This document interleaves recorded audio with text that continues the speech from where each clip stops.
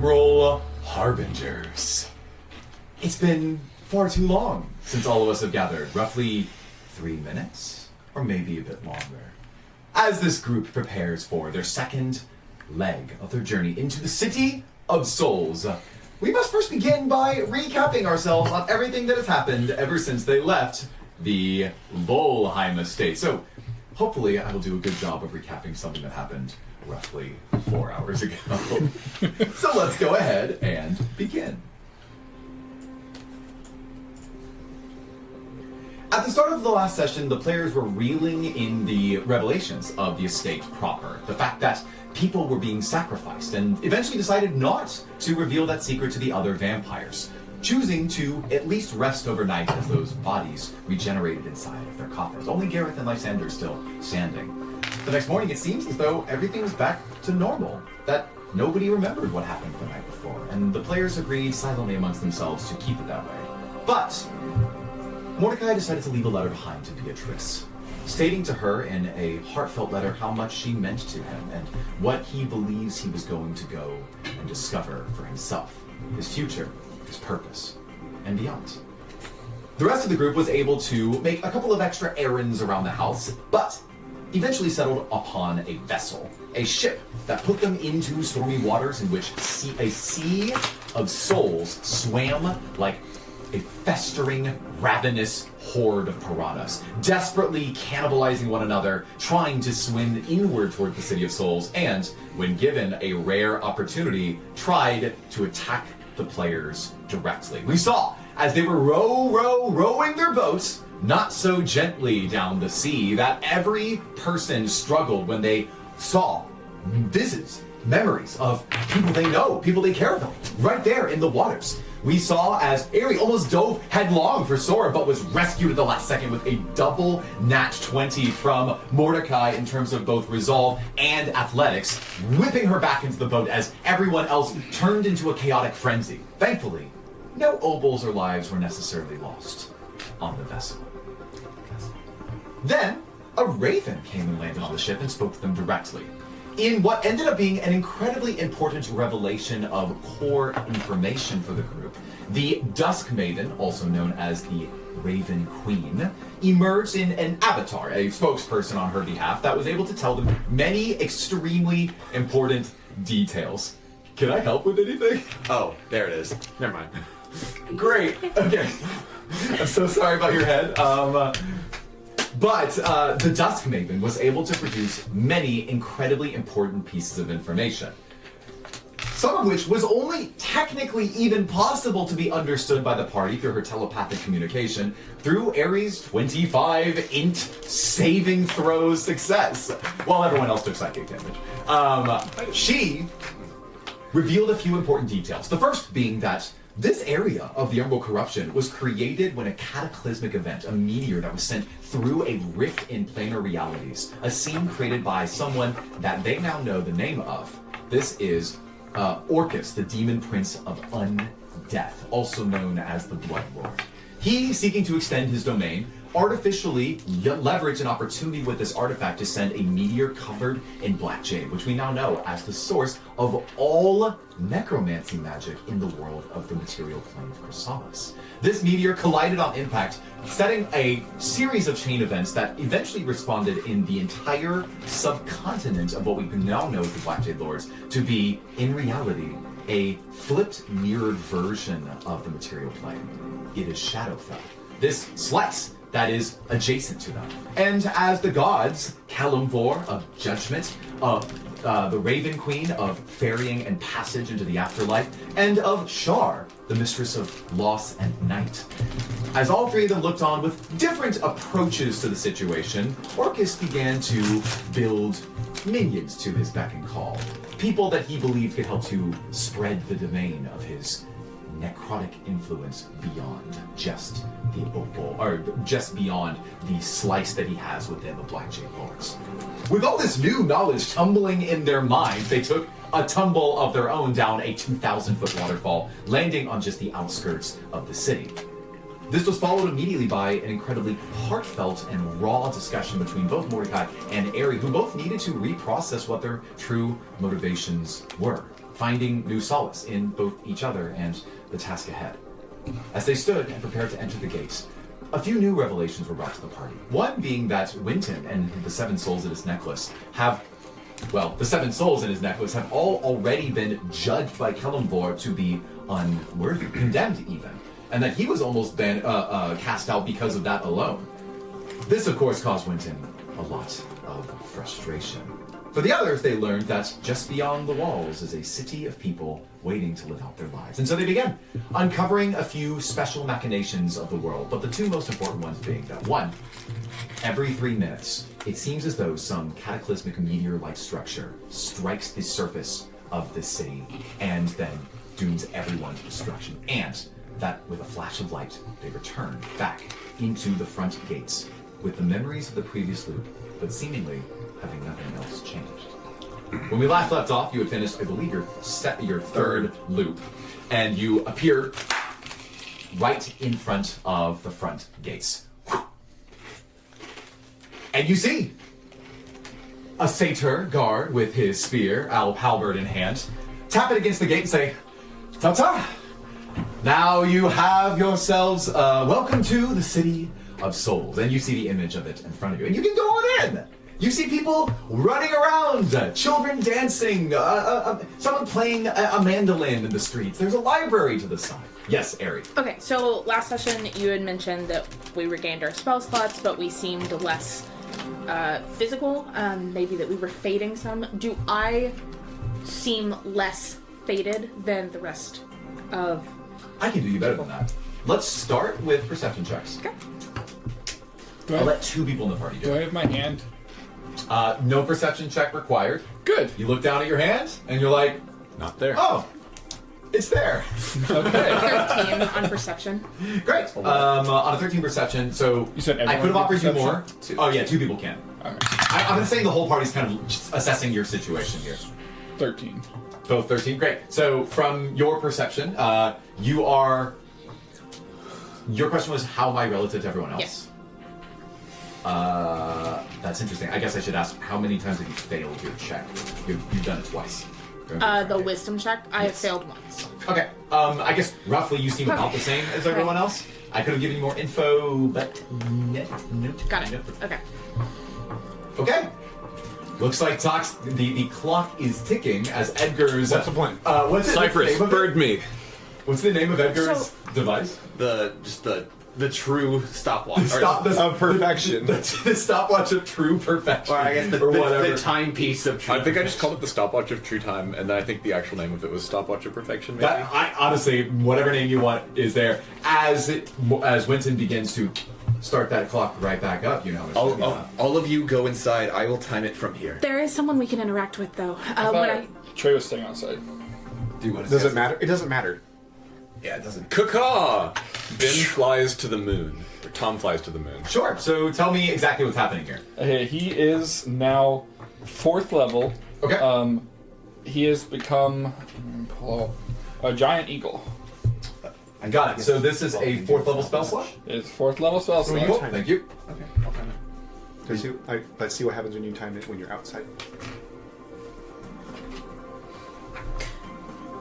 Is that it? You turn into a bird? To the bird now. You fly to the moon? Yeah. All right. You fly up. What's your fly speed?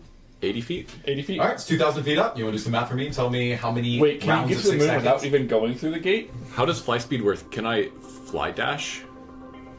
Yes, you can. So it's actually. 100. Okay, so it's 160 feet per. You do the math and let me know how fast, relatively how fast you can get there. You can round it to the half minute. Oh, Okay. Then it's like 1.25 minutes, so probably closer to 1.5. Great. Ari. You said at the end of or in between sessions that Yeah. I had a little more time.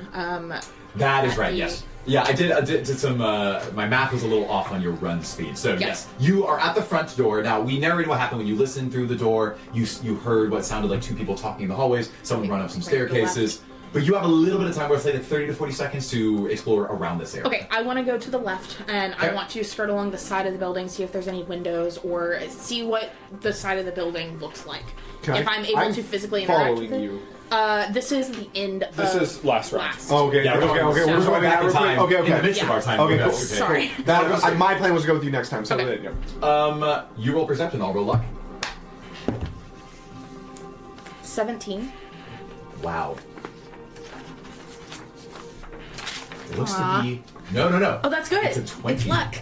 There looks to be a window that somebody left open, and you might be able to scurry your way into it. I'm gonna do that. Yeah, I say so. With still about 30 seconds left, you are able to sort of lift yourself up off the ground. You feel that your body is a little more dexterous, lightweight even, and you scurry through the window and start moving up the staircase. I want you to give me. No, I should ask you. Is your intent to just go as fast as possible to directly where you think the stairs should be going? Yep. So, I'm gathering as much information as quickly as so possible. I know that you rolled. It was a natural 20, right, on your last perception check when you were 24. No. Okay, 24, not a nat 20. So you hear footsteps that are echoing in sort of an ambient way that's hard to pinpoint. Let's give you another perception check to locate where he's going specifically.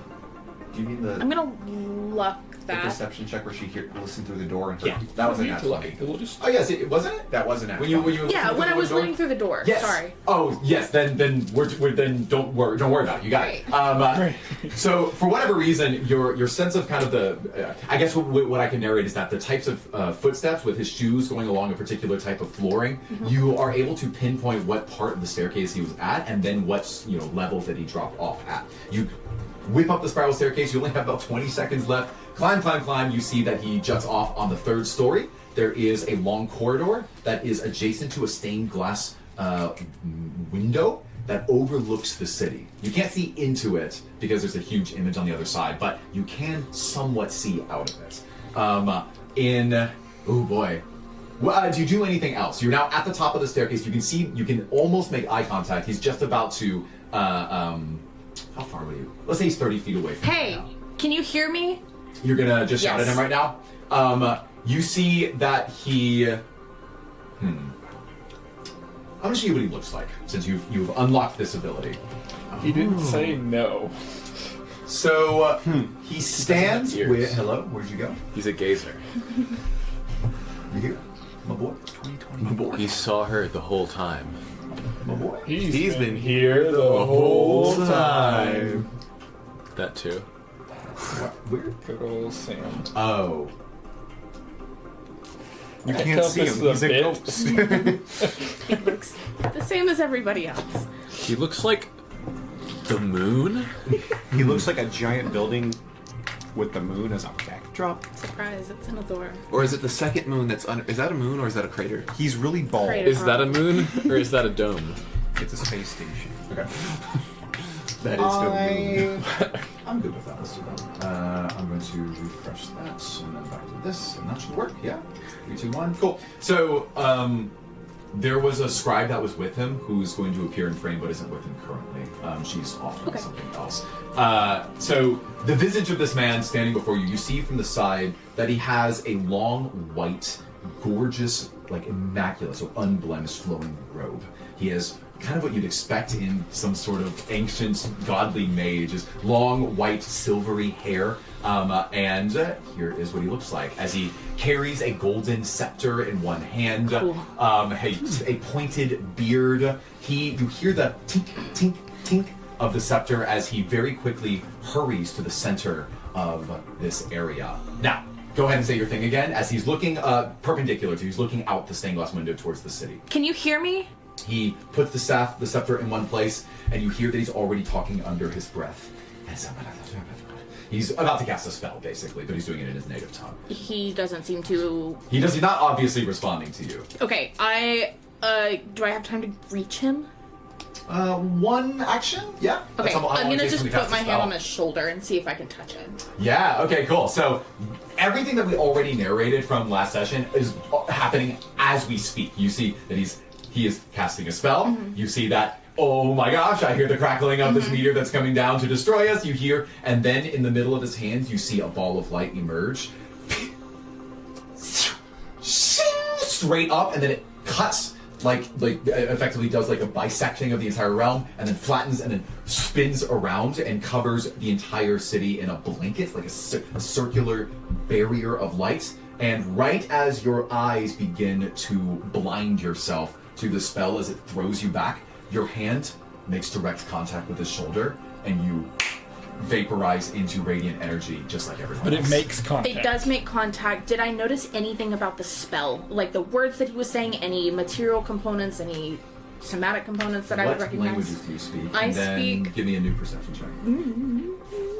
Common, Dwarvish, Elvish, Halfling, Thieves' Con. Okay. And the perception is I mean, by the look of 18. I would say halfling. He's definitely happy. Definitely. So 18 on perception.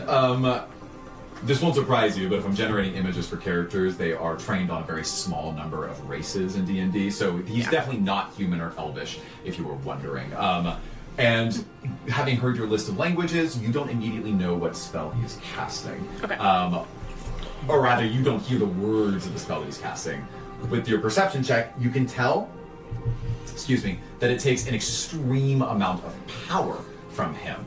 And the gemstone that is in his hand is, I believe, a ruby of immeasurable size. It looks to be extremely powerful. Okay. A 10th level spell, one could say. Maybe. Cool. I assume that's all I get before I vaporized. Yeah, and then and you feel the silk of his robe in your hands. If you were looking at that last second, Yeah. you were probably focusing more on the spell, but it seemed as though he wasn't responding to you. Even to the touch. Okay. I shrug. Head straight there now. Yep, that's the plan. Hold on, I'm coming with you. So Keep we on. need to see if we can see the window as soon as we walk into the gate If we can see the window of the of the capital. building that you were going to go to, right? Like the one you walked in that was open right as soon as we get in. Oh. Because how far is the entrance from the Capitol? How far is the entrance? Of like where we walk gate in to and the past Capitol. Straight sprinting, it looked like it was like a minute and a half. That's not a 60 measure, times 10 That's not a is- distance measurement. 800, 900 feet. I'm not interested in dealing with feet distances because there's a guarantee that I will contradict myself. So I Okay. want to be consistent in terms of Okay. timing. So from that timing, 800, 900 feet? Yeah. All right, then if we could see the window at 400 feet, so it's around 30 seconds. Oh, because you want You want a dimension door into it. Okay. Yes. I will do my best to keep an eye on Okay. for that. Great. So now that we have gone back in time, this conveniently allows me to do something in front of the table that is new this session. So up until this point, you have been doing things that have had some degree of corporeal or supernatural impact on the world of the City of Souls. And things like this don't go unnoticed by the powers that be.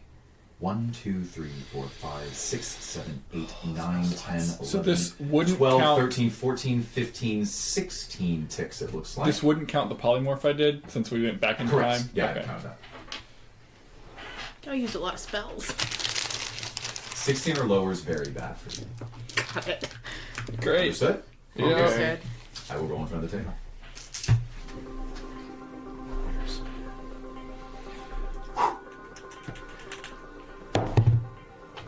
$44. Alright.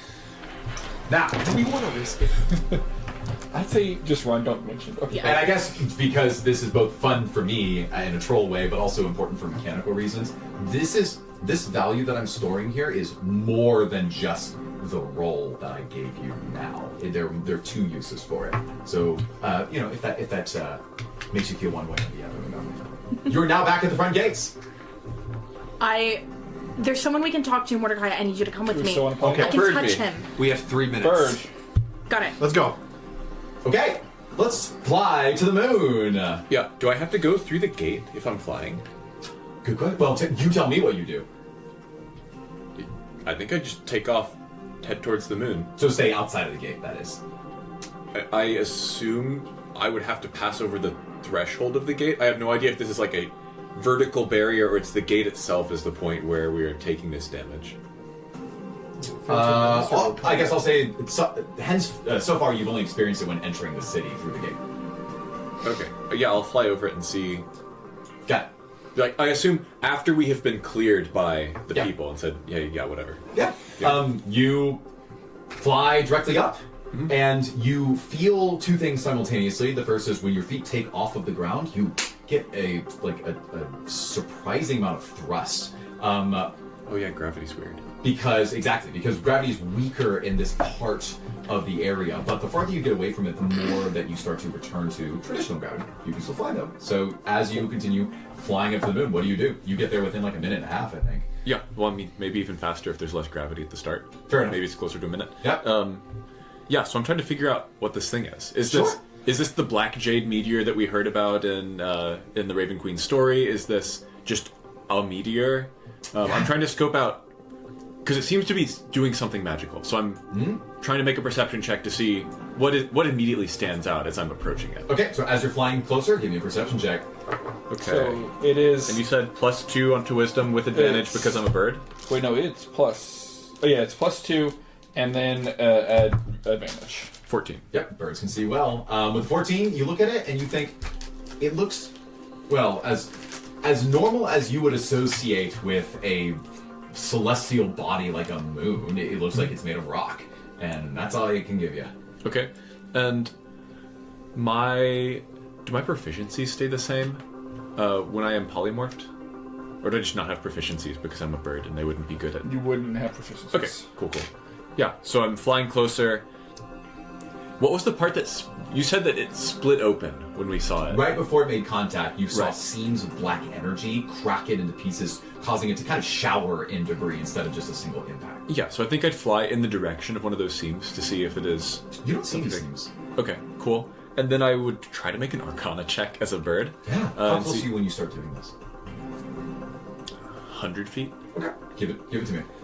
And you said my intelligence is +2 or +1? That's what I'm looking Sorry, at. I should have written it all As down, Tom and I realized is that after. flying to the moon, It is -1. -1. which is to say this Easy. celestial rock-like body that hangs 10. over the earth. 10. Cool. Yeah. It's like a rock.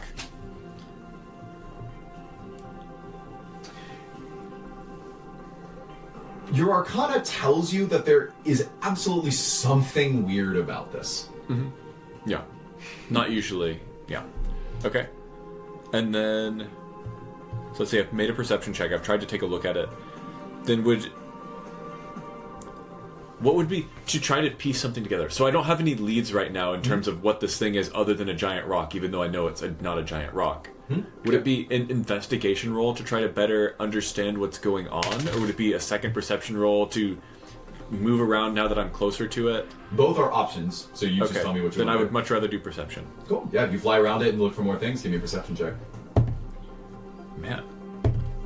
14. Cool. How close are you when you fly around it? 100 feet. Okay. So you're only going to get, again, math, like a quarter of the way around in the next minute or so. I said it's like a 5-mile diameter. Yeah. So you, sorry, what was your roll again? 14. And how close were you to it? 100 feet. You're pretty confident that none of those seams are there. Those must appear after it begins its descent. Begins. So it's just floating there. Yeah. It hasn't begun ascending. Weird. That's not how things normally work. Agree. Yeah. Your keen, acute bird-like senses are coming into to help here. Yes. Yeah. How? You said it's a sphere, like a perfect sphere? Or yeah. okay. So I wouldn't expect to see something different by flying up over it. Correct. Okay. Just from the shape alone, I guess. Yeah. Then I would, I guess, continue flying around looking for anything because I'll probably will be up here. Do I want to be up here when it splits open? Probably not. Probably not. That's the more important choice. You haven't entered Yeah. the gate. Yeah. So you don't know whether or not you're actually even in the City of Souls proper. Sure. I figure if I'm under the umbrella, it's probably fine. Probably. Yeah. Yeah, continue flying around and making Okay. perception checks. Yep. I have advantage and +2, 13. Yeah. From where you sit right now, looks pretty similar. Yeah. Yeah. You haven't seen anything new, and we're gonna let you keep flying for another minute or so, unless Yeah. you change Yeah, course. yeah, so at what point would I have to duck out to get under where the barrier was. Give me an int check. Minus Minus one. 1. 16. Tom's not a very good bird. Your internal clock tells you that you have roughly another 50 seconds before you have to start worrying. Okay, I'll make another perception check. Dirty 20. Dirty 20. Okay. Does that do anything? So, from a distance, it looks like the light from the real moon, from some other being that's above this thing, is refracting off of it in a slightly unnatural way. Interesting. I'm not getting a lot off of the rock, so I think at this point I would fly down. How much further would it be to go to the gate versus to just fly down over the city? Similar. Okay, then I would fly down through the gate to make sure that I'm part of the city. Out and then through the gate? Right, and my goal is just to... So Aerie has run straight past a lot of what are probably landmarks, and so I'm just trying to get an eagle-eye view to have a general idea of what is in the city. Okay, great. Let's have everyone make that wisdom save as you cross through the gate. Are the satyrs outside or inside the gate? They're inside the gate. Or outside the gate. Thank outside you, the Bird. I don't think I headed in the beginning. Actually, I think I would have been... What's I'm gonna the look threshold for at- it? You tell me your save. 19. 12. Okay. 10. 22. Yep. Mordecai and Aerie are going to fail. And you have to give up any other obols that you may have left. Any? Well, just All? one of them. Oh. Any of the ones that you have left. Do they need to be alive? Oh, no, I'm sorry. I actually said over the table that I wouldn't take away an obol for this roll every time. So it would have to be a I thought you said like at least below 10. Yeah, I actually do remember saying that. Okay. You both do lose 2 max HP. Okay, I'm fine with that. Good with Don't, that. don't take Ichiban away from me. Gotta hit him where it hurts. Alright, you are now in the city, and you're gonna end up roughly 2 minutes behind them. Yeah. Okay. Okay. What do I do? I guess I go back to the vault, Okay? and this is... Put your head in. See what happens. That is a absolute choice. insanity. This is probably the wrong... I'm going to make like an Arcana check on these magic locks in the vault. Yeah, go ahead. And I don't like it, but here we go. I'm actually going to guide myself. Oh no. Okay, what is it? That is 13. 17. Cypress, you are through the vault. You see the 2 rows of locked boxes. Your memory tells you that it's It's the right one on the second from the right on the bottom. good. Otherwise, I would have made you roll for it. As you are knew reaching that'd for be- it, what's your I'm gonna Arcana write check? that down this time. It was 17. Great. So you're looking at it, trying to assess what kind of magic is attached to this thing. I mean, I guess with a 17, it's not surprising that there is a trap that's been attached to it. The trap would banish someone who fails a charisma save upon entering it. But since seeming that it is in such a small proximity, it looks like it only affects the physical parts of one who would be inside of or daring to touch it. Would I know what level spell banishment is? Oh, I think it's a 4th level spell. It is a 4th level It is. spell? Yeah. Is this like a... Yeah. I'm going to cast Dispel Magic. Yeah, yeah. Go ahead. Um, So what's the spell of your dispel magic? The level of your dispel magic? I guess I'm casting a 3rd level, kind of a 4th level spot. Cool. You see, as with that Arcana check, I'll say that you have kind of a perception into the arcane reality of this device as it. And a silence is in place. The magic that is there completely removed. Can you read to me the language of dispel magic, please? It is choose one creature, object, magical effect within range. Any spell 3rd level or lower and target ends. For each spell 4th level or higher on the target, make an ability check. Use spellcast ability. DC is 10 plus spell's level. And I assume you passed? On successful check spell. I haven't done the check yet. Oh, okay. So we need you to pass it first, and then we'll see. Yeah. DC 14? It Yeah, is 10 plus level 4. yes. With my spellcasting ability is plus 7. That's a nat 20. Oh, great. Very good. So you, there's something about the language of your dispel magic that is really helpful to you, or at least very important. So basically, you took this locked box and you're like, I don't like this banish spell on it. Remove all the magic that's attached to this thing, right? Yeah. Cool. So all of the magic inside the box has been permanently dispelled. Like the lock. And maybe And the shard the of shard. permanency. Great. I'm gonna open the box. I Yeah. really hope he's not. So Never mind. your hand passes ethereally through the external container, 10 and then you plus- reach into the interior where this device is no longer sort of humming with magical energy, and your hand passes through that artifact as well. But my hand is still there. It is still there, and you don't have to make a charisma So- save. I look in the box. Cypress sticks his face into the So box we to know look at it's it more less closely. than a tier 17 spell. Great. So, yeah, give me a perception check. Actually, it's probably investigation because you want to know like what it does or how it works. Or what it looks like, anything. I mean, I can. You now know what it looks like. Okay. 14.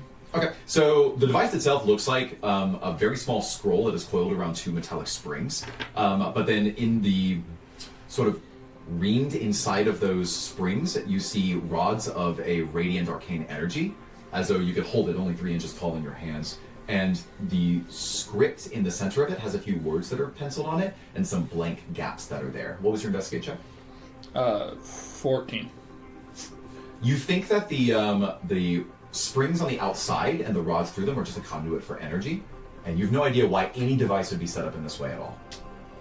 Can I read any of the words on Oh, it? and also it's not a shard, right? It's Yeah. straight up not like a gemstone, or any of the shards you've come across during your time. You wonder why it's even called this. Can I read any of the words written on it? What languages do you speak? I mean, common, druidic. One more. I'm almost positive you can. Elvish. Yeah, you cannot. That's it. Man, I want to read something. I know like 8 languages, and I don't think it's any of them, but Okay. So the script seems unfamiliar to you, but you have now removed the magic that's on it. I can't grab it. Swing and a miss. Wait. I'll give you a beat to think about it. Mordecai, Ari, let's do you next. So, Be sure to check out the tree that I slashed in the garden on the way over. I don't have time for that. Dash, I'm dash, running. dash. I dash Yeah. with you, okay. and then we know the window You you're pass in, right? by the Vault of Epics, then Okay. the Agora, then the Whispering Yeah. Wildwood. Keeping an eye out for at what point, if ever, I'm able to see the window until I get to where I was before. Just by the time you're at the end of the promenade where the fountain begins, you can look up, and about 100 feet away, you see up the stairs, but over to the left, on one of the towers leading up, there just happens to be a window. How much that's time was I open. running? You've got about a minute and a half left. Okay. You're about 40 seconds faster than last time. Okay. In that you're not going to run into the front door. I'm just gonna keep running. Okay. I'm gonna.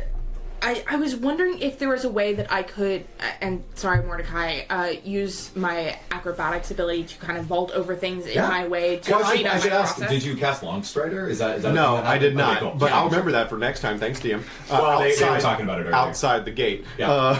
No, how about now? Like, Ari, I'm not making it in there right now. I'm going to boost you up. If I give her a boost and a lift, would you give her advantage on Absolutely. an acrobatics Yeah, check? absolutely. Okay.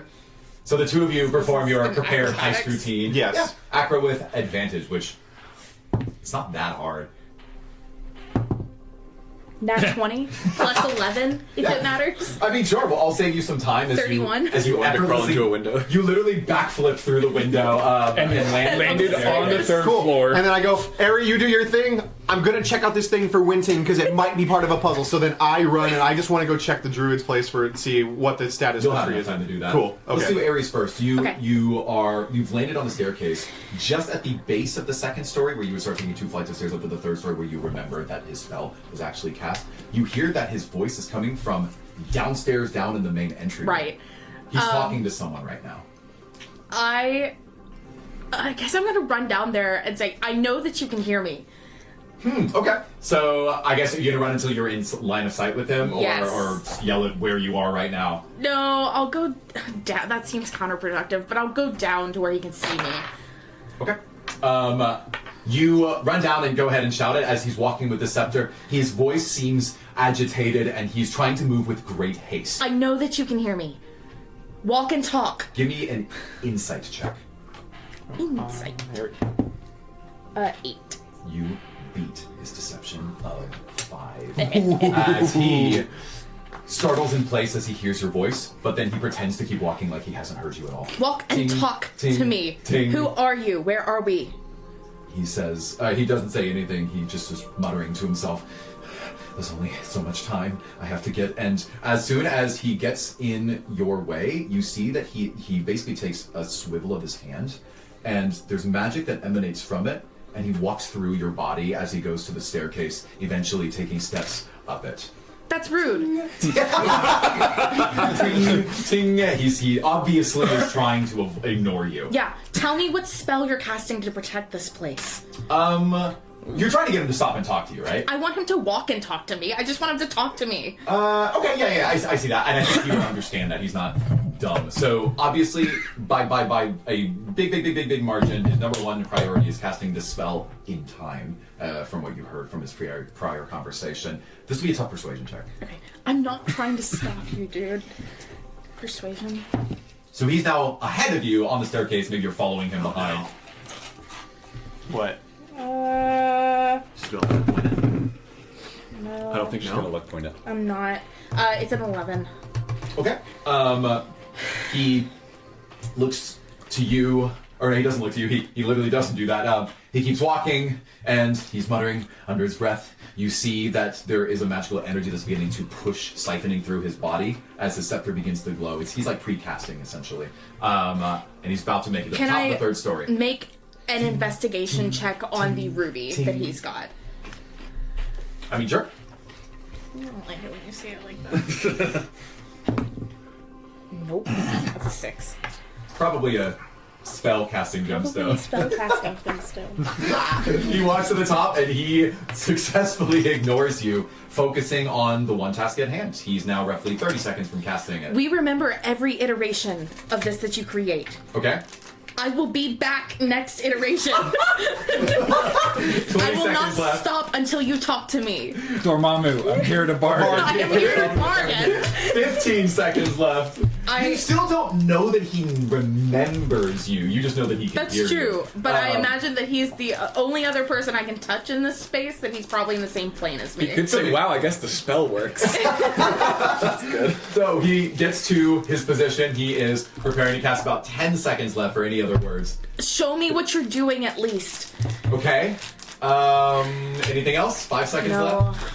Give me one last persuasion check. I'm taking all these statements into account. He might say or do something as a result. That's a 10. You notice that his beard sort of ruffles as he's furrowing his expression. He casts the spell, I'll be back for you. and Ares threatening an official again. So Cypress just feels the loop is proud obviously not over. from Mordecai, somewhere you deep take off inside. towards the. I'm just going to check the Druid's Grove to see if, like, Winton said, like, he told me to check the tree and see if it still had a gash from it from when we were last here. You go over and you immediately examine the tree, and there's no gash or cut inside it. Great, cool, cut and dry. Not cut. Thank you, Nathan. All right, well, I have. Cool, this is my thing, so Drink I some really. water. You have time, dude. You have at least a minute. To do what? You tell me. There's an entire city that we haven't gone to. What do you mean? I ran through everything, so I can't tell you what was Okay, fine. I past run- the promenade. Fine. I run in the middle. Wait, I run through the front.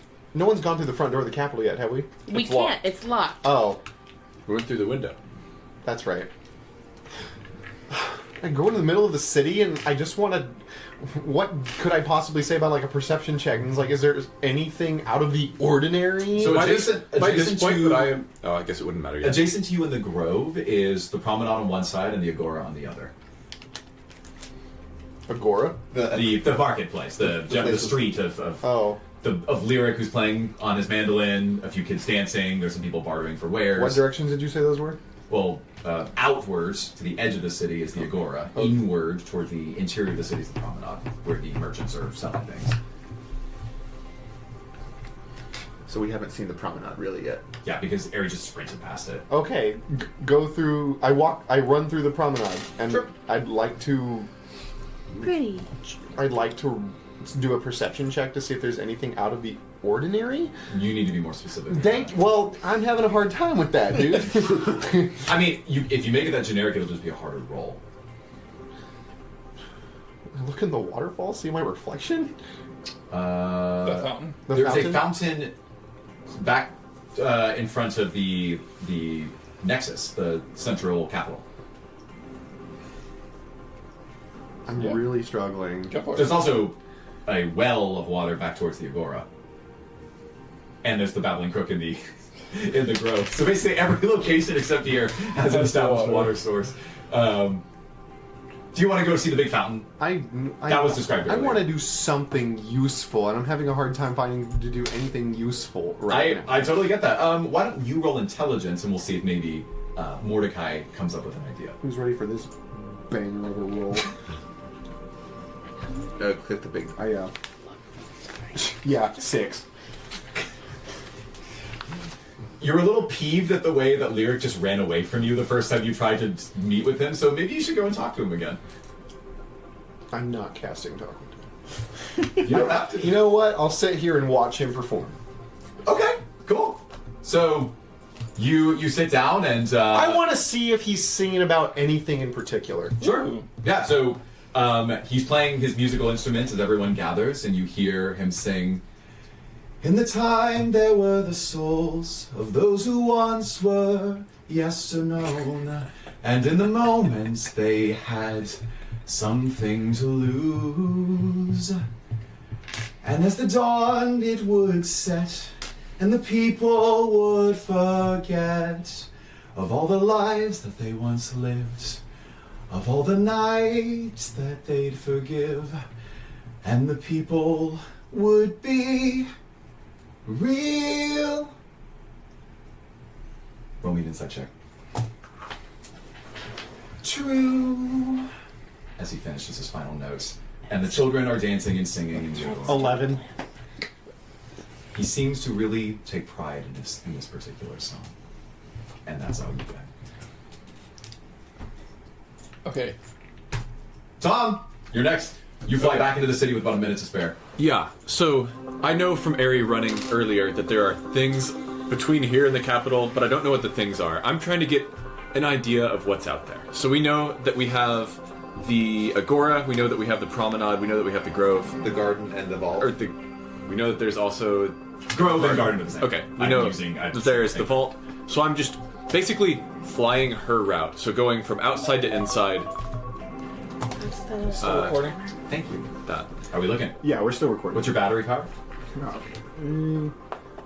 47, so I lost 23 in an hour, 45 minutes. Okay. By the time we break for half, you should be good. Cool. As long as your memory's good. Yeah, my memory's fine. I got 150 gigs on That's that. probably enough.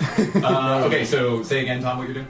So I'm trying to. You're fly- retracing Aries path. Yes, so inside to outside, is there anything that stands out to me in general, and also to get a lay of the land in terms of what these different areas are? So, I guess off the bat, this is free.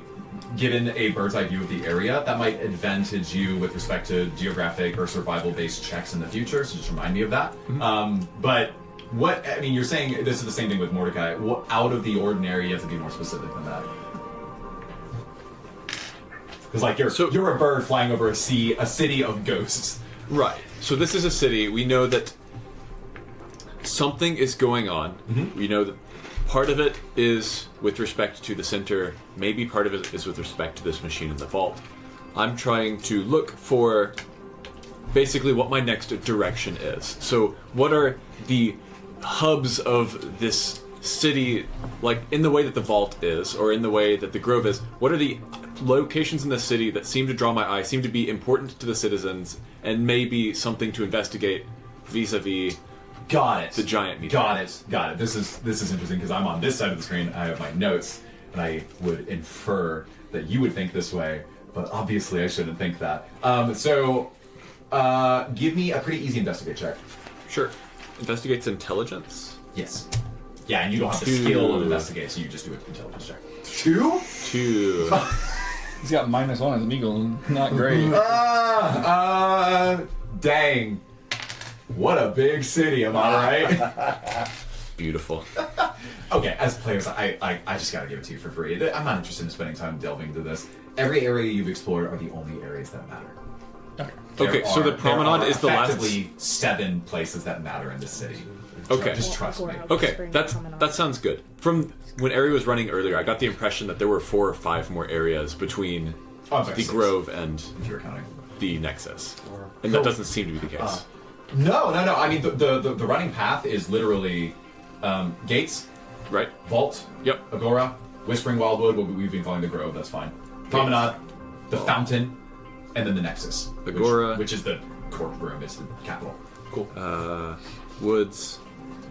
Promenade. You got the other 2. Promenade, Nexus. Fountain, Nexus. Yeah. Oh, the fountain is its own area. For world building, we can say that if you flush out the city in sort of a pie-shaped swing of an arc, Yeah. that's almost entirely residential areas. Okay. That's where Okay. sounds good. Sleep. Yes. Yeah. That's my bad. I had the impression that there was a number of things No, you're good. where the promenade and fountain are. Yeah, And I so yeah. Okay. Y'all have your This was funny pieces. this was Now you get very to play the this is game. very worth doing, and I yield the rest of my turn. Oh, actually, the one thing that I do want to prepare is while I'm still a bird and have eagle eyes, I want to be watching up at the meteor. Like Ares seems to have good eyes on the spell. I want to be watching up at the meteor and seeing if there's anything I can notice. Sure. We'll get to that in a Okay. second. Yeah. About like what's your elevation when you're watching this happen? How high can I get and still be under the spell? I mean, birds can fly as high as they want. Well, no. Be under the. So I know that something bisects the city, and we want to be underneath that, probably, to be caught within Oh, yeah. Give me So an I'm- int check. the. Sure. Let's see if I can beat a 2. 7. I mean, I assume I'm, like, miles away regardless, because it's 2,000 feet in the air. I'm gonna be Here-ish. I'm gonna be level with the tallest building in the city. Sounds like a good plan. That is the plan. Okay, so you've done that, and let's move to Winton, who's outside the front gate. I turn to the satyr. I started the timer Yep. already. I turn to the satyrs that we've been talking to.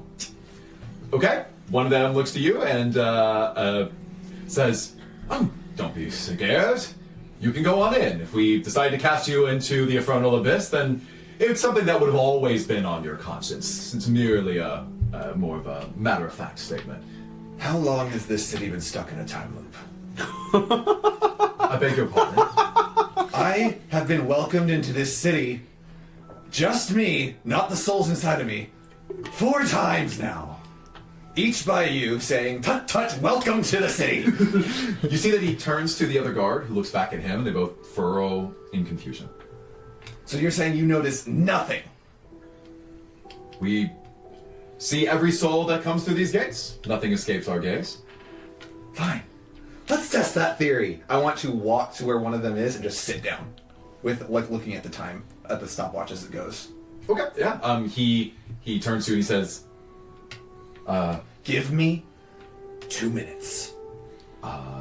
2 minutes is all I need. you see him shrug his arms like he doesn't really have anything better to do, so he just says, just watch out for the water's edge. Please, I don't want to have to clean up your corpse if it gets taken over by a soul. I have all the reason to live right now, and all of it is in that death trap of a city. One of them laughs at this statement. Death trapped. This city. This one, yes. That it kills people. Well, The city of souls kills people. well, We're not I don't know sure about. yet. Maybe I've just experienced flashes of light, a meteor crashing on me, and rewinding 4 times. All right, buddy. You've probably had too much to drink. Are you doing all right? I haven't had anything to drink since last night. Yeah, that's what I thought, right? The other guy chuckles and says, Do you have any satyr wine on you?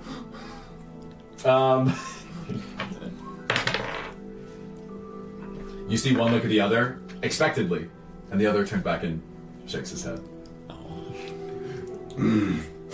A minute, 30 seconds. Yeah, we look forward to learning what you discover when this all happens. You said a meteor is going to collapse into all of us. That one right there. They look up at this moon-like orb that does sit where you all are standing, or from your perspective, you can see it from outside the gate. And they say, "Okay, how much longer now?" 1 minute. Cool. It's really interesting if you don't see it from outside the game. Hold on. Sorry. I have to be. We could do the Neon Genesis Evangelion and just sit here for 1 minute that's the in one silence. thing we will not be incorporating in this campaign. Well, everyone has taken their turn already. So. Wait, I haven't finished mine. Oh, that's right. We didn't finish Cypress. How about this? While that is happening, Cypress, what are you? So up to I'm now? reading the Dispel Magic, and it Yes. says I can choose one creature, object, or magical effect. So I thought it targeted the banishment. Okay. Sure. You absolutely can do that. So is the Oh, roll that device back. still... Yep. Since the device is active. Oh, so what do I get when I look in the box? Okay. Your Arcana check was to understand the level of the banishment. Wait, spell. but if you only Correct. dispel the banishment, does that also dispel the lock? The lock, I'm corporeal, or incorporeal. I can face so right you through. Yeah. Stick your face through. Okay. Yeah, my understanding is you remove the trap. I moved the and the trap. lock doesn't matter.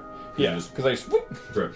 Well, so still can't touch it. So you're going to investigate I without just being able to actually look at it. see Yeah. See if I can see buzzing, any pulsing Sure. of electricity. Okay. You stick your head in the box. You're looking at it. I'm going to make you make another Arcana check because I think your previous roll was for the understanding the banishment. Oh. Guide. Goodness. A little ping of magical energy appears over Cypress's head 18. as he is guiding himself for this. Dirty 20. Okay. So this device is the something like a parchment that's wrapped around an energy source. You would imagine that the role or the purpose of something like that is to send a message. So whatever spell has been imbued into this wondrous item is probably for communicating with someone. But it needs the power of these rods that are in either end of this device. Are they like just rods with springs in? I don't see any like They look kind small gems or crystals or anything powering them. Yeah, well, so you're like kind of angling your head awkwardly to try to see what's inside these rods, and you don't really have an understanding of what's in the rods. Okay. That's so cool. I think Tom is excited to explore something next loop. Winton! So you said about 20 seconds now? Y'all do anything for fun here other than just sit and watch the tortured souls of the sea? Oh, the day passes quickly enough. Whenever someone's About not 30 here, we just go to sleep. Just always sleep. So I'm here right now, so you get to watch the death trap with me. Great. Oh, this is far more entertaining than our conversation. Me sitting down with a pocket watch is more entertaining than you just falling asleep. You would be surprised. I bet many people would want to listen to this. You must be really bored as the 5, 4. Well, hopefully something more interesting happens.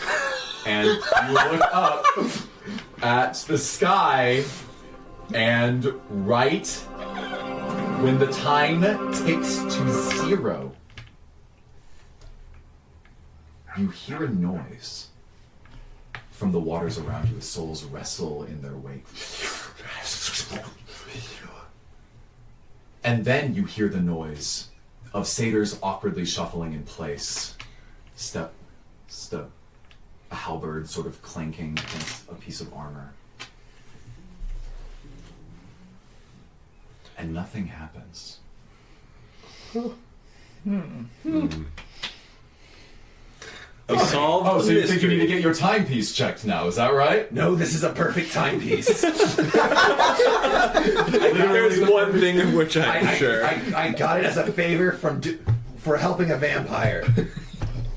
You helped the vampire. I helped a vampire. He gave me a timepiece as a gift because it was the only thing he had in his pocket.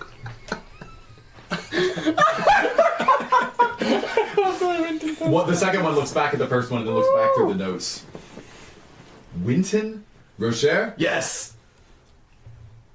You mean to tell me that you believe that you are going to seek counsel and qualify for the ethereal afterlife, having robbed a vampire of his poor timepiece? I didn't rob it. I gave him. Yeah, okay, alright, sure. The perfect timepiece from a friend because it was the only thing in his pocket. That sounds like something a rogue would say. I can make friends. I can help people. Meanwhile, the rest of you feel this agonizing radiant energy as it sears over your body. The only new sort of insight I can give into the explosion that you witnessed Tom. The barrier cuts off at the level of the third story of the tallest building, being, of course, the Capitol building at the center. That's unfortunate. Well, my understanding was you kept in line with... The tallest The building. tallest building. Right. So never mind. That is unfortunate. As your bird-like substance is elevated just above, around in the dome-like area, looking upwards at this huge meteor crashing down onto you. So I can see it very clearly, is what you're telling me. Yes, give me that You got a perception front row seat. check. Give me that perception check. Don't roll a nat 20 on 18. That's much better. How much health does the bird have? Health? Yeah. It has 26. Okay. Why does that matter? But AC of 13 with that. Here it comes!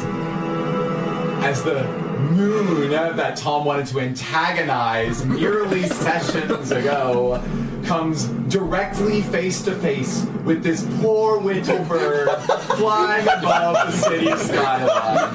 You see crack as these seams open up. What was your perception check? 18. You see all of these pieces of rubble begin to scatter in different directions, but they seem... Investigation check, please. Is that it? Yes. 7. They seem to be scattering in an unnatural way, but you don't know why.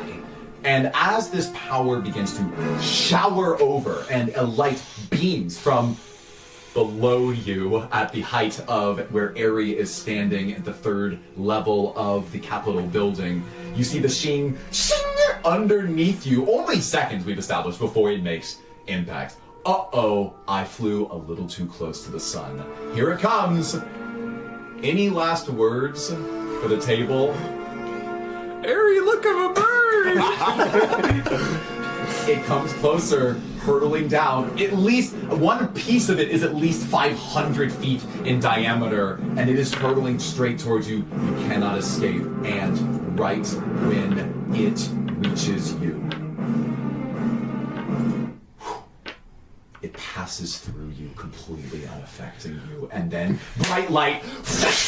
The entire realm is encased in radiant magic that bisects and then combs over the surface of the realm as you witness at the last moment these segments of rock frozen in time before you're blinded by light and returned back to the gate.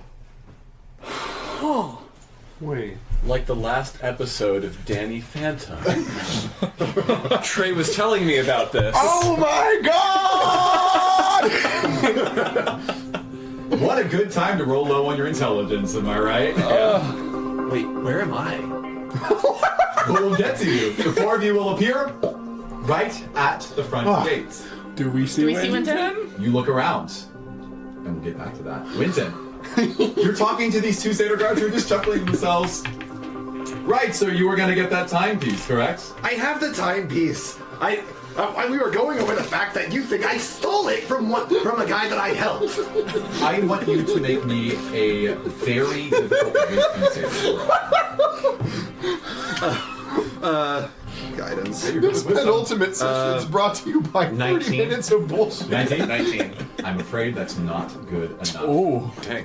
You see as the 7 souls in your necklace begin to scream in agony. You can't necessarily make out what they're saying. You see your necklace start to lift and start pulling you in the direction of the Umbral corruption, which is to say directly through the front gates. And you can resist it physically, but possibly worse still.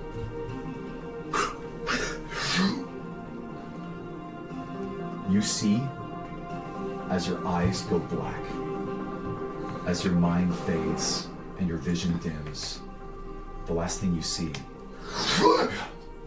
is your own soul eject from your body and enter the front gates of the City of Souls.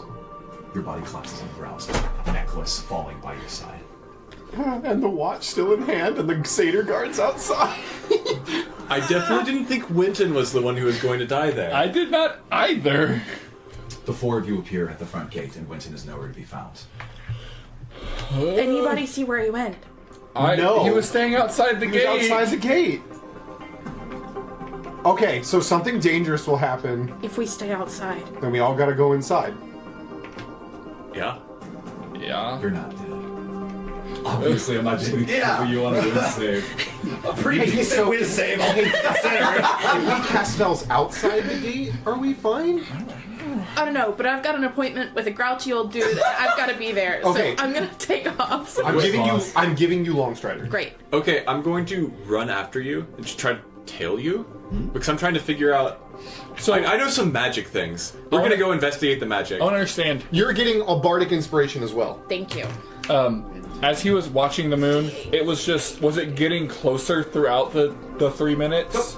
It just all of a sudden, poof, boom. In about 20 seconds. Okay. So in the last 20 seconds, you see it crack. If you had stayed up there the entire time, you would have seen about 20 seconds prior that it cracks, falls relatively quickly. It's not that far, and then Gotcha. makes Okay. contact with the spell that was cast. I also want to explain what I saw in this. Yeah. So I assume Start. that we are like I stuck my face in catching the box. all of each other up as we start each loop. Do we want to like Probably. say that? This is one of the rare situations where I will make you describe It'll it take in time. real time because you're relaying really important pieces of a puzzle to one another. Okay. So the moon is a ghost. I got caught above the barrier. And it phased straight through me, and then So you were Why outside are the you barrier. here and Winter's yeah. not? but I went through the gate before I flew up. Okay. I see. So we have to cross through the gate. So let's do that right now. Cross through the gate. You need a whiz save. Every time you step through, you detect that it gets a little bit harder. 16. Okay. Well, joke's on you. If I only roll a 3, it doesn't matter. Fair enough. 7. 17. Everyone but Cypress fails. So that's Lose 2 max Two. HP. Welcome to loop number 5. 4. And there are only 4 of you remaining. I don't like this. I rolled a 19 for my whiz save. Gosh damn it. You said it was hard. Yeah, you did. So Yeah, so I'm tailing. Oh wait, we're explaining. Okay, go. I stuck my face in the box, and it was this scroll with metal rods on the end that had some sort of like a messaging power to it. Interesting, but they're calling it the Shard of Chronomancy. Yeah. So maybe it can send a message back in time. Oh, jeez. I don't know how to get it though. I can't touch it. Yeah, I have no idea. So there is an old guy that we can touch. Yeah. In Let's go touch an the old- All right, let's go. he can hear us. He's pretending that he can't. Come with me. I'll catch you up. This can go one of 2 ways, Tom. I had the idea of threatening him until he talks to me, or if Okay, you want to watch the spell. So we have to be so careful. Hop on because my if back. he doesn't cast the spell. I know. Yeah. Okay. I'll wild shape into a giant elk with the speed of 60 to keep up. Hop on my back. Based on what you Can I hop on too? Yeah. based on what you saw, The strength do you of think that the 19. ghost meteor Sweet. will phase through the city or just us? I imagine it does not phase through the city. Great. Because otherwise, why would they be casting the barrier spell? Fear? I don't know. We face through the city, so That's fair. That's fair. Okay. I'm going. gonna run to the. I'm showing the way to the window. I- Is anyone Acrobatics. not doing that? No, we all Went hopped to- on. I'm not. Yeah. Wait, if everybody is definitive. going to the thing, y'all have this handled, then I'll drop off at the fountain. Okay. Cool. Or actually, I I'll drop need off at you. the... Okay, well, we can all 4 talk to this guy. There's probably other... Out of character. There's probably I'll stop more at- than one thing to do in the city. I'll stop at the fountain. You I'll finished get riding you- through the Agora. The Grove is up next. I'll stop at the fountain. I'll get y'all there, and then I'll. So my Okay. soul got sucked into the city. They I did will not go see over my there, body. give him the You boost that I saw gave your you to soul give him an in your body. advantage on an acrobatics, and hopefully he can get up And there. then you go look at something just else. like in the Not last aware. few seconds. I just need you to look at the spell that he's casting. It's really Yeah. powerful, and I don't understand yeah, it. and I'd love to see if I that's good. understand what he's Okay. saying. Sounds good. I'm. What'd you roll? Oh! Oopsie doops. I didn't roll your extremely unfortunate bad luck roll at the beginning of this loop. Loop 5. 1, 2, 3, 4, 5, 6, 7, 8, 9, 10, 11, 12, 13, 14, 15, 16, 17, 18, 19, 20, 21. 21 or lower loses. Let me get this. Oh. Whee! That's a. Oh, that's a 13. It's a 13. That sounds extremely bad. That is. Maybe we don't need to plan. Yeah, maybe not. Really bad. So Shar appears in front of Well, time to change music. Oh no. Cool. Cool. As soon as you enter the gates, you feel a changing in the air. Something's different this time.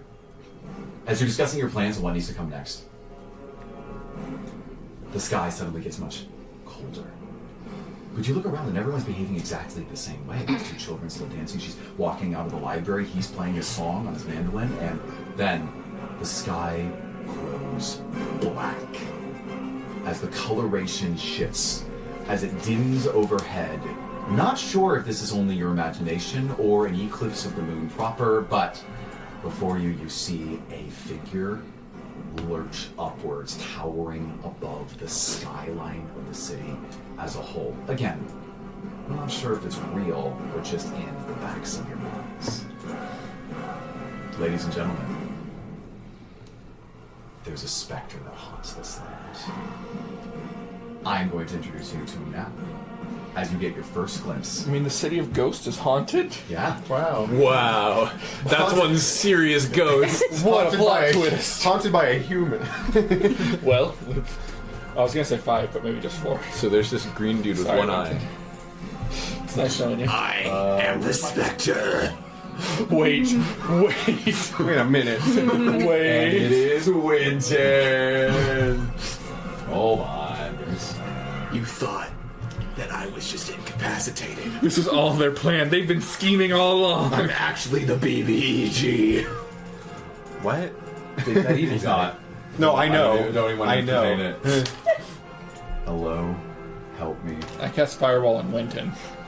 I'll be fine. I used my pauldrons You to have get. fireball? Can druids learn? That sounds like antithetical I don't to. think they can. Okay. I become resistant to all fire damage for the next minute. Please don't Okay. do that. Cool. I don't have other damage. Hey, I'm already Imagine resistant to that fire damage. everything together. Just Okay. for funsies. As this spectral form looms over the image, you see two things at once. You see the hollowed-out, glowing eyes of an unknowing or all-knowing specter underneath. You see a cloaked-like figure that then reaches out with these black tendrils that look flattened, like they're drapes or stoles on a cloak, and they reach for hundreds or thousands of feet in one direction or another. It looms above you. Your next necromantic beast is going to be the chronophage specter, towering above the entire Oh no, that's a city. bad thing to eat. Okay. You see that it looks down on all of Yes. you, and suddenly it begins to disappear. And the skyline returns, and the city is exactly as you remember it. People moving one way. What the hell was that? Oh, easy. Let's keep using spells. No. Well, we need to fight the thing, right? We need the gem. How do we Well, fight that? I don't know. Let's go ask. If we keep the using all our giant spells, mage then we guy. have no spells to fight that. I'm running. Actually, Go. back We go. to We go. We go. We go. Okay. Let's see here. It's alerted to our presence. Okay, so you're running. You're the elk. You're talking it out. Its presence. Going through the agora as you're journeying your way to the center, and you hear the lovely song of Lyric to the side. He's singing about something about souls and forgotten time or something like that, and you couldn't be bothered to pay attention. And as you're running, because you're running to the cave, to be clear, and as you're running, you see that the statue that is there in the midst of this, a figure of someone who must have founded the city long ago, its eyes suddenly light up. And it rotates in place towards all of you, and you hear 50,000 voices from the city. Anyone talking about the meal they made or the fun they had. It condenses into the conical shape that's underneath its face and fires directly at you as again, 50,000 voices reverberate in your eardrums. I need everyone not named Quentin to make an intelligence saving throw. I'm looking at 17. Dirty 20. 14. Who got lower than a 16? I'm everybody, right? No, I got No, a no, no, no. 17. I didn't roll. 14 Smart psychic. boys. Huh? To me? Smart boys. To both of you. Can I have it? Yes. I mean, with your with your ability. Yeah. Aha, I'm Excellent. an elk. Awesome. Wait. No, sorry, keep going. You're using evade? Yeah. Like you just dodged I'm using uncanny dodge. don't see. Don't you have evasion anyway? So evasion plus It uncanny is dodge. dex It's only- on evasion. But let me read the language of uncanny dodge. No, I to think make it is sure. weird like that. It's just very funny every time. Yeah. Otherwise, I'm unconscious, so I'm really hoping this works. Skill. Nope. I can't heal you, sorry. Good news. Why not? Our 'Cause I'm an healer elk. is in a different You can dimension. heal her. Okay. You should heal. At this point, it feels like hits me with an attack. I can use my reaction to have the attack's damage against me. It was a saving throw, not an attack. So I think rules as written, you are not able to uncanny dodge it. Which on paper makes sense. You can't dodge psychic damage. I am unconscious. She dodged an ooze. okay.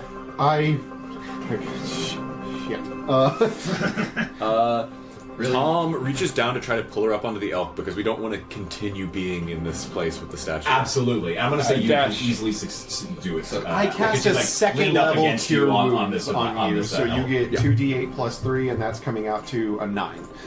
Great. He already... Oh, you I already rolled did it. for you. Okay. Cool. So, hold on. There's 4 statues. One of them is just lit Remember, up. if we Aries. loot, we get those Roll a back. d20. Huh? If we loot, we get those back. Yeah. Oh, I went down in this I'm whole curious if I get a city. bardic back. 3. Oh yeah, I forgot about that. Wait, a scar? Maybe? No, this is probably Or worse. I have to make a judgment call on this. I'm already exhausted. I know that. Yep. Take that exhaustion. Yeah. Can you have a ring? Do you already have a Yeah. ring? I need a ring. Here you go. Thanks. Oh, this is the exhausted ring.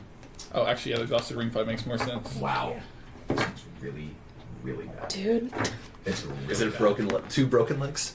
No, it's worse. And also, I need a house rule this so it actually works for this campaign. So I can still play.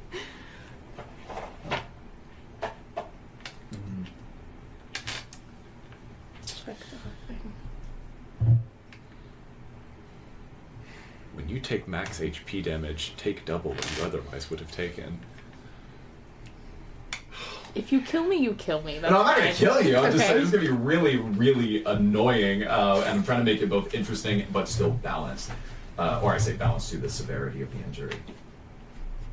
Is this a scar or is this? It's a lingering injury. Yeah. Oh, I see. Okay. Yeah. So you took psychic damage and went down. Yeah.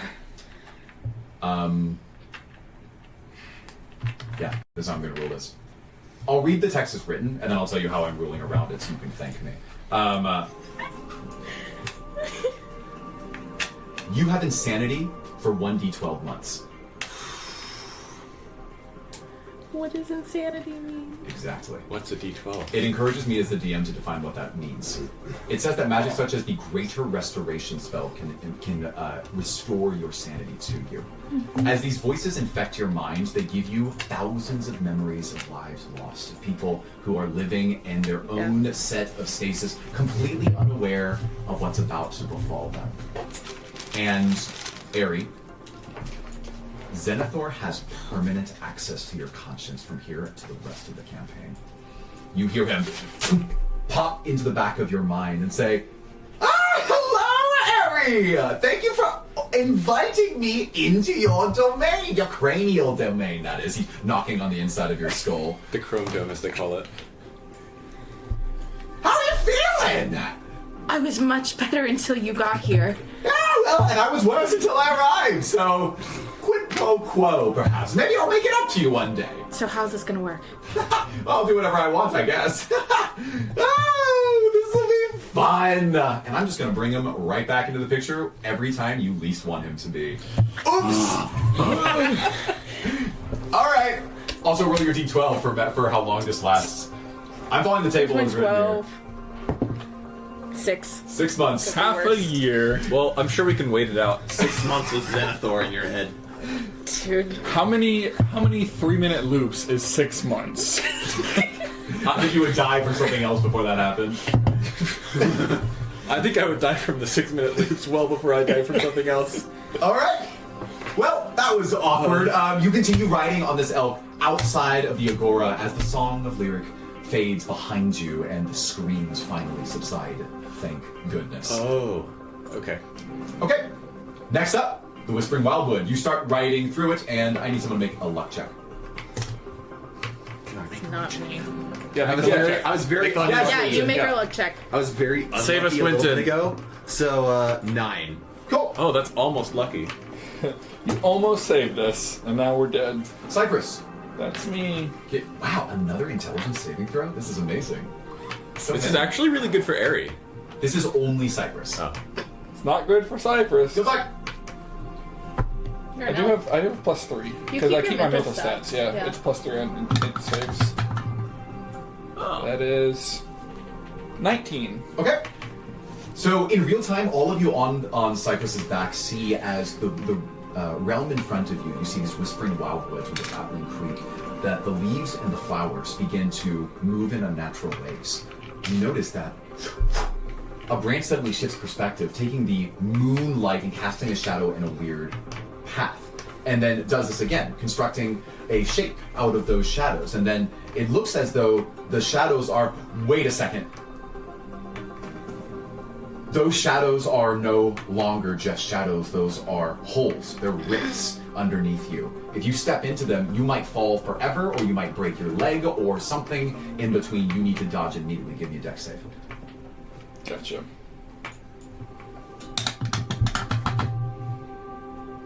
$19. 19. You, as your elk legs swiftly move in the cracks formed by these trees who failed to produce the correct pattern to ensnare you. And you make it to the other side, moving forward. Now, based on the attack, based on your maneuvering through the grove, you've already lost some amount of time relative to just sprinting without obstruction. You are now at the promenade. I need a luck check. You want me to do it again? Yeah, Yeah. it's Winton. Okay. Carry on, fearless steed. 6. Everything is getting worse. As you're running down the promenade with merchants on the left and on the right, you immediately see that the lanterns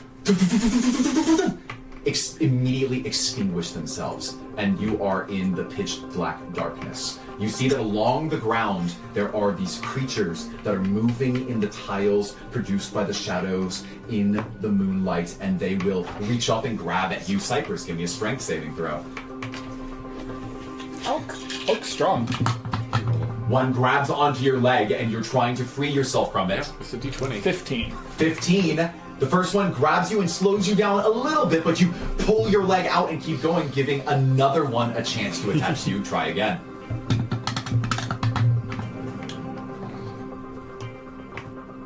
Seven.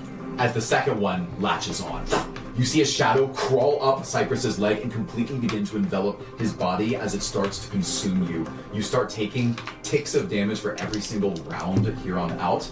Now, depending on whether you want to stay here, go there, whatever, I'm just going to tell you this for mechanical purposes so you can resolve it on your own. Every single round that you stay with this shadow attached to you, you take 2d8 necrotic damage. How do I detach the shadow? You tell me. Great. To the rest of you, it looks like Cypress just got a paint job. Our daylight cleric just Yeah. disappeared. Anybody else got light? No. I've got prestidigitation. Yeah, really missing the cleric right now. Really missing the cleric. I also have prestidigitation. I have fireball. I'm going to but need an maybe answer in too much 5 light. seconds as you're trying to run away from this threat in the promenade. I'm a sad child. So, sorry, I zoned out for a second. So Yeah. so there's still more arms that are back behind us coming for us? Yeah, imagine Okay. like in Tears of the Kingdom. Yeah, then I'll just shoot a Yeah. firebolt backwards. Yeah, go ahead. That's a level 1 spell. That is a cantrip. Oh, okay, cool. 26. You see as it strikes one of these, and you do notice that begins to recoil under the damage of this fire that it's been attached to, and it backs up a little bit. Go ahead and tell me what that damage is. I'm assuming you're still riding, Cypress. I'm planning to, yeah. 14? All right, Cypress is running. Oh, I see. If I can, like, move, if Yeah. it's not like restricting me. Yeah, it let go of you when it completely enveloped and attached itself to your body. Great. And the light from the firebolt didn't. it didn't affect it. Interesting. Oh, sorry, it's 18. Okay. Huh. So you notice that with the produced flame that has been appeared on them and this damage, you did 18 damage, you said? Yeah, I get +4. Also, I'll go ahead and use my class feat, which is, or I don't know if it's called that, but I get immunity to fire damage, Great. which normally I don't use because it's not relevant, but it feels like it may be. Could be. You see that they split and part, seemingly afraid of this flickering flame that you've produced, and they try to dart to the sides of the promenade where there is no flame, and then rapidly progress along the edges of this promenade, hoping to catch back up with Cypress. At this point, you've lost so much time that you've only got about 30 seconds before things hit the fan. Does Mordecai, how far are we from the window? 30 seconds? Because you have to It's ride. lost You have to ride through the fountain, through the. Can I area see of the window fountain. from where I am? Yeah, I'd say you can. Previously said at the end of the Dimension promenade. door. How far is the distance? 500. That's enough. That's absolutely enough for dimension door. I go and... Should I take Tom or should I take Aerie? Take Tom. Tom, But I don't. Okay. what? What? I don't know where we're going. Do you have to? We gotta find the big bearded man, that's what Aerie said. I'm saying, Sure. do you have to know? No, I don't have to know where we're going on the dimension door. I have to know where the big bearded man is, because I'm just going to a random building and saying, 30 Fair. seconds, find the bearded man. Yeah. Well, So, too save late. this- He touched you okay. and cast dimension Yeah. door, which is a 4th level spell. Yes. Okay. And you zoom, immediately off of Cypress's back. The two of you immediately appear right in that window that you saw Aerie climbing because you helped her. And you, let's just say you can land safely on the windowsill, no climbing required. Cool. Perception check. Do I see him, like, from where I am? He's above you and walking on the 3rd level of this. Okay, then we run up the stairs. Cool. I don't think you have to roll for that. Cool. You make it up there. He's about 15 seconds from casting it. He's whispering something under his breath as he is pulling some magic from his body into his hands. Do I recognize the language? I know Celestial, Common, Draconic, Elvish, Gnomish, and Infernal. Read that list again. Celestial, Common, Draconic, Elvish, Gnomish, and Infernal. You see that he is. It's infernal. You see that he is casting a spell, and you're close enough. You can hear it. It's a celestial language that he's speaking right now, and the words that he's speaking to himself sound. This is technically he's casting a spell, so I can make it anything, but for flavor and for lore Hamburger, purposes, cheese. I'll say hamburger, watermelon. You see that he says something like this. This is representative. He says, "Let them know peace and eternal stasis. Protect them. This heavenly light I give to you." And then he casts the spell. So, since the loop is not completely over yet, Mordecai and Aerie have roughly 30 seconds to do something else. Or not Mordecai, Aerie and Cypress. Is the shadow thing still on him? Yeah. I'm just gonna try to cut it off of him. Okay, good. I can try. Yeah, you can the try. only thing that I can certainly do. try. I can't really hoof attack myself. So You can try. Do some elk surgery. 12 to hit. Does not hit. oh no, I can't hoof attack. I can only attack. I can only hoof attack prone creatures. I can't ram attack myself, can I? Wait, but you could lay down. Then you'd be prone. Okay, can I lay down and then hoof attack myself? I would genuinely allow that to work as written because it's hilarious. All right. So you see Aerie, you fall off of Cypress as he lays on the ground. And go ahead, make that What attack are you against doing? yourself. He's jumping and like ramming his side against the ground. That's a 9, and my AC is 14. You missed yourself. As you Wait, hit- no, I'm prone. Yeah, so So you have advantage. Can you choose to fail the save or the? Well, I'm not hitting me. I'm hitting. I know. So that's dirty 20. I mean, that's gonna hit. You kick yourself. 4d8 plus 4. 4d8 It's damage? meant to be someone's on the ground and I'm trampling them. I said I'd let it go as written, so 1, 2. this is your ultimate strat is to let Cypress get taken and then kick himself. Where's my other d8? Here, you want this D8? When you find out this top tier strat for fighting shadow fiends, you'll be kicking yourself. This is what I did in Legend of Zelda all the time. 10, 19... 33. 33 damage? 33 Great. damage. So, let's do it this way. Immediately you see that this creature is going to make a con save to maintain hold of you.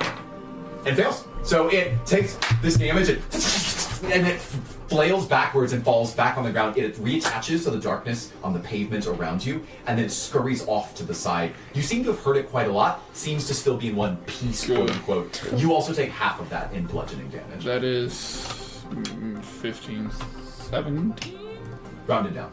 16. Still an elk. Still it up. Well, we'll see how that works out for you.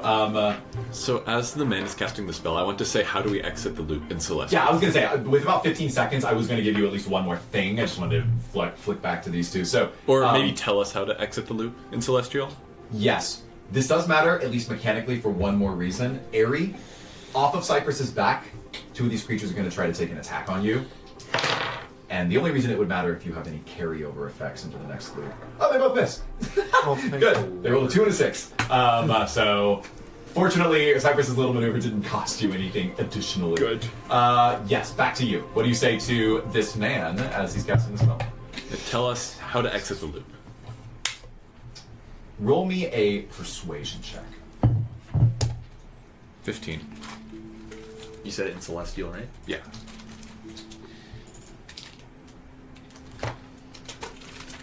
And you check my notes. Does he actually speak Celestial, or did he just memorize a spell? Hey, y'all know Celestial things. I guess we kind of Y'all's do. characters know Celestial. Sort of. What does Yeah. that even mean? Is he the moon? See, canonically the moon. Okay, I think I have an answer for you. So one more time, say what you say to him. How do we exit the loop? In the last 10 seconds, he has to continue speaking to cast the spell. There's a verbal component to it. So he literally doesn't have time to say the answer to your question. But Right. with that alone, you notice that he actually turns to you. And in this moment, what was your persuasion check? 15? Okay, cool. And in this moment, it looks like in his eyes, you see both of you roll insight, since Mordecai's also there watching. 7. 19. Today. He's tired. He's desperate. He's sad. He sees in you a potential solution. And he casts the spell, and you're enveloped in light. No part of his body, his posture was able to answer your question meaningfully, unfortunately. Progress. Always next time. Quentin! If we can get there fast enough. No. Let's do this one. More like stayed out. Okay.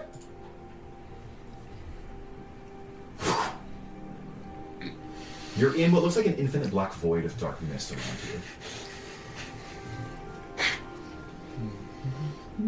No matter how far you look in one direction or the other, up or down, you... Oh, wait, down. Oh, oh, no. It's nothing. It's infinite. Wait, where are my legs? You look at yourself and you are just a floating sprite.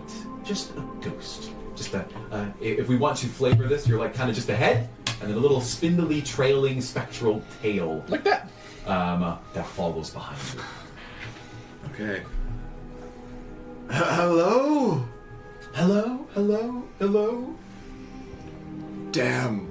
Damn. Not in my lexicon, but you are free to hear the echo any other time. Sorry, I had to do it. I was at the gate. Gay? I guess I try to float forward or anywhere. Yeah. Try Go to on. see anything. Yeah, go ahead and be a raw intelligence check. Raw. Do me a favor and just 13. holler, I'm Cool. an idiot, and see what You that goes awkwardly... you awkwardly tumble forward as your body flips We're over getting itself, everything your under tail the sun trailing in this off campaign. behind you, and Gotta get you some are able to, reference. it would seem, move forward, but to where, you don't know. Satyrs? Satyrs? Harry? Harry? Tom? Tom? Mordecai! Mordecai! Cypress! Cypress! Where is everyone? Everyone! Black Jade? Jade? That echoes as well. I mean, just. It's gonna We got you. No, I'm having fun doing it. Okay, cool. You can be the echo. We're kind of surround sound from this angle. Tempest? Tempest?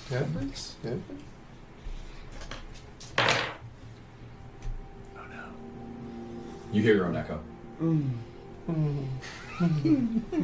Oh no. I try to cast the light spell just from my head. Yeah. You reach down into your spell component pouch for a gemstone, and you don't see anything there. All right.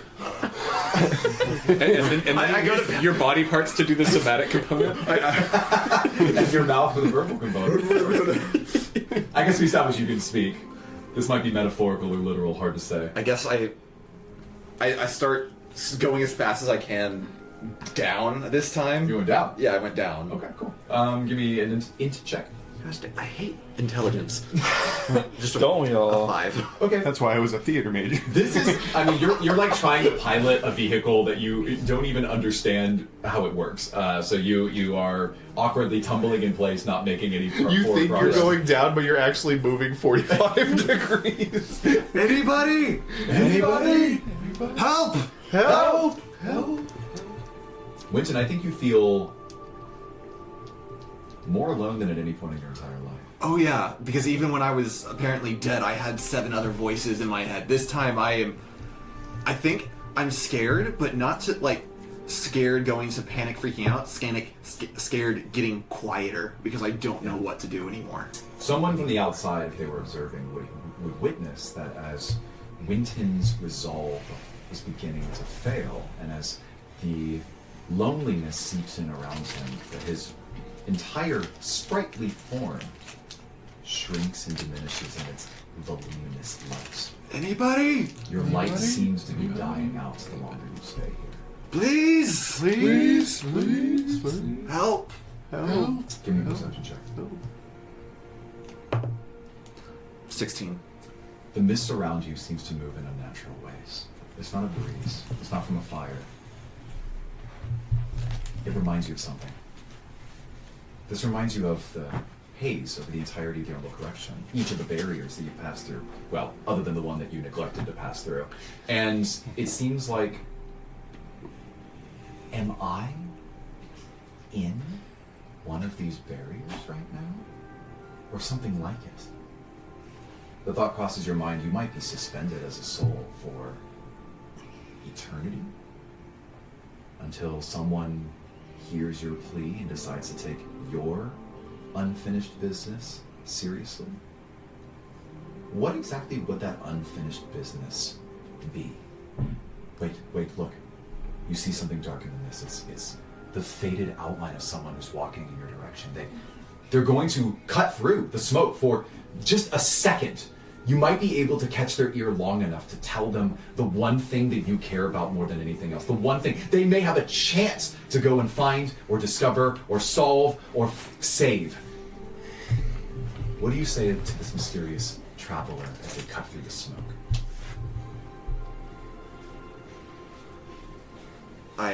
I'm like right there as that. They are going to cut through you. Their visage will pass and disappear in a second of time. Get them out of the corruption. And someone, somewhere, in the Umbral corruption hears, among the cacophony of voices, someone say, "Get them out of the corruption!" And they shake their right arm and their left arm, do the hokey pokey, and make their way through. It's not actually Tom, just to be clear. It has just become the established method. Yeah, that's literally how you get Works them so up. well. You reach out, trying to grasp onto them to hold on for just a little longer. Maybe you could ride on them to wherever they're going next. Wherever they're going has to be better than here, right? Anything would be better than this. And your tiny, sprightly body can barely manifest these spindly little black arms that you try to reach out and grab onto someone, but with the flick of their wrist, they effortlessly brush you off of their shoulder and you tumble backwards into the black. And misty abyss.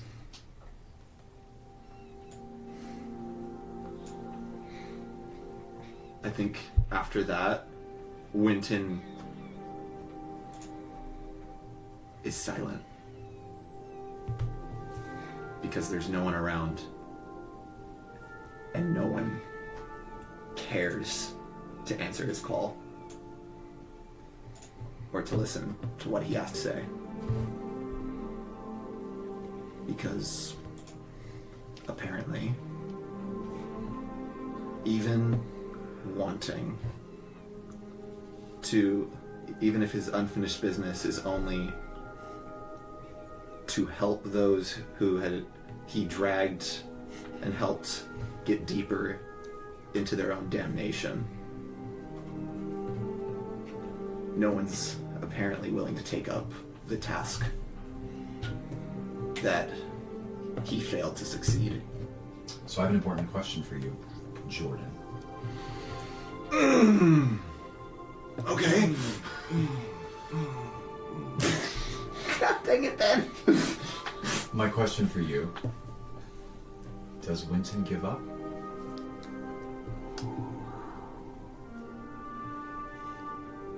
Because you know what happens to souls who have lost all meaning of life.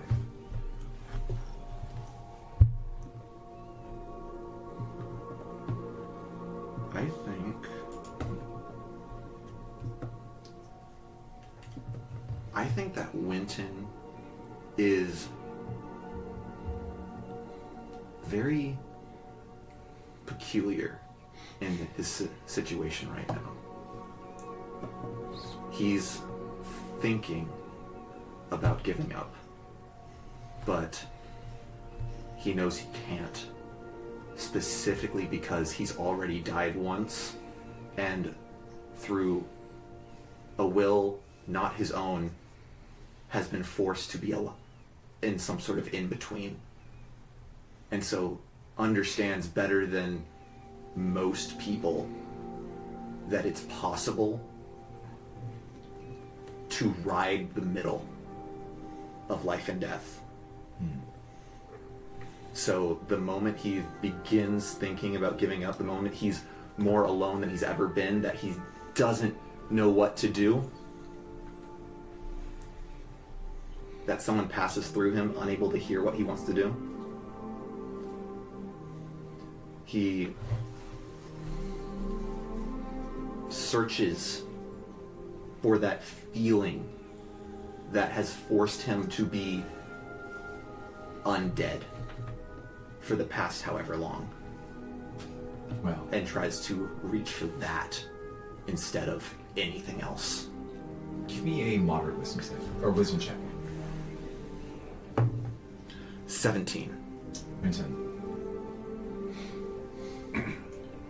There are only a couple of places where one could derive inspiration on how to ride the line between life and death. And perhaps more importantly, you're not alone. Not truly alone. I want you to roll a d8. A D8. A 1. You see a spirit step into frame, appearing through the mist, and he walks with a full spectral body, like the ghost you saw inside of the City of Souls. And the only reason you recognize him from his face, his hair, and his eyes is because of the look on his daughter's face, Mora. This has to be Torn's real form. He steps before you and says, "Hello, Winton. It's me, Torn." Yeah. Yeah, I know. I'm sorry for everything. I wish that things could have gone better. But you know what? So do I. But hey,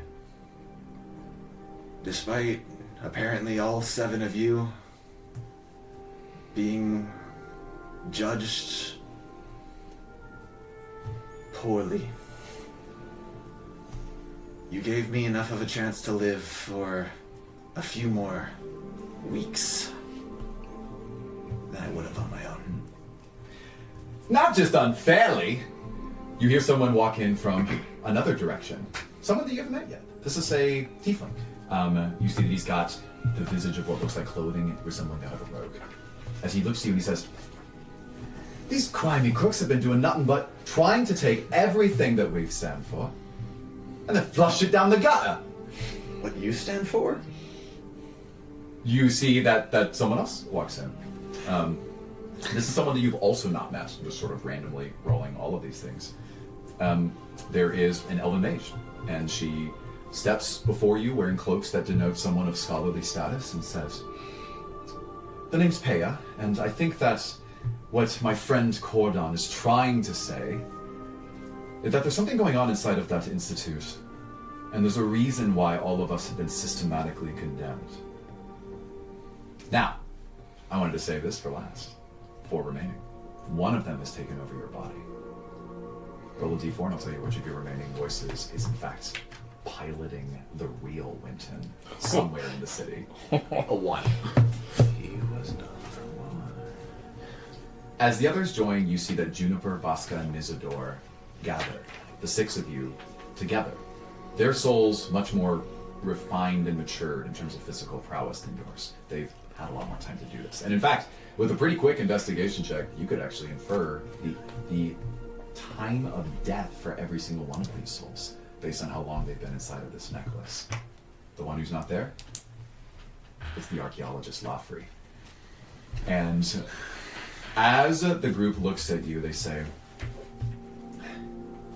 "Well, we didn't exactly put it to a vote, but Lafrey was able to take the mantle, and I think she's going to make a direct appeal to the Arbiter Axiom herself. Using your body, of course." So she's headed to the judgment gate that I saw. Take a look. You see that you can actually begin to see through Lafrey's eyes, or Quentin's eyes, rather, as they are dashing forward in the city. And for timing purposes, we'll resolve based on how you were simultaneously attacked by so many different creatures and features. But as Lafrey is dashing forward, you hear her speak to herself saying, "Okay, I'm only going to get one shot at this.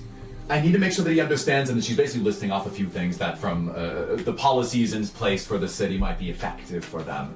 And you see Baska behind you growl. "He's never going to listen to her. Appeals don't even make it to the highest court. They wait for years for that to happen. We don't have time for that. Your body only has, what, a few more days?" And he starts raising his voice, and you begin to see that Torn tries to quiet him down, then Peya begins to speak up, and Juniper's now talking. And, I mean, this is your only chance to maybe tell Lafrey what might be best for all of you.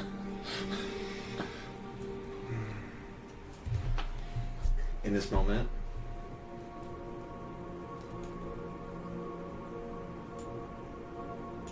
when Lafrey is running and thinking about the appeal, "Let the Arbiter judge me for all of you." And she's gonna roll a wisdom save. 13. She can't really make much sense of anything that any of you are saying. There's too much noise. And she's gonna continue running forward.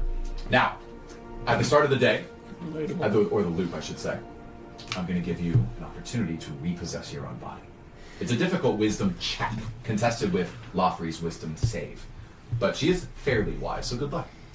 Yeah, the one What save? person. I'll roll first. Okay. So her whiz save is +5. That's a 17 to beat. Okay. I don't beat it. I got a 12. Unfortunately, she maintains control over your vessel. And all 5 of you appear right outside the gates, with Winton standing there, slack-jawed, doe-eyed, turns to all of you. Winton! From here on out, you're playing as Lafrey, playing as Winton. Okay. Good luck! Is Lafrey playing as? Oh, absolutely. Thank you for reminding me. Is Lafrey playing as like trying to hide the fact that she's not Winton? She is, because all 2 things go fast. She barely remembers details about any of you, so this, you will come back and you'll resolve this. And she is not able to quickly calculate the advantages of lying to you all about being Winton. So I'm going to say you're going to basically play it straight.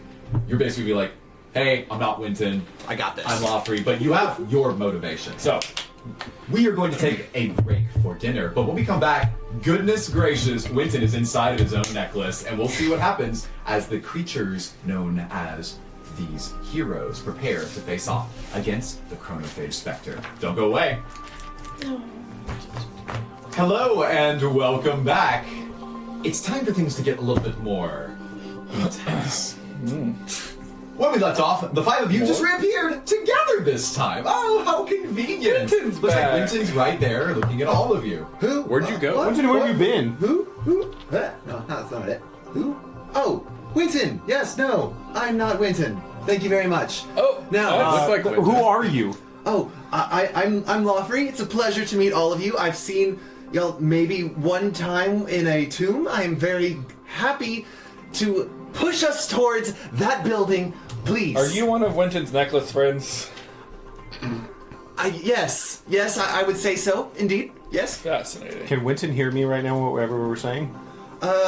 It really depends. Sometimes the other voices in the Black Jade are a little bit loud, and they tend to, yes, overpower is the word I'm looking for. Okay. Okay, Lawfrey, what are you doing? Oh, I need to get to that big door on that big building to provide evidence that I was wrongly convicted. Okay, are you aware that we're stuck in a 3-minute time loop? I am just experiencing that now, so yes. You'll know most of what Winton's experienced. Yes. The door, I'm assuming, is the same door that's locked that I've run into. Is that? Oh, yeah, you're Yeah. at the front gate currently, but yes, that door is closed. Ting ting, ta-ta! Here is the City of Souls, and the gate opens. I know I'm not Okay. going to convince you, but no matter how much evidence you have, you're not going to have enough evidence to uncorrupt the corrupt judges. Just so you know. Oh no, I know that they will believe in my evidence. I need to get back to my work for the Solar Conservatory. Okay, sure. For now, it doesn't matter. You can walk up and fully exonerate yourself, and it will reset in 3 minutes. You could say yes, and we will explode. So, walk with us and talk with us. I believe it. The correct. We've got things to I do. believe the correct case is run with you because we only have 3 minutes. And she pulls out my stopwatch and starts it. Is accurate. Okay. Well, let's go ahead and enter the front gate, shall we? I need everyone to make a wisdom saving throw. Hey, And do you'll my use stats. bardic inspirations reset? Yes, Oh, good question. as do roguish abilities, too. So I don't still have this bardic. The bardic I gave us. It goes back to his owner, I suppose, so... Oh, okay. 21. but he can... My point is he can give it to you again. 10. I didn't need that max HP. Yeah, so if you were like... I think anyway. earlier you were deciding between using an uncanny dodge or 13. something. Like, that comes back to you. Okay. So, if that helps. Oh, and Do luck luck points too. come back? Oh, wow. Wait, what about... Just know that anything that disturbs the temporal nature of the city draws the eye of the Chronophage Spectre. Yes. Those are things I've been documenting. What happens to HP? So if we have damage that isn't to our max HP, but is instead to the other hit You are points. still yourselves in terms of your vitality. This sense of like the magic that's being returned to you is mechanically because I want you to be able to do stuff. Okay. But something, the Dusk Maven gives. It's 13 Yes. fail. That makes sense. Well, Well, 15 last time failed, so Yeah. Does 10 fail? Good. it does. Cool. Does 25 It fail? does not fail. How about a 21? You're good. 16. 16 will fail. Yeah. Which Well- means that 3 of you lose 2 max HP. Cool. As you enter through the front gate, you sense your bodies I beginning think it's to for the best that our fade staying healthy. away like I've got Marty McFly 7 in that one loops photo. left. Stop failing. Alright, so No, at this here on out. Winton is currently locked in the Jade. I can use everything he can. Let's run. Great. Yeah, we'll do you address have any- that later. So you disappeared for a loop. Do you have any insight into what's going on? Yes, when From Winton... your perspective, just because it's a little different than Winton experience, Winton collapsed and there was a huge opening, and you took it. Did I see his soul run into the city? When Winton was outside the gate waiting for you, there was no crash of the moon. Instead, the Jade began pulling on him towards the city, and his soul left his body, leaving a perfect opening for honestly all of us 7, but I managed to get there first.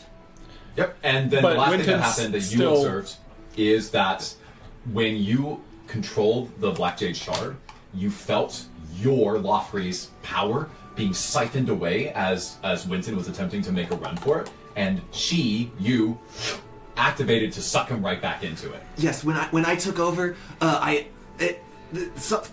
through power interactions that I'm not exactly familiar with due to my work, his soul, which was disappearing into the city, was sucked back into the jade. Winton, this is the first time you're hearing this. Lofree dropped you inside of the necklace. What? She rolled decently on her wisdom save. Great. Lofree did? Yeah. Okay. So, Tom, what did you learn last loop? What did I learn last week? I don't You think saw that the one did. spell. You learned what Okay. he said in Celestial. Okay, yes. So Oh, that's right. the spell is in Celestial, and I took down good notes. We did have a. Do you want to make an intelligence check to see if you can remember it? Come back to me in a second. Give me, Okay, I'll let your I'm actual gonna make an memory- IRL. While he's coming remember back, I'll something that say happened 30 minutes he ago. did hear us when we asked him a question, Yeah. and he looked at me. Oh, he acknowledged you. Yes. Great. Great, so he's sexist. That's what I'm hearing from this. Oh, that is He very nodded, sweet. and with that nod, I knew he said something about the gender pay gap. Sure. Did He looked at me with hope. with hope. Yeah, me. Looked at me with hope. Sure. Then we need to go talk to him again. Yes. So he said that it was this, or the casting the spell said that it was a stasis spell. So it is the thing that is locking us into the time loop. Then we need to get there faster and talk to him before he has to as- cast a spell. As a studier Yes. of I think we should be able to do that would I if know we go anything now. about Hell, get up. spells? I guess you're faster than me as an elk, but So you now Yes, enter the front it's the speed gate. of To movement. answer Lofree's question, no, you would not know much about stasis spells as a result of your archaeology. Okay. Sorry. Okay. that's fine. Lofree, you know old stuff. I do know old stuff, yes. You should go to the. I am so library. sorry. Vault of Epics? The Vault of Epics. Yeah. There's a whole artifact section, and one of them in particular is a shard of chronomancy that may be useful or may give you some insight into what's going on or have some message from the future or past. Be aware that there is a banishment trap on the thing. I look between you, the vault, and then the door that I really want to go to, and I stop for 3 minutes. Fine, that sounds fine. Is there any way past the banishment spell? You can dispel it, or you can be charismatic, or you can just kind of go for it. I can tell you right now, most of us in this jade do not know how to talk to people that well. Okay. Well, so the other fact is, it's not that bad. So you'll get your hand back at yes. the end of the day. Yeah. Oh no, this is to look at it. So it would be your head, but You want me to cut off my head? No, your head will come back. no, it's not really a severing as much as like a dislocation temporally. And we're kind of doing a lot of that anyway. So you don't have to do it. You can find another way if there's something else. That's what we've tried. I will force you to make a decision so we can move on. You want me to go with you or not? No. Fine. I'll go check out this apparent scroll that I need to do. Yeah, I'll say it's fine. We don't even need room for perspiration. I think On the that's a right, reasonable second thing. from the right, bottom one. Okay, great. Okay, Good. Are you I'm turning glad into you an elk told it. again?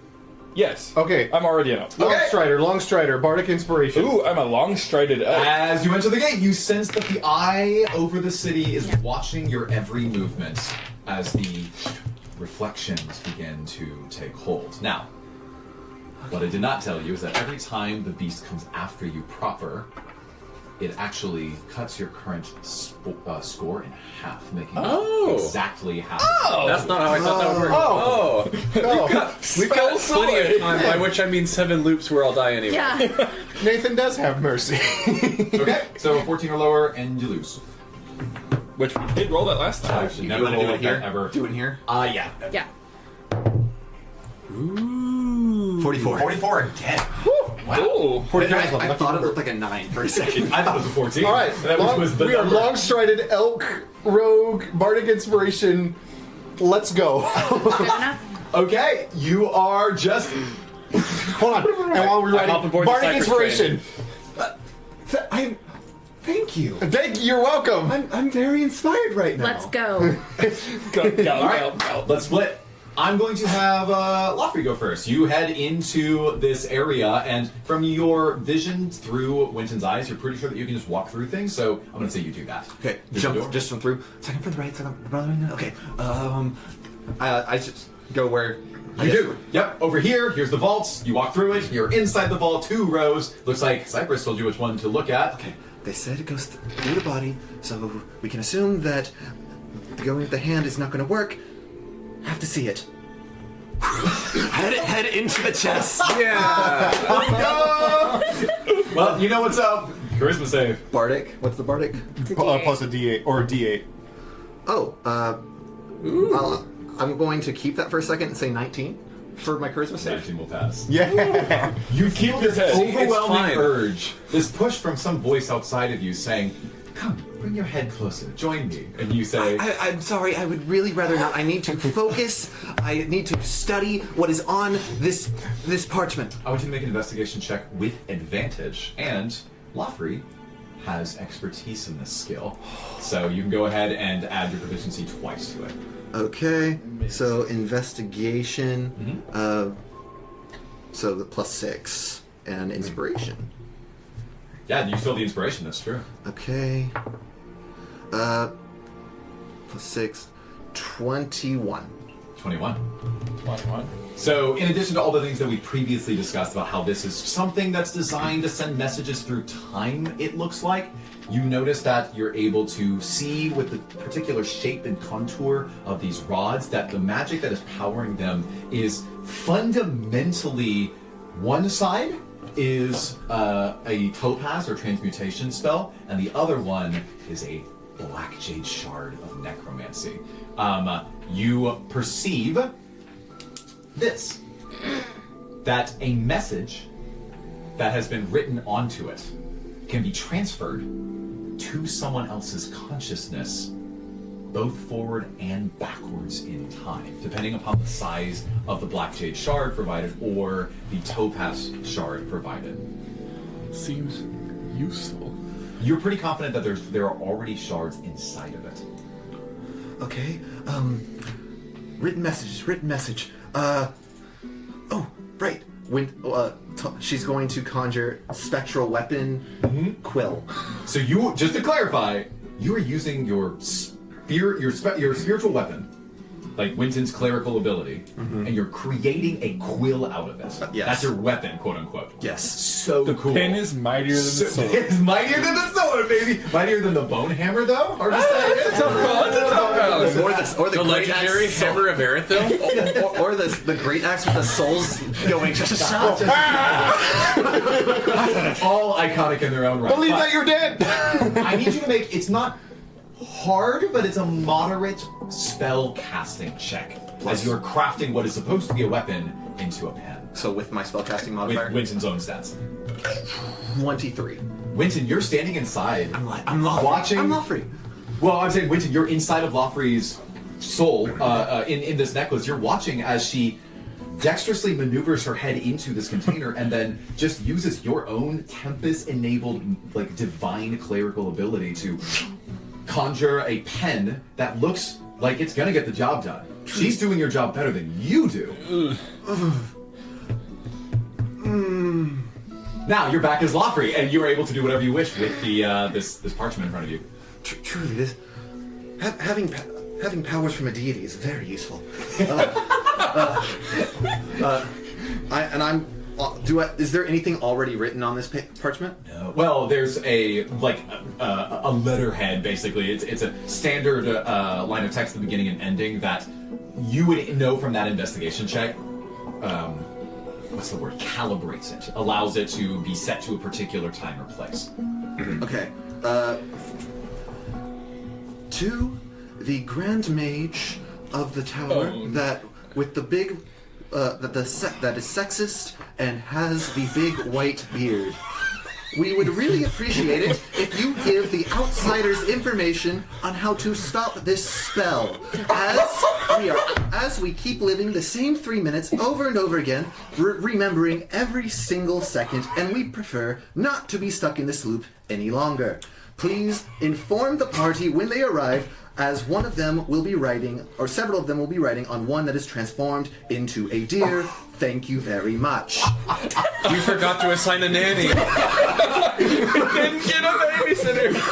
So, first of all, I guess we should establish that this quill of yours works exactly as you intended. So, nobody able to interact with these artifacts, but this spiritual weapon now turned into a quill, you're able to, with a rough legibility attached to it, you're piloting a body that isn't yours after all. You're able to write down exactly everything that you said, and when you are signing it off, you could infer that it has the ability with the twisting of rods. We'll just say that you can magically infer this, that someone physically interacting with it with their hands might be able to choose who it goes to and choose how far back or forward this message is sent. With the back of the quill, I'm flipping it around. I'm going to spin the gems. I am not certain this is going to work. Okay. But let's do a. It's not really a dex check, because this is more to do with like the magical systems at play. Wisdom.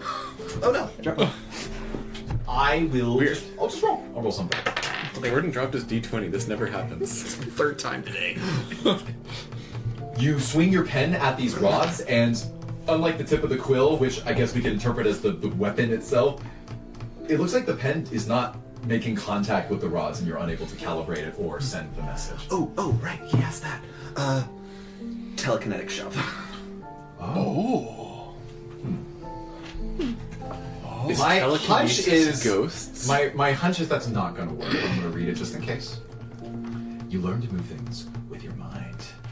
Blah blah blah blah. Reduce the target. Oh, Shove. spectral floating hand. Mage hand. So we've seen Beige Hand not work in the Oh, past never mind. already. Okay. So Interesting. I'm gonna say no. Doesn't work. Okay, so I guess I just go. I'm just. At this point, you do like I'll say that this is something that like anyone could have experienced or observed that was in the vault for the entirety of the 3 minutes. But as you're sort of writing this message, which will take you almost the entire loop, you do notice that there is someone that's coming towards the vault and seems to be preparing to check on it. It's Arya, one of the assistants to Zephyr, and she opens the vault.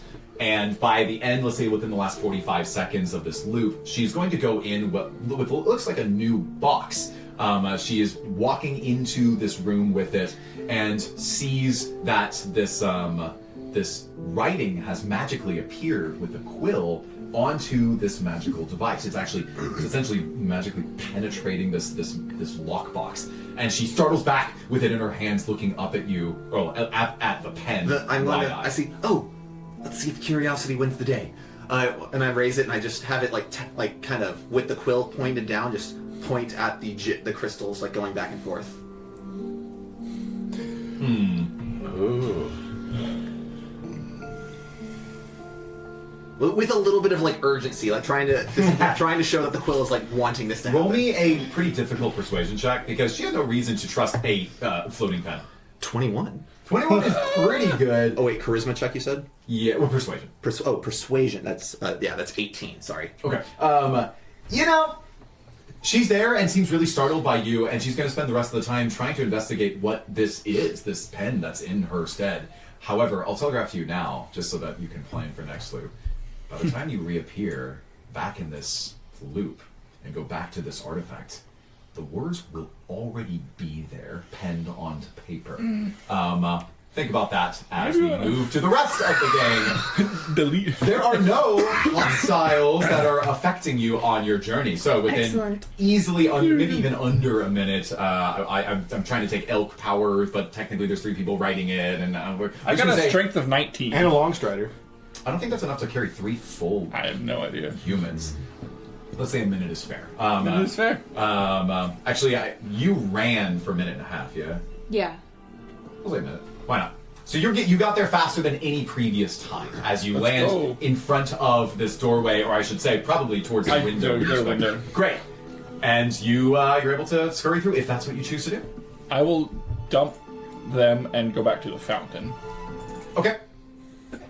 What are the 3 of you? I'm going through the window. Yeah, going through the window. Ari, Tom, You want to and stay with Mordecai? me or go in the window? I'll go with you. All right. Okay. I think you've got this. Ari and Tom, they're on the inside. We'll get to you in a second. The 2 of you go to the fountain. Harry, do you know where they are?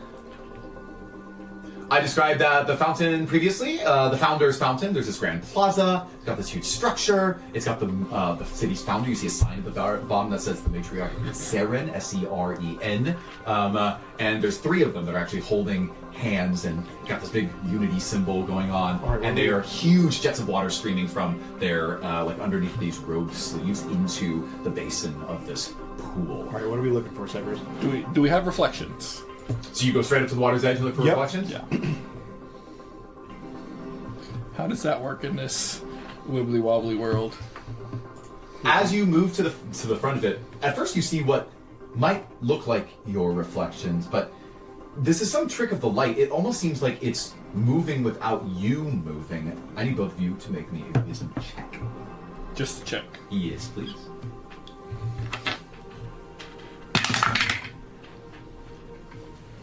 7. 12. No, 8. No, 7. I can do math. Okay. The save's 8. So the 2 of you see visions of what look like yourselves, but in different lives. With an 8, Cypress, you feel that this is a bunch of hogwash. You don't understand why it would be showing you in places. I don't think I've even. That's weird. I don't even know if I've been there. Mordecai, you see an image of yourself. You're wearing scholarly robes from one of the celestial conservatories, which is never happened to you. You've never been a student at a conservatory. You then there's a ripple in the water, and then you see yourself carrying a spear into battle somewhere in the Ruby Empire, wearing their emblazoned griffin armor across your chest, and that's weird. Oh, okay, and you have to shake yourself and get out of that. Okay, no. I want to talk about it. What's so wrong? Don't want to talk about it.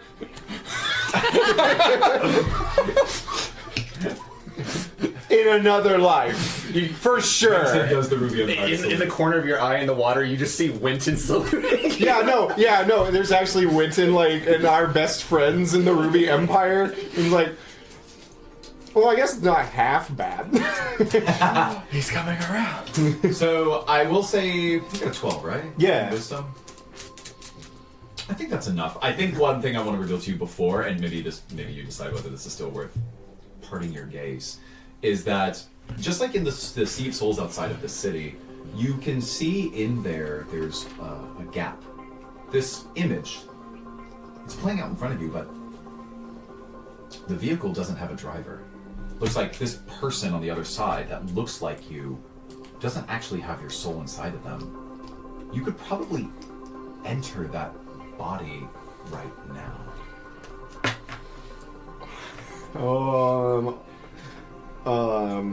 So I've already looked away because I failed. It ripples, you in the scholarly robes.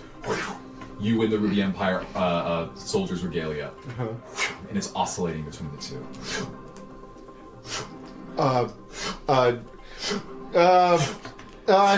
Okay, Ruby Empire! You're going to choose the Ruby Empire. Yeah. Yeah, give me an easy dex check as you're timing your entry into the reflecting pool. 7. You jump? It was not. Do you dip your face in? What do you do? I guess I kind of like hurl myself in. Yeah, you sort of body slam into the pool. It's pretty deep. I mean, let's say it's at least 10 inches in terms of height, but in terms of width, you've got like enough space for multiple people to stand in there. So you, Cypress, you've seen these weird images of you in places you don't recognize, and then suddenly Mordecai just dive bombs into it. Splash! And 2 things happen at once. First, huge color spray shoots up. A rainbow is painted from the inside of the fountain, ejecting outwards, and then, when the splash subsides, Mordecai, gravity lifts you from the pond, and you're back on your feet, fully wearing the Celestial Conservatory robes from a life that you now might have lived. Wait. Was I a student? I didn't know you went to Celestial Conservatory. I didn't know I did either. At this point, you have unlocked the memories of someone who Do you know Cream Cheese Pete? who might have been at the Celestial Conservatory. Wait, does he know Cream Cheese Pete? Hold on! This is very This is very important. important. When was he Where was he? Okay. Roll me a pretty difficult luck check. Oh, You know, just Spaghetti raw. Steve. Shut up. I don't know. Those new lore we throw. Roll that 20 for fun. A 16. 16? Yeah, that's Okay. luck. The Cream cheese Pete. Pete. That was a joke that some of the elder professors used to tell when I attended. I think they were at the conservatory about 50 to 60 years ago. This memory, Mordecai, enters your conscience, and you don't even know where it came What are you from. talking about? Cream Cheese Pete was the same age, me and Ari. No. Cream cheese Pete was No, like. he was a professor. He retired decades ago. Thank you for. Are you speaking for me in this? I'm just giving you your numbers. Okay, alright. No, he was a professor. Like, long time ago. No. Yeah. Wait, so. I still have my core memories, right? Like everything I've had on this adventure? Well, you're gonna roll a wisdom save right now to see if that holds true. Mordecai's favorite phrase, roll a wisdom Does he save. get a better whiz because of, Nope. Okay. He's a scholar. You want me to roll that right now? Yeah. Come on. Hey. I'm gonna have to tell Ari. A about 19. You remember everything you've experienced on this adventure. Okay. I'm still Mordecai. You have competing memories in your mind. It's like some foreign influence is trying to take over your soul. Oh, that's awesome. Is that what it feels like with... I'm not there. Okay. Stop looking at me. Is this what it... Like, I feel like another voice is talking to me. Is this what it feels like to have, like, a Black Jade Lord crystal in you? this. I'm still new to this. I got haven't really had time to adjust. Oh, no, you haven't talked to Zenith, have True. you? Right. We have not had time, but... Okay. Speaking of time, as you're doing that, let's go ahead and move on to the other two. Take ourselves inside the... Cool. Lead the right. Tell Ari about. Yeah, so I'm gonna lead him Being a straight to the window, professor? hop in, Yep. and then I assume they're downstairs in Correct. the... Yeah, so I'm gonna head down there. Yep. You catch them at the earliest part of the conversation thus far, and here's what you hear as the two of them are walking down through the hallway, as I'll sort of throw the two of them back up on screen. You hear the full conversation. You hear her say, I don't understand. Axiom. Why do you have to leave so quickly? And he says, I don't have time for this. Look, send a message to the vault. If they receive it in time, then hopefully we'll be able to return it here. What would you have me say to them? Just say, use the special scroll that I gave you. All I need for you to say is, return the shard to me at once. And eventually you hear her say, okay, but what if... Now! And she runs off to the side, presumably to pull out some sort of parchment or to prepare some written message. The two of you then are in front of him inside the hallway. He turns and sees the both of you. Both of you roll me insight before any words are spoken.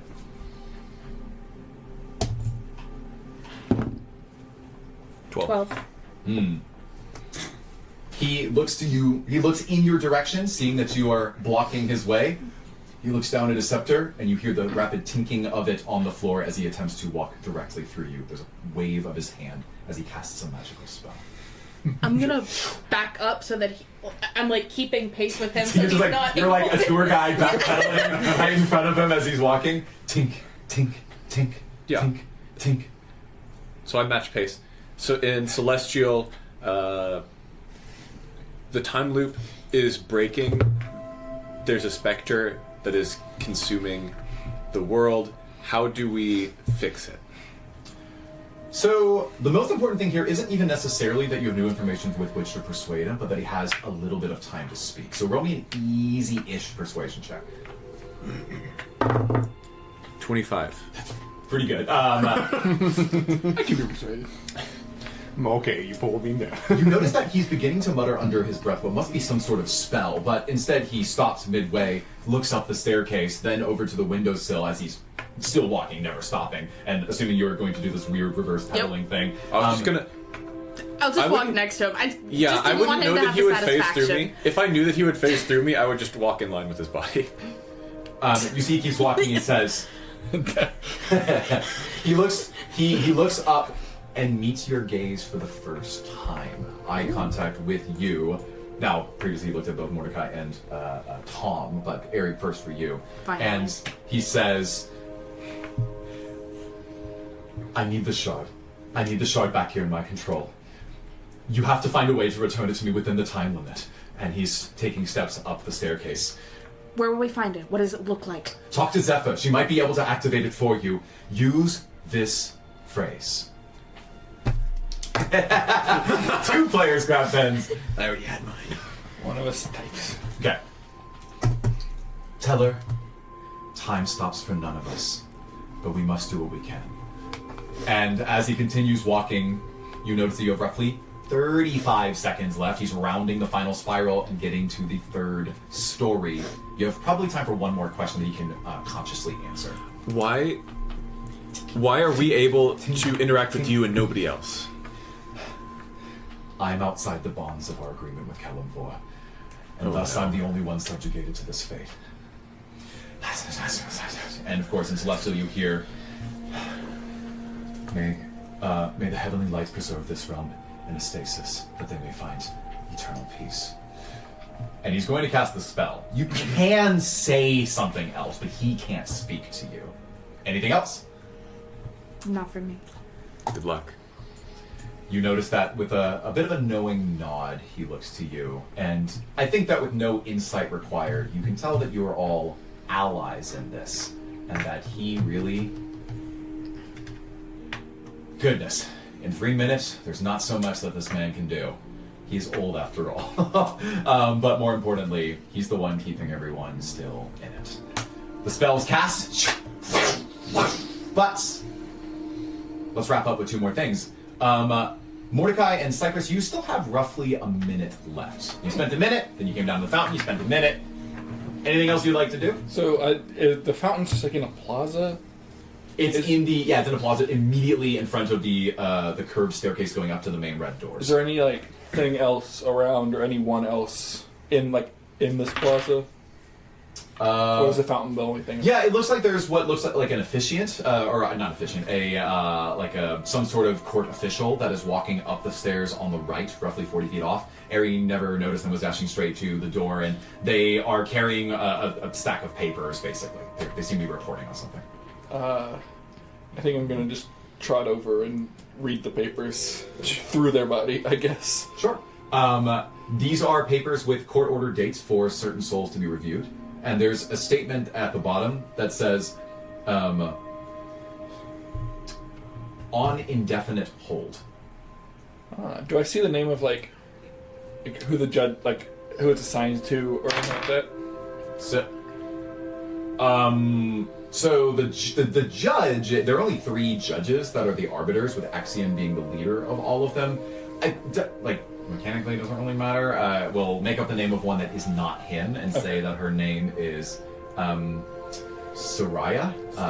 And this is one of the 3 judges that apparently these stacks of papers might be going to. Okay. Oh, so the person carrying them is not this judge.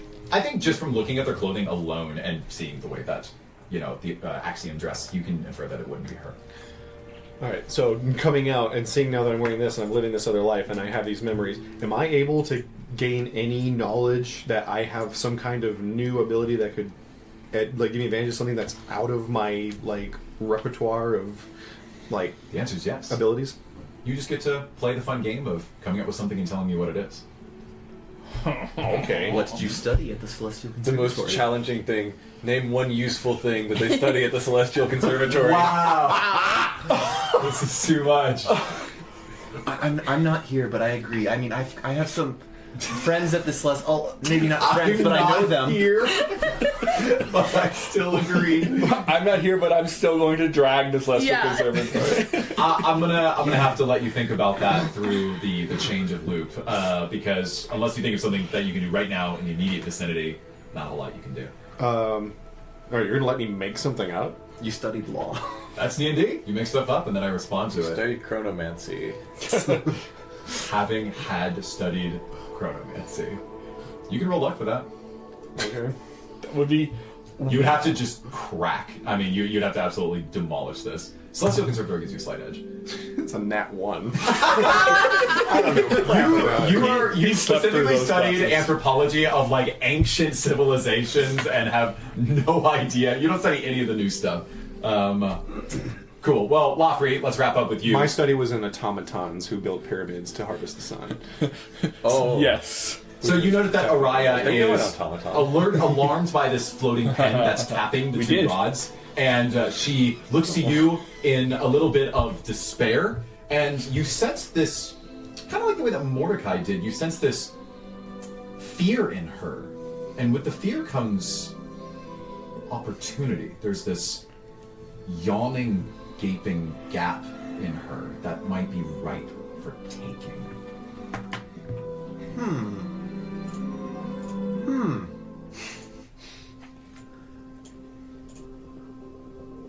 Lawfrey's an academic. Why not? Lawfrey's gonna reach in just to try to figure out what's going on here. Sure. So Lawfrey is. Can you be more specific in describing to me what you're trying to achieve? Lawfrey wants Araya's on the right. She wants to understand this emptiness and maybe fill it up. Well, as you say this to yourself, I need you to make a contested wisdom check against Araya here as she screams in fear. Yeah.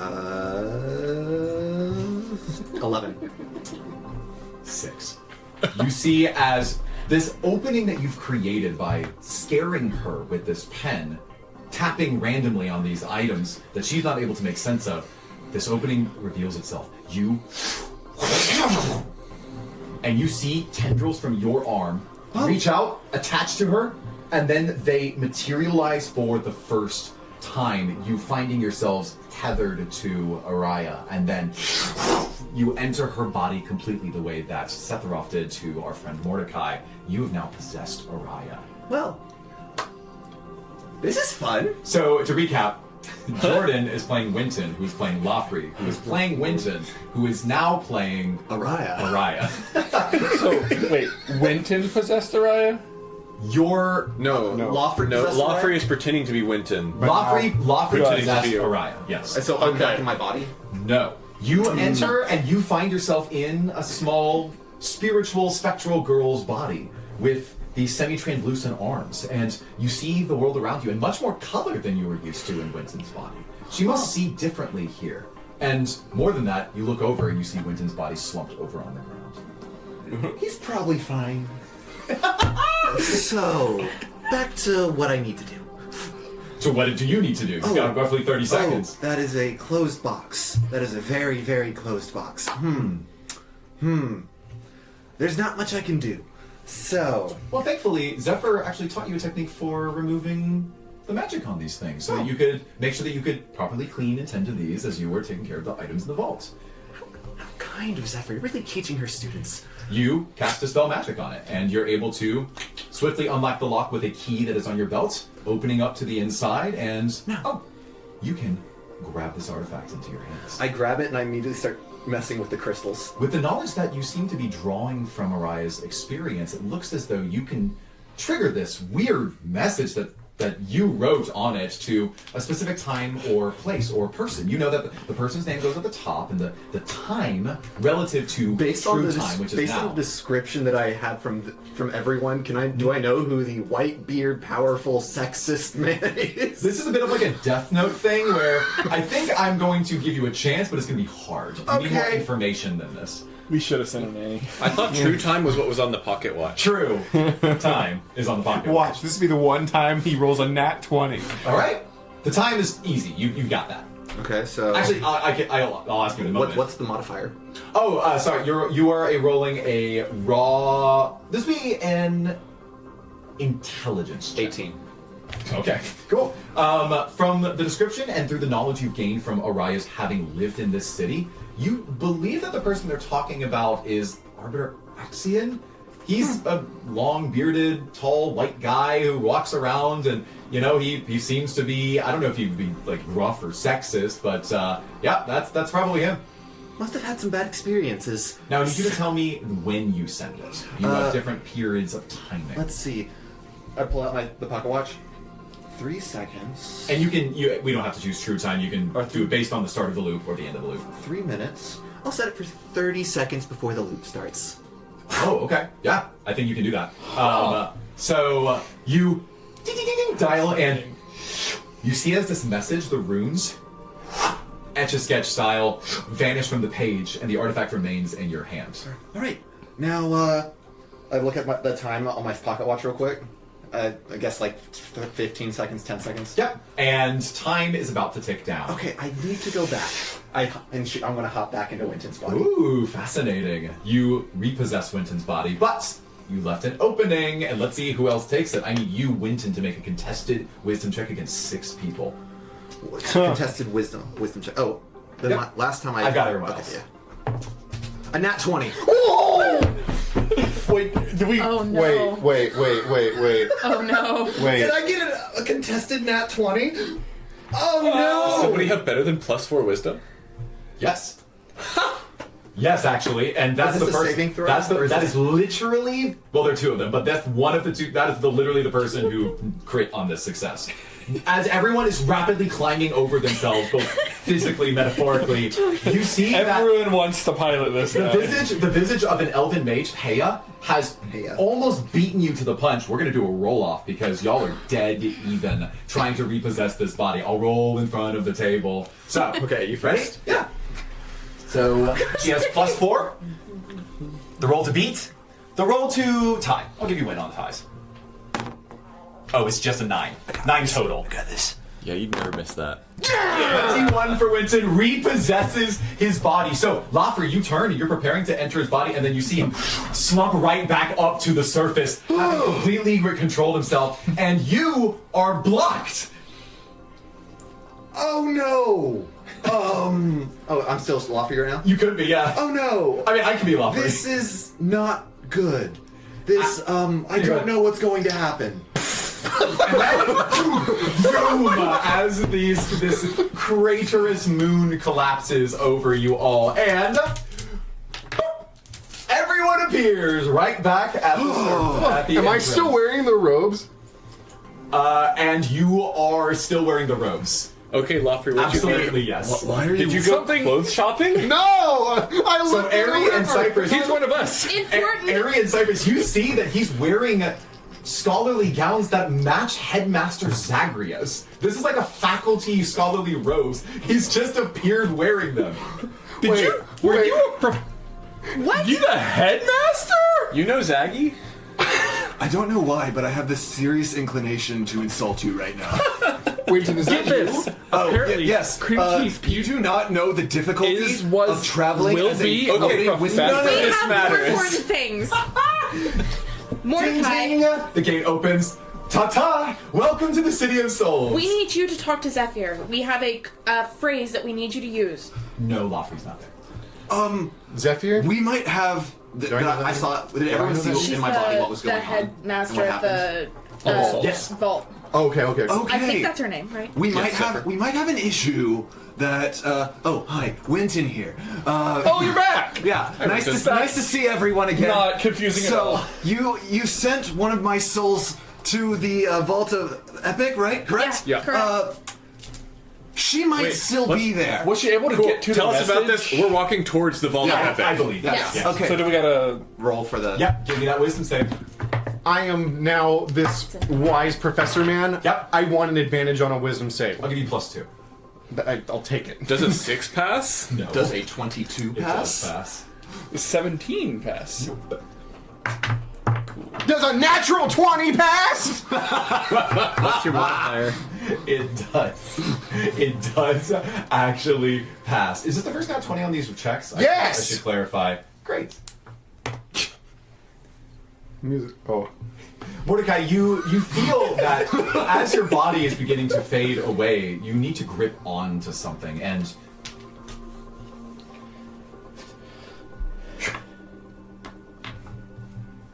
there's Sephiroth. He's in that part of the city right there. I can feel him. Do I need to be one that says this phrase? We No. need to get this phrase to Zephyr so she can get the Chronos shard. I managed to get to the To Axiom. Or Lawfrey managed to get to the scroll that y'all were talking about, and she wrote a message to that sexist professor that you were wanting to. Wait, message. sexist? That's what y'all told me. Regardless. That is interesting and also probably irrelevant. Let's go. Wait, hold on. Pause time. So, what is the significance of looking for Sephiroth? Like, how? If I found him, I'm assuming what I would do, but like, how do I get him back? Go to him, Mordecai. My point is, you've retethered with his location. in the city. Okay. It's your choice whether you pursue him or do nothing about The problem is we have to be able to speak to her. Yes. Oh. I And you're see. the only one who can do that. Why am I? I'm Oh, sorry. You have to speak You to guys fucked it dead. up. I managed to send a message 30 seconds before this time loop started through using the scroll because Lawfrey is apparently surprisingly adept at using celestial magic to create spectral weapons in the form of handmade tools, in this case a quill. I was shocked. That's great. You're now at the vault. Cool. I'll go with you. I'm not doing well. Let's go. I actually want to find the person who Lawfrey possessed. Yep, but before you do, Yeah. Oh. Yeah. 13? Oh no. Yikes. You see as the chronophage's spectral form overtakes the city in a blackened stare as Of I, course. go Of course it rolls a to 13. the strange Like, I don't know. atmosphere. It did 44, 13, 44, 13. What? I don't know because those were the rolls. I don't want you to forget I that see. you have Xenodor control. You're talking about the over me. die. Yeah, no, I actually whether or have not been 13 is thinking on more it. I've been waiting for an extremely important Okay. persuasion check. Great. So you're at the vault, but unfortunately, it looks as though everything is going haywire. You notice that there are these barriers of dark magic that are erecting themselves, blocking off various corridors of the inside. You see that it almost looks like someone is controlling the books and the shelving units themselves to move of their own accord as people just scatter. Araya and Zephyr included among them. They're making an escape for the exit. Yeah, let's skedaddle. Tom casts Blink. just for Bye. Yeah, it's That's only fair. one person. That's fair. Okay, it's a level 4 spell. How are Three you spell. doing on health? I have 14 max health. Yeah. I have got also 17, 14 so- max health. Buddies. I try to get Araya's attention, like just by waving to see if she can see me. As Winton? As Winton. She didn't see me. Okay. Come on, Araya, we need to get out of here. Leave that, leave that. You see that Araya puts a box on the counter and then begins to dash away. Okay. I don't know where Lawfrey is. Man, what is any place that would be safe? Oh, I'm sorry. You see that Zephyr goes to grab Araya's hand, and Araya nods at her, and as you remain in this room, and Zephyr begins to grab some other people and make their escape, you see that Araya slips back into the vault. I chase Araya. Yeah, I go with him. You see that Araya begins I'll to go. flip open the vault using a combination that she somehow that Araya Oh, you're would right. know. I would. And that as she flips it open, you see the two rows of artifacts that are there. When you get a little closer, you observe that the one that we know to be the messaging scroll actually is completely blank. And she's running up to it and quickly unlocking it and preparing to grab it and manipulate it. Lawfrey! Lawfrey! She whips around and turns to you, this girl holding a scroll in front of her, and says, "What? What is it?" You can see me, correct? You see that Araya's eyes peer through you, and then she says, "Sort of." You are Lawfrey, right? Can you see me? She will, in turn, look. It seems as of. though she can see all of you. Okay. Is she Lawfrey? Except. Easy insight to issue. Okay. Tom. Do we need to use this scroll for something? Yes? We need to tell Zephyr. Time stops for none of us. No, we don't have. We just need to get the scroll. That's what I'm saying. We need scroll- to tell her the shard. through the scroll. We need her to get the shard to. We need to Axion. get the shard to Axion. We have the person who can open the thing. Lawfrey. Wait, can you cast But your that's quill the and start shard. writing on That's the scroll? the scroll that she Lawfrey. was sending a message to. Yes, that's tell that is, Zephyr. that You is have called the writing shard. utensils. This is the shard of chronomancy. So, yeah, clarifying point, I don't know that mostly we for know that. hand-waving gamification purposes. Yeah, this is worth it. Let's get to the more fun stuff. The exchange of words at every step along the way as you were learning about this device happened to send you exactly down the wrong path. This device is not this shard of chronomancy. Right. But I'll just give to you. It's on the front desk. It's where the box she Orion was dropped holding. it. Yep. Do you have writing utensils, Lofty? She says, well, well, in the girl's voice, she said, well, I might be able to conjure, and she flicks her hand and then nothing appears. I might be able to... Let me try, and I try to remember what she did. Yeah, give me the same check again. What is it again? It's just your spellcasting roll. A natural 20, or modified 20. That's pretty good. You see that a quill appears as your spiritual weapon. Yes! I did it! Okay, that's not fair. You did it first! I don't want to hear it! And I shove it into her hand. Okay, she takes it. What does she need to write? He's right. Time stops for none of us, but we must do what we can. No, I need to write a letter to the Arbiter. No, it No! won't matter until we figure this out. You're stuck in the time loop. We've already done this. Let's give an easy persuasion check. Otherwise, you might have to wrestle this. Anybody? It's with advantage because you're all working together, basically. So, I've got +7. I have Sure. +9 Oh, +9's even better. Mordecai.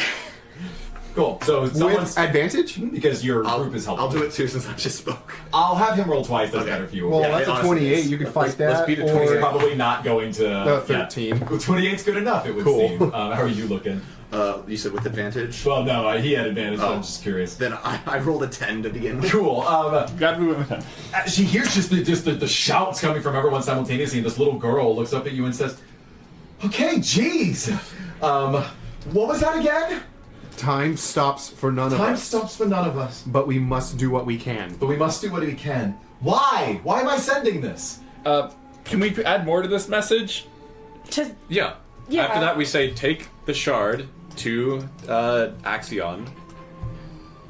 Signed the Axion. future. Yeah. Signed Axion.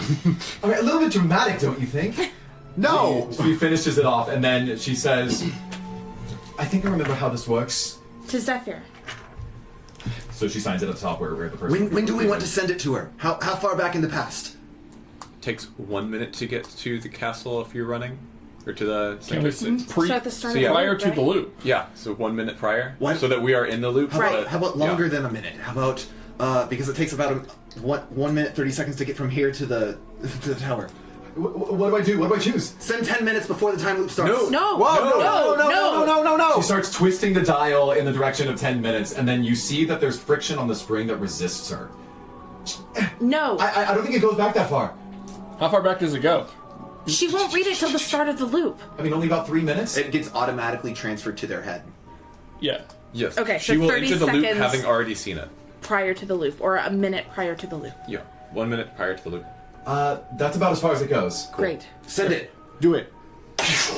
You see as this message gets sent, and We did and it. just We get dodged the time erases. anomaly. Now, as much as I don't want this, we can't have you trapped in the loop. Come back! And I'm going to try to grab her. Sure. Make a contested wisdom check.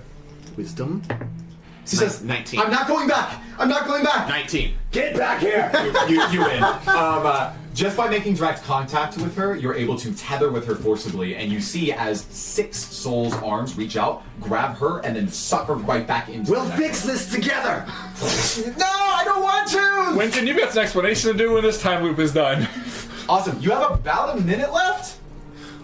Would you allow Mordecai in this combined form to be able to access one spell that is not learned on his character sheet right Maybe, now? yeah. Tiny Hut. Level 3 spell? I accept. I don't even know what you're going to use it for. That's how much I trust you. Doesn't Tiny Hut just keep us all safe? That's Yeah, it. yeah, it keeps us from all dying. I'll take Yeah.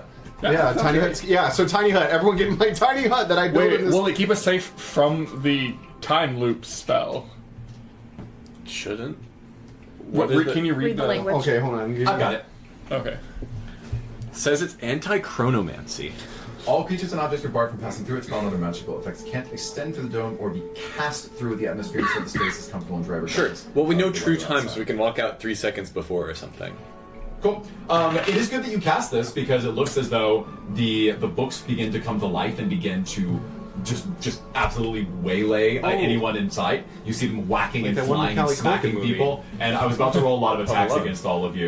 And it looks like I don't have to do that anymore. So Nice. very good. Good use. That's the only spell I'm going to give you. So now we Don't just say I never did anything for you. For me? Yeah. I just gave you a level 3 spell. I stopped you from having to be like 1,500 books. You would have to pretend to be Pride and Prejudice and come at me. Oh, no, it's very easy. If you you- just roll 6 times to pretend that represents if you 600 want books. to feel better, You roll it one time and then multiply the damage by 1,500. There you go. if you want to feel better, how's Arya doing? She's collapsed on the ground right now. Oh. Well, there's the loop. Woo! You have a cup of tea inside the tiny hut for about a minute, and then you take a step outside, I presume. Yes. Right Yes. before the magic overtakes you all, and boop, right back at the front gates. Ta-ta! Enjoying the City of Souls. What do we do now? Well, So we run to the Good. vault, we follow... Oh, we go straight there? Sorry. So I I guess thought we should gave her we- the message last loop. We gave her the message. It'll be. We could either try to meet her at the vault and follow her, or we could go ahead and assume that she's beating us there. I She think either can't one see works. us, so. I see. I am confused on how the. It's fine. Do whatever. Timey-wimey, wibbly-wobbly. Yeah. Yeah. So the message, the way that the device works is that whatever's written there, once it's sent, gets transmitted directly into the mind of the receiver at the time specified on the document. I understand that, and so we let's did just that. book it to the central That's place. fine. Yeah. Good. Book it to the Nexus. So- Is that wisdom save? Would we know at this Right. point? Have both messages been sent? Like, Ooh, another every loop? We don't know. 14. I got a nat 1. Uh-oh. 14. I guess I Same would to too. me. Oh, cool. 22. So, now I need to start tracking a few different things. Who got lower than an 8? It's the first time. Okay. Who got lower than an 18? Great. All 4 of you lose 2 max HP. Yep. The 2 of you with a strong failure are going to lose 1 of your opals. Okay. Well, That's going to be that's going to be Zaggy! Caesar. He's running away. You're going to choose the Headmaster Zagria? Oh shoot, no. What was his name? Who's that guy who sent us on the adventure? Oh, I was Gaius? best friends. Are you talking about Gaius. Gaius? Yeah. Okay. Yeah, Gaius Canilla, you see that his form just... Do you know a Gaius? why do you keep asking me these questions? Wait, does he know Gaius? Do I know or Gaius? Headmaster Zagria. Have you ever played the Gosh, lottery? it's another natural 20. You're whatever, whoever's body you inhabited, I need to actually figure out who this person really is. Yeah, as headmaster. The person Yeah. the person whose body you've inhabited, the person whose memories you've overtaken. It's hard to know for sure, but you definitely had like a pretty close relationship with Headmaster Gaius and people he worked with. Yeah. Meanwhile, dark Gaius has necromancy left you your did. body and is running away. Who else failed? Caesar. Great. You see Scout, Caesar. scout, He scout. jumps out. He's like, I gotta get out of here! And he simply starts dashing in the direction of the Agora. Caesar! Dang it. Does he still have the tether to Setharoth? No. Or is that gone? No, Sephiroth is gone, and I But think no, I but lost. last time you. No, I didn't. Okay. Yeah, I didn't know if it was still. Cool. Head administration done. Let's keep moving. Where do you go? Vault? No, Nexus. No, Nexus. Nexus. Run. You're running. Run. It's right there. And you see, what's her Zephyr? Yeah, when you are dashing by the library, you see that Zephyr emerges from the doorway, and she looks around with an alarmed sense of, like, there's a fear in her eyes, and she's holding the opened box of some sort of magical device in her hands. Cool. Wait. Does she Okay. move? Does she go? Does she? She's looking around Okay. like she's looking for someone, and then starts walking down the steps in the direction of the main promenade. Oh, Okay. we forgot to tell her that there's a time limit. We did do that. Speak with dead. You cast this Level 3. spell, and you can go ahead. What did I say? What was her name again? Zephyr. Zephyr. Zephyr, you need to get to Axion real quick, right now. Actually, this isn't you. Time stops for none of us, but we must do what we can. Trust me. Go to Axion right now. She says, okay. And she begins running, just running in the direction of the main building. Yeah. Now, a few things are about to happen. They're going to complicate things for you. as you are, I guess you're just following behind her, beside her, just making sure that she doesn't Yeah. get Wear her honor guard. Yeah.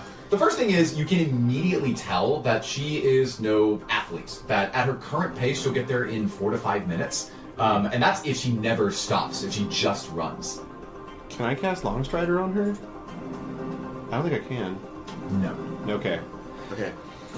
Here's a quick question. Can I use the summon weapon and summon a rope dart? And tie her to it and throw her. Almost definitely not. I will look at it while other people are thinking. Dimensional door doesn't go across dimensions, so that wouldn't work. Seems right. Wait a second. She dashes in front of Lyric playing his mandolin in front of the Agora. Oh. She looks up at the statue and then she begins to clutch her head in pain and then tries to continue moving forward and on a critical success for her pen save, shakes it off and continues dashing forward. Okay, so it looks like she's dealing with the same things that we dealt with the. I want to. Chronophage. Can I point at her and cast Channel Undead? Oh my gosh, so your clerical divinity stuff? No, Channel Undead, the spell that was given to me by. So the language of that is it's when a creature you can see drops to 0 HP. Never mind then. So if you want to kill her, you can do that. I can't kill her. Oh, I could kill her actually. How do we get her to Spiritual move weapon. faster? How do we make this easier for her? She's now just beyond the Agora, getting ready to enter into the Grove. Can I spear? Lights. No, she can't. The lights don't work. I've already tried casting Oh, lights. never mind. I went to spiritual weapon, greatsword. You see a great sword appear that is in front of you, and you can manipulate it or hand I it to want someone to else. put it under, like as close to the ground. I can because it goes according to me. Yep. Tell her to hop on the greatsword. Zephyr, hop on the great sword. Oh my gosh, the physics. Are we surfing? This is not an easy persuasion check, but this is Mordecai alone doing this. So give it to me as you are speaking to her. Can there be like a smiley face on the greatsword to try to make it look friendly? That is not going to affect the roll. 15. Okay.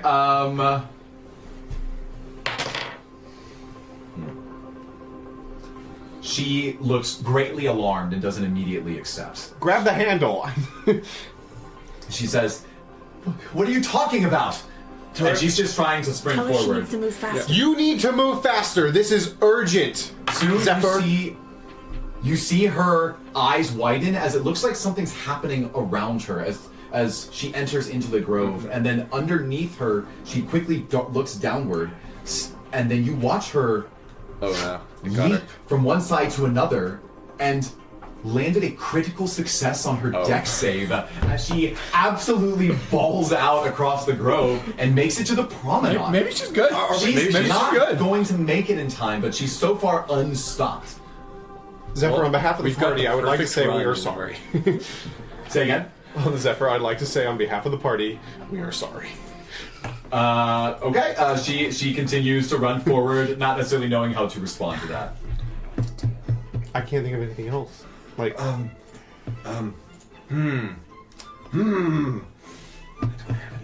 I don't have anything that can interfere, unless, no. I can grab the sword, but if I dimension door with the sword in hand, the box will fall off. Wait. If I was to maneuver the sword No. under the. The things that you are carrying go with you as long as you're not over encumbered. I'm not over encumbered. And neither is she. But I can take one person with me plus those 2 items. Yes, assuming you can touch Is it them. a touch thing? Yes. Yes. But all you need is the box and the sword, right? We don't need her to get there. We need to get the thing there. And we Winston, can't you- touch the box. The sword can touch the box. I just remember. And so he's carrying we the have sword the guy with in the the box. grove with the deer. Yeah, he's there. Do we have time? No, but he has some precious herbs that he just picked. This might have to be a next loop because she'll still have the memory. We need to run past her. We need you to get the attention of her to tell her to go faster, and then like we just did, and then we need to get the guy in the garden to get his deer to pick her up and take her to the main area. She's now entered the promenade, and you see her eyes dart upwards at both of the lanterns, which to your eyes are completely lit. And then eventually she is going to be assaulted by these shadow creatures. No! 22 strength save. As she resists the first I've one. got the perfect run on the one time it won't matter.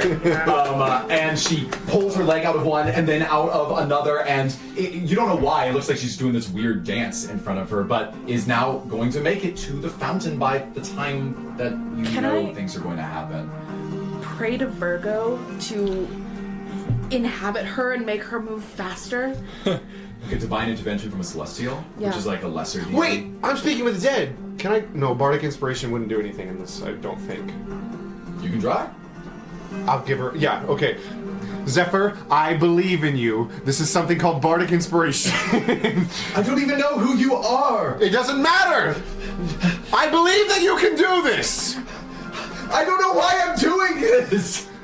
But yes, she's going to continue running, and unfortunately, being inspired doesn't just make you run faster. I in know. this world. Can I add a D8 to So my no Virgo. speed? So, roll 99 or 100. That It's like a is 27. yeah. Pretty close. Pretty close. Actually, That's pretty it's good. Oh wait, directly next to a 1, so not pretty close. You make a quick prayer to Virgo, and you don't hear any response or see any change. You see that right around time's beginning to tick down, she makes it to the fountain, and as she is catching her breath, trying to keep up her pace, she looks around and is preparing to run up the staircase when you see a spell being cast from the stained glass window. Any other words? The stained glass window. Oh, okay. I see what you're Where saying. you know Yeah. that he's on the inside. Yeah. So he's not cutting her down. That's good. Wait. Hold on. Well, everything else has gone bad. Never mind. That won't work. So, it would be. I guess this is a next run conversation. If it is, then let's do it. Yeah. You, right back at the front. This is loop number 9. As you are preparing to enter the gates. So the man in the garden knows he's dead. No, he doesn't. I have to tell him To that. tell him. Well, if you tell him he's dead, he's very quick to accept that he's dead. We don't need him to know that he's dead. We need him No, to I help just need her, to- who is still alive. Yeah. Okay, So we can see if fine. he knows All right, let's go. Let's go. I have my plan. I have my game plan. Okay. Wait, everyone, Good go work, in. guy. No, Tell everyone- us as we're going. Okay. Well, we do have. Okay. I'm gonna go in. I'm gonna pretend to be Axion. I'm just gonna tell him, hey, this is Lord Axion. You need to take your elk and go pick up the woman named Zephyr coming out of the vault. Sure. Sure. Long step. So you are running through the front, right? Yep. Yeah. Give me a wisdom save. 17. I didn't get a 6 this time. I got a So I 5. assume it's a failure. 19. Okay. 26. Okay. 9. But I don't have any obols, so. Everyone but Winton and Cypress fail, but nobody fails completely. Okay. So. Oh no, you got a 6, right? I got a 5. Yeah. I don't think you have any obols left to lose. I do not. Oh wait. 6 max. I have Ichiban. Oh, that's fine. Instead of 2, to clarify. Yeah. How much health do you have left? 6. Max. Yeah. Let's not screw this up. Yep. Oh my Hope your plan's good, Mordecai. Top and tie if he rolls badly next round. Literally 3 minutes from now, he could just. So, canonically, what you're seeing is that he is turning to ash. He's just completely fading out of existence. Every single loop moving him towards the grave. Remind me to guide you before we go back through that portal. Oh, yeah. That would Okay. That would, You're that allowed to would, do that that. would be helpful. Running yeah. in, speak with dead. Okay. So I'm speaking with dead. Yeah, that is a level 3 spell. Okay. I run into. Let me roll real quick for bad stuff. I cut it in half because of your failure last time to just end. Want to roll in here? Oh, sweet failed. Okay, guys, I roll a 44 again. I don't understand. Switch to his guy. I don't. You don't want me to roll a 44? Well, no, because next we're gonna roll 13. That's true. Yeah. The law of averages, right, is that the 2 of the 4 of the 100 numbers that will reveal. Okay, but I'm gonna keep it. Keep the 44, and I'll take that. Okay. And I'm casting the cleanse it dead. in holy What fire. was the name of the guy in the druid again? Windor. Windor. Okay, Okay. we go in. Are you running to Windor's location? Yes. It's gonna take you a minute.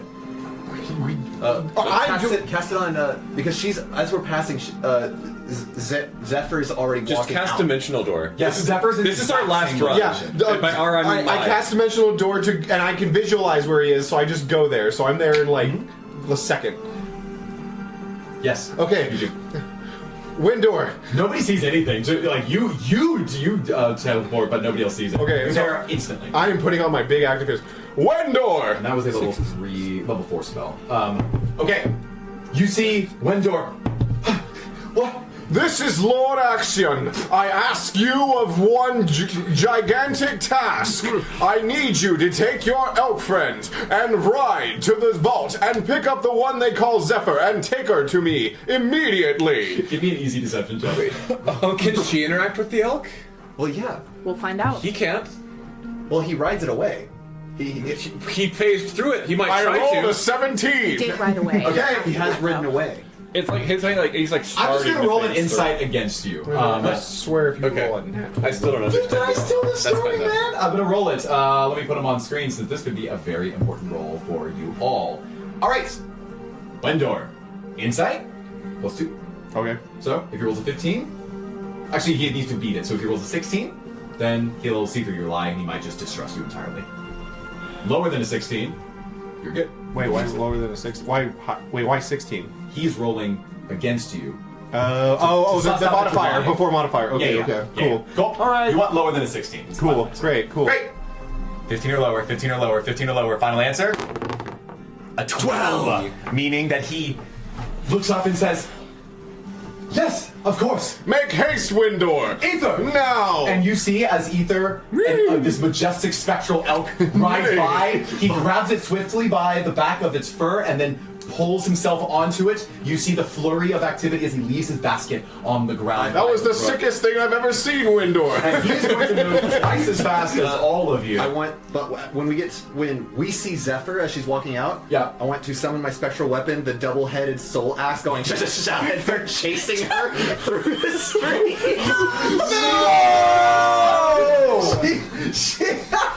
She sees you, and assuming you're kiting her towards the building, I guess first wisdom save.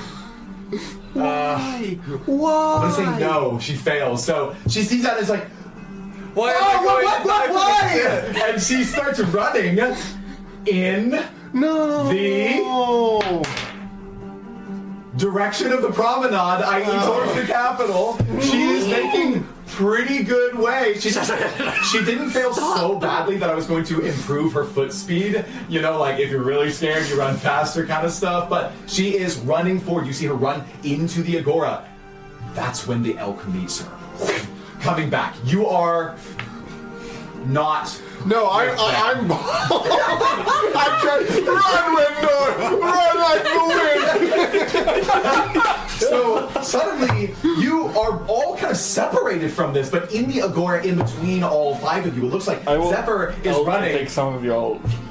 Oh, okay. And Cypress has picked up, let's say, Tom and Arian is like escorting them. Actually, forward. no. I will leave Ari because she can run pretty Okay. fast. I don't think. Well, I guess we'll pick up. So now a mystic weapon is hovering in the air, moving at elk speeds behind Zephyr, who's sprinting into the agora. When a different, real elk appears with the Wendor on top of it, running back, and he says, "I'm here for you, Zephyr." And Zephyr says, "What?" What? And you see that he puts his hand out, but he's not forcing her up. He just says, come with me, like this was an agreed upon arrangement. You see that she is going to roll a wisdom save. Winton, when you spook Ether and I die, will you take me into the gym? Because I want to haunt you forever.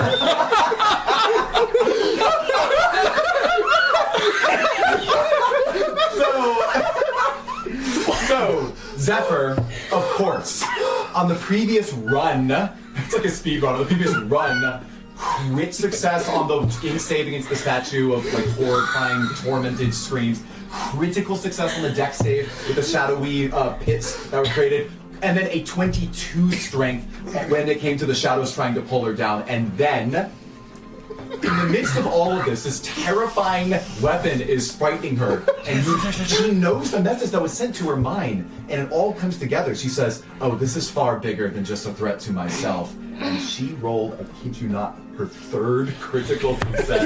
Let's go! And instead of being afraid, she looks up at Endor and says, Okay, and she leaps onto his back, and the two of them It begin all turning makes around. sense now.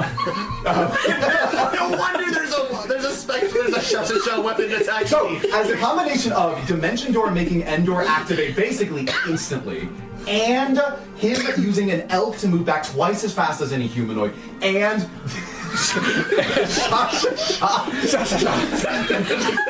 propelling her towards the Agora, which I literally rolled. She could run in any of the 8 directions. Or I guess I put it to 4 directions. She could run in any of the 4 directions, including back towards the gate, but nope. Forward she ran, and she jumped on this elk, and they begin riding. You are really confident that they're going to get there with at least 2 minutes to spare. More than even your fastest trip so far. No, she can open the vault. Though she can open the main door. Oh, can she? Yeah. So I guess we're all running towards the. We can go tell what's his name that you To the window, Windor!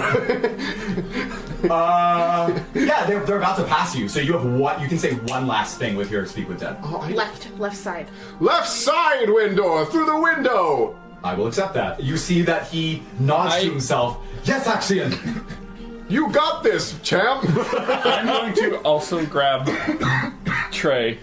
What? Are you an elk? Yes. Oh, sick! Or stop for your The spectral weapon Ride, dissipates. Cypress, ride! Now, Sorry. to the window, Cypress. The window! To the wall! to the wall. So, wow. At this point, you feel nothing change in the atmosphere around you, but something feels right about this. And then suddenly you notice that things must have changed in Zephyr's own mind. Just a few checks stand between her and the front door. An intelligence saving throw, a dex save, and a strength save. And then stuff that you've not seen yet. We'll see how she does. No. She wasted all her 20s. First one. The statue screams horrors into her mind as she's preparing to jump up onto the statue, as she has been just initiating her ride with Wendor, who's going to the window! And she rolled A nat 20? a natural 20. Yes! I'm not this Keep rolling She's that. true canon. I don't understand. She is the Spartan! She's The chosen literally one. untouchable. This As I story is prepare for 2 more rolls. This story's So actually let's about actually her. get the yellow. The yellow die. Yeah. Yeah. Are we all just side characters in Zephyr's story? We're gonna completely pivot to 1-player campaign. Good job slipping Nathan that loaded die. Now, she makes her way to the grove, Actually, it's the right and no one is there to help her. Just the elk and Wendor and all of you running quickly behind but losing pace. I'll say that you can keep even, but you're still about 3 paces back. Yeah. Like let's say 1. Can I cast Bless on them from where I am? What's the range? Ooh. Oh, and the answer is no. I can't get it. Oh, right, no. Right, you cannot. They are ghosts. Touch. All right, here we go. Bardic Inspiration! Zephyr, you can make this! Or I'll allow that because it is transferred through your Speak with Dead spell D8. Yes. I will only use it as I think necessary. Okay. As is the bar. We don't need it. Net 20. And then they're out of earshot from here on out, so you won't be able to speak. Okay. I should tell you what she's trying to roll. Dex save, 18 or higher. Elk stats, you know there. I can. It's 4 dex Yeah. plus 3. Great. It's the elk that matters in this case. So, plus 3. 18 gets it. 18 exactly. Let's go. As you see the elk, as its spectral body leaps through the air, shadows flinching at its wake, but ones you cannot see. Now for the promenade, as it is preparing to move itself forward. She still inspired, because you were speaking to her, I believe. And the elk is desperately trying to move through its shadows, reach up and grip at it, and she is going to kick it and say, "Faster! Let's go, Aether!" And Wendor, of course, trying to steer the reins. I will allow the Bardic to affect this.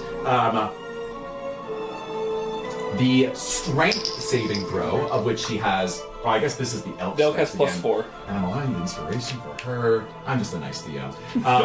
Plus 4 for the strength, and this is once again an 18 to save. So, now, and there's a threshold based on how well it does, better or worse. Come on. Plus 4. Doesn't count. Give him the loaded die back. Yeah. Go. That is a 17. So we gotta roll With at least a forward. 1. So we got. Will I roll a 1? This is like too heavy of a die. It doesn't. I mean, I'm gonna roll. Okay. It's a 5. So I guess it actually didn't matter because there was a sliding scale. So with an 18, I'm sorry, no, with a 22 total, you see as picked up by your inspiration, this elk and barrels through a collection of shadows you don't see that are reaching up to grab it. And then they all reach the fountain, and you're now hundreds of feet back. I'm going to allow those of you on the elk to know more clearly what's happening here. You see that she, and well, that all three of them face a fountain, and you see their eyes. You wouldn't see this, but I guess their posture denotes that they suddenly slow down. The elk rearing back as though it's been frightened by something in front of it. And you see that it's pacing left and right, not sure where to go. And then, first I'm going to make a choice. This will be Wendor's choice. Okay. And then this is how well it goes. You see, just beyond you, as you're running, as they're venturing into this final step before they can make it into the court, that the elk begins running left, swivels right. Wendor pulls back at the reins, guiding it to what looks like an arbitrary seam on the steps. And as it begins riding up the steps, you see what must be a large bludgeoning force. Smack it directly in the face as it tumbles over backward. Wendor, Ether the elk, Zephyr, falling headlong backwards down the staircase as they take a tumble and take significant bludgeoning damage. At this point, you have caught up to them. There's still about 45 seconds left. They quickly stand up, and it looks like she is preparing to do this on foot. She might have enough time to get it there. She starts sprinting up the staircase, but she stops, looking to her right, up at least 10 feet in the air. I cast Spectral Weapon this time as just a regular greatsword and attack whatever she is looking at. I love it. Give me an attack roll with disadvantage. Do you have? Can you cast Long Strider on her? No. It's a. The only reason Bardic works is because it was through words. 18 to hit. You see your weapon swing at the open air where her eyes are watching, and you trace the line. Not so different from inside the tomb of Yom-Ket when we saw Tom hurl a weapon, a fiery attack at a ghost you could not see based on your Toll of the Dead. And you see your weapon swing and cling against steel in the air, and you notice that her eyes gaze downward down the staircase. You hear nothing. She looks back up at the doorway. She dashes forward, an opening produced. And she's reaching for the door. She casts a spell, grabs the handle, twists, and opens the door as the big red doors reveal themselves the first time, and you can see and move on the inside. Large, golden arched realmways. And it's 90 feet there. There is a place for a magical artifact to be inserted. If she can get it there in time, then she might be able to stop this.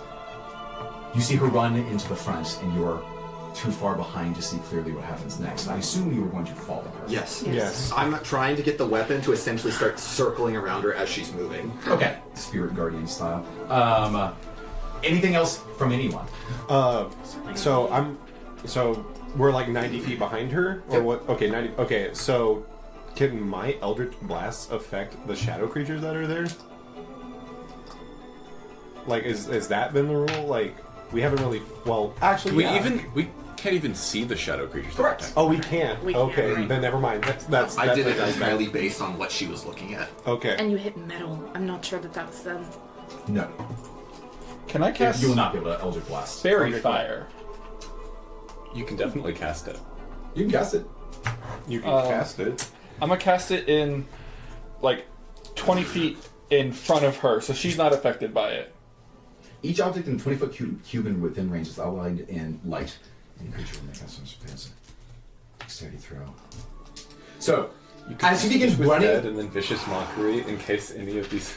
as you begin running into the front, you notice that there is what looks like her gaze suddenly looks down at herself and then up, and she seems startled by something in front of her, but she persists if she has the will to do so. This is the die you wanted me to roll, of course. I can't even tell you what the roll is for spoiling something. It's... I'll just go ahead and make the roll. Yeah. That was a 6. That was a dirty 6, I guess. She begins to clutch her chest as she's breathing heavily, and then she begins speaking. She says, "No, you can't be here. Not now. Why? Why now?" And you see a force pick up her body into the air, lift it off the ground, and it begins to siphon her soul as she begins to fade into eternal, ethereal dust. But as you are all rushing forth, time has run out for the loop, and you see that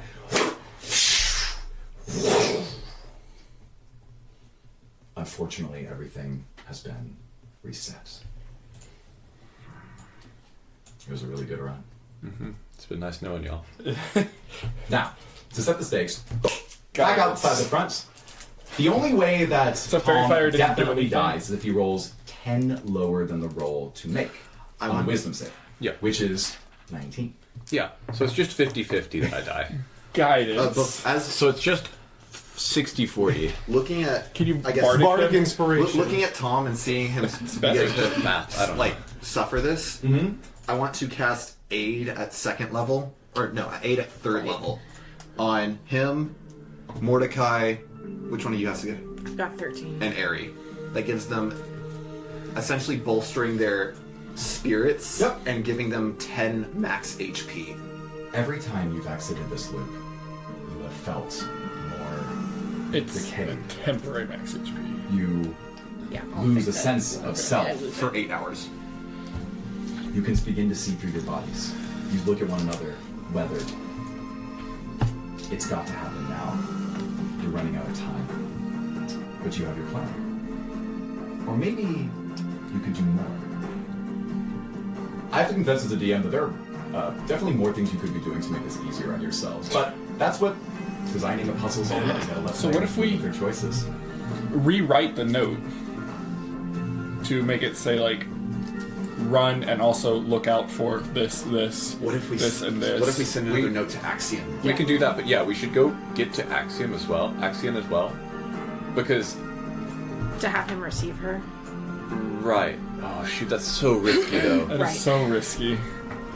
Well, Or we should send someone to receive also her. send a note to, what's his face? Windor. Windor, so that he is He's already ready. on the way. We just need to get there and start scribbling notes like mad. Leveraging the parchment, we'll see if that plays out.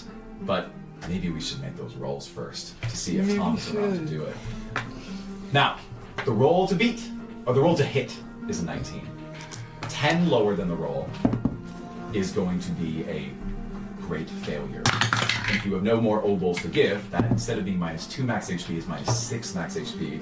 Tom is sitting on 6 max HP. No, he got, Yeah, so how does got that 10. Oh, and he got 10 HP, which I think is extremely important. Plus 10 max HP. Plus 10 max HP. Yeah, here's the wording of the. I cast it at 3rd level, so it's 10, not 5. Free retains your points at higher levels. So I will allow this, but if he critically fails, when the loop restarts, he will not have that buff. Meaning, he will die at the start of the next loop, not this loop. That's, of course, if he loses 6 max HP. But you will at least be alive no matter what for one more loop. Well, if he crit fails. And if I normal fail, You lose 2. I lose 2 of my temp max or 2 of my. You're real. Okay. Yeah. Cool. Okay. Cool. That's fine. Wisdom save! What's the worst that could happen? 13. So I've got guidance. 10. Guidance and Bardic. And then, It's 14. No, it's 10. oh, -2. Yeah. So I made it. Okay, you may sound like 21. Okay.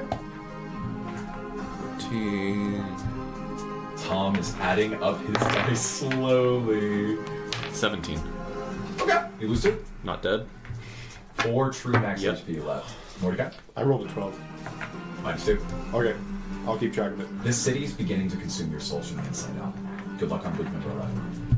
We're gonna do 2 more loops, basically. Or one, this loop and another loop. Okay, I assume you are running. Where do you go? Quick question from Train DM before time goes. Okay, Yep. so let's talk about Dimension Door real quick. Yep. It doesn't say touch, it's instantaneous and a willing creature. If I use Speak to Dead, does the door still show up in this plane? If I could still discuss what's going on? It does not say that I need to touch, it just says a willing creature. I And agree have with been- that. You're constrained to speak with dead How so? because it says the range is 10 feet. For Speak with Dead? Yeah, so he What's the talks issue? to her. Oh, I'm sorry. I thought you were trying to talk to Wendor from like 500 feet away. No, I go to Zephyr. Yeah.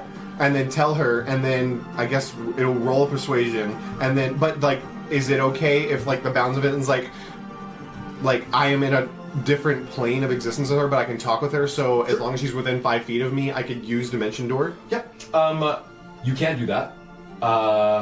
So we'll say that you're running in that direction. You see that she is in the exact same position as the previous 2 loops. Okay. On the front steps, looking for instruction with this box in her hands. So he can Dimension Door her? If she's willing. Yep. Oh, cool. Okay, Looks like it. So should we have him do that? And You we- hear the voices in your necklace begin to agitate like Write they're notes in running case out this of fails? time. Yes. I need you to make me an important wisdom check. Wisdom check or We saving need throw? Winton to. This is just a check. Gosh, dang It's basically like making you do perception, so it's not a save. it. 13. Loffer's trying to speak to you right now, but you don't know what she's saying. It's clear from your previous experience with her here in the city that she's trying to remind you of something that could be helpful to you, but you are unable to open your mind to her as you've retaken your body. The rest of you find Zephyr at the front steps with this artifact in her hand. I gotta So try. we're gonna go start working on letters Great. in case this fails. Yeah, okay. Good call. Okay, so you are in the vaults, and frankly, you can just do it. It's not that hard. It's like you need the spiritual quill. So I'm gonna run with Zephyr. Okay, great. Okay, so I till we cast call Speak for with us? Dead, and I Yep. go, Yes. Zephyr, you must trust me. I am the one who gave the instructions. Time stops for none of us, but we must do what we can. Her head cocks, shocked as her eyes have a knowing expression. I need you to trust me. How far are we from where we're standing to the window that we know? See, again, this is the feet thing. 500 feet, I'm gonna just say gets you halfway. So you have to make it halfway and then Cast it again. I can't- Oh, it's 4th level. No, wait, hold on. What do you mean by that? Like how far? Halfway, half of the distance to the capital. Okay, Roughly where So it gets Wendor to is sitting. the woods. okay, we need to run about like I guess it's 30 technically seconds. 2/5 of the way. So 30 seconds to a I'm gonna minute. say 2 areas worth of distance. So we need to run 30 seconds to a minute. I'm assuming. Seems like it. Okay, So that gets us to the cool. woods, yeah. Like, just run, and I'll tell you to stop when I'll stop. I'll tell you to stop. Warn You her did it about correctly. the. Give me the persuasion check. Oh, hold on before I roll this, and be warned of creatures along the way who will harm you. What? Trust me, you can do this. Give me Bardic check. inspiration. She's not inspired yet. Can't be inspired to do something that you're not going to do. That's a 22. 14. So, you see that she nods and says, "Okay, I'll do what I must." And she begins dashing in the direction Okay. of the capital. Yeah, we need like 30 seconds to a minute area, and then as long as we can see the window, everything, I can get her in there. Okay. So I'm gonna keep pace with her. Okay, try to defend her as I best keep can. pace with her too. You're easily able to keep step with her. She's slower than you. Am I with Cypress I and hope Tom so. right now? We need your bell. If you choose to. Yeah. Okay. I'm about to do something I don't want to do. Just keep watch, please. I want to essentially back up of the driver's seat and puppy guard it for Lawfrey. Ooh. No. Okay. You've never been able to manifest the ability to voluntarily give up your soul's presence, but you've now experienced it. I'll give you a choice. Remember in in that mist void where I asked you if your character had given up? Mm-hmm. I'm not going to tell you what would have happened if you said yes, but I'm going to give you a similar choice now. If you fully release control and try to sway the group to let Lawfrey command, then I'm going to make you roll a d8. You're going to lose that many souls, and your max HP will drop it accordingly. D8? D8, yeah. Ooh. Unless you prefer d6 plus 1.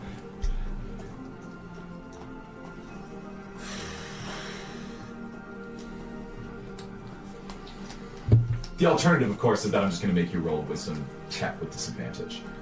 I'll roll the souls, the D8. Winton is preparing to give up his soul. I am fully prepared for this. If you die, we have no quill.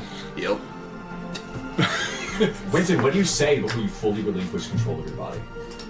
They've been clamoring this entire adventure to try to take control, only temporarily being able to do so. I think Winston takes a deep breath, thinking about the void that he was in earlier. We are all in this together. Let's start acting like it. All of them forcibly try to eject themselves from your body. I rolled an 8. That's all of them. That's all, including me. That's all of them. You try to open the tap, allow just one, maybe two at most, and then the floodgate bursts. The dam released, and all of these souls begin pouring out of your body. And for the rest of you that are in the room with him, you see these 7 characters scatter as they are running to different vessels, and you see Winton's body lie flat on the ground. Winton, I'm so sorry. That's gonna be 42 max HP. I still have hit points. He's still alive. But he has 3 times as many hit points as me. He's absolutely unconscious. And maybe worse still, Winton's soul has just been released into the 42 city. of his hit points to buy Twitter. Okay, let's go. Let's go find Winton's soul. Yeah, I guess because we can't quill unless you have another way to quill. One thing that you do see is one of the souls, that moves so fast it's hard to track, enters into Arya's body, and you hear someone, "Hi, it's me, it's Lawfrey. Listen to me. You can do this too. You understand that? As long as you can possess someone's body, you can affect the material plane. That's what I learned when taking over this girl." Great, but also There's we have an you if now. at the start of that. If you can possess someone's body. We have you I'm you're not here. Can you do it? You have to try. And she instinctively grabs this device in front of you. She says, yes. What would you like to write? Okay, so we need to let Axios know. Zephyr. What are you trying to say? Zephyr's Is the name, coming. yes. Yeah. She'll need help. Send anyone you can to help her on her journey, Okay. and send it 1 minute before the loop. as early as possible before the loop. Yeah, we'll save 1 minute before. Yeah. She. Okay, now what? We need to send a message to the druid, Windor, Okay. to let him know to take, Ether, and to pick up Zephyr, and to take her to the Nexus. Who's writing this to him? I feel like it should come from the Arbiter or someone. Yeah, from Say, Axion. The city is counting on you. Axion is counting on this. Should we say it's from Axion? Yes. Okay. Okay. No, from Axion. You have about 20 more seconds. Should we send another one to Zephyr, identifying the trials she'll have to face so she is aware of them on her journey? Yes, at least the ones we know. Yeah. What do you share with her? So the Promenade, is that the first one? The name of the first one? Okay, so the promenade is first. I was asking. Okay, so we go to the vault. The vault will fill up with books that have a mind of their own. In the agora, there are. It wasn't the darkness. It was the hands were on the promenade. Statue. The statue. The statue will scream at you. in the garden. In the garden, holes open up. there is Shadows an and enchanting holes. pattern from the trees, which will lead to voids in space. In the promenade, In the promenade, shadows come there will up. be shadow fiends that will try to grab you from the edges. At the fountain, something will block your way. Or what was the fountain? We couldn't We see it, didn't know. but we knew it was. A blade tried to slice her, Yes. or something metal. I thought that was at the Nexus. Was the metal thing that you sliced? No, that was at the fountain. The I Nexus see. was the thing that. No, how can you be here? And drained her. Okay. And then something soul sucking is in the Nexus. Okay. We're unsure about the last two, but be warned it's dangerous. Okay. She sends Wait, it. don't send it yet. Also, speed is of the utmost importance. You can tell that she's using larger strokes as you rapidly. And write also, I across. totally wrote this at the top, but time As soon stops as- for none of us. But we must do what we can. Yeah. As soon as you get this, grab the shard and book it. Okay. I said that 1 minute before the loop. Is that okay? Yes. Yep. Okay. So with that, Ari, Mordecai, I have a crazy Is anyone idea. else? tell me about your crazy idea. You notes will too? probably say no. Maybe. So I want to run in front of her, and I want to use Nova's dagger to nick myself every so often, so I can see if anything is going to try to stop her, and I can warn her about it. So when Fascinating. you make a successful attack against a creature that you can see, I think is. I mean, we've already let Cypress attack himself in this setting, so we're going to allow you to do all of this. So you're running forward, and you're going to nick yourself, right? Very gently nick myself With Nova's dagger. With Nova's dagger, yeah. And you'll relay that to me, and I'll tell her. Yes, and the plan is that if I see something, I call it to Mordecai, and he calls it out to her so she can avoid it. Very Sure. gentle soul. One complication. I can choose not to soul bleed. Oh, that's one complication. You're preparing this dagger, and you're saying, okay, the plan is I'm going to strike myself. I'm not going to do the soul bleed, and then I'm going to try to see the future. And as soon as you reach closer, you hear a voice say, it'd be really nice to inflict soul bleed on yourself, wouldn't it? And Zenithor appears in your mind. And you are now filled with a weird bloodlust, looking to yourself, hungering for the taste of your own blood. I'm going what's to wrong? give you a 50-50 chance to inflict soul bleed on yourself Yep. if you choose this maneuver. Can I say something before I do this? Say what? To Mordecai, whatever happens, keep going. Oh, shoot. Okay. And then I'm gonna do it. Jeez, I'm definitely killing myself. You see the I'm- centipede on the back of your hand squirm with pleasure as you prepare this dagger to strike into yourself, as the snake at the end of your hilt glows with its eyes. Go ahead and give me that attack roll. Just kidding, you hit. Now, flip that coin, but wait, we have to establish it very clearly. Are you choosing which side is good for you? Question mark's good. Okay, cool. The question mark means you do not inflict soul bleed on yourself. Good luck. Question mark. So at the last That's a second, metal thing. at the last second, you steady your grip and you say, "What am I doing?" And you just slightly nick it, and you see into the future. Now, 6 seconds is not a long time, but Yeah. where are you standing when you choose to do this? So, I am running a little bit ahead of her, I am taking every mark where I have seen something go wrong Oh. and try to do it right before then so I can see. So she's just running, is my understanding. Yes, Okay, cool. Well, I am trying to call things out in advance so she can have advantage on dex or something to avoid. I will hand wave because the way that timey-wimey stuff works is we're going to say that the patterns of movement she needs to imitate in order to successfully navigate these steps are all identical. And so by the end of all this, you will have memorized all of them as a result of your foresight. Does that result in success this loop? I guess we can play it out, but I don't feel great about your prospects because...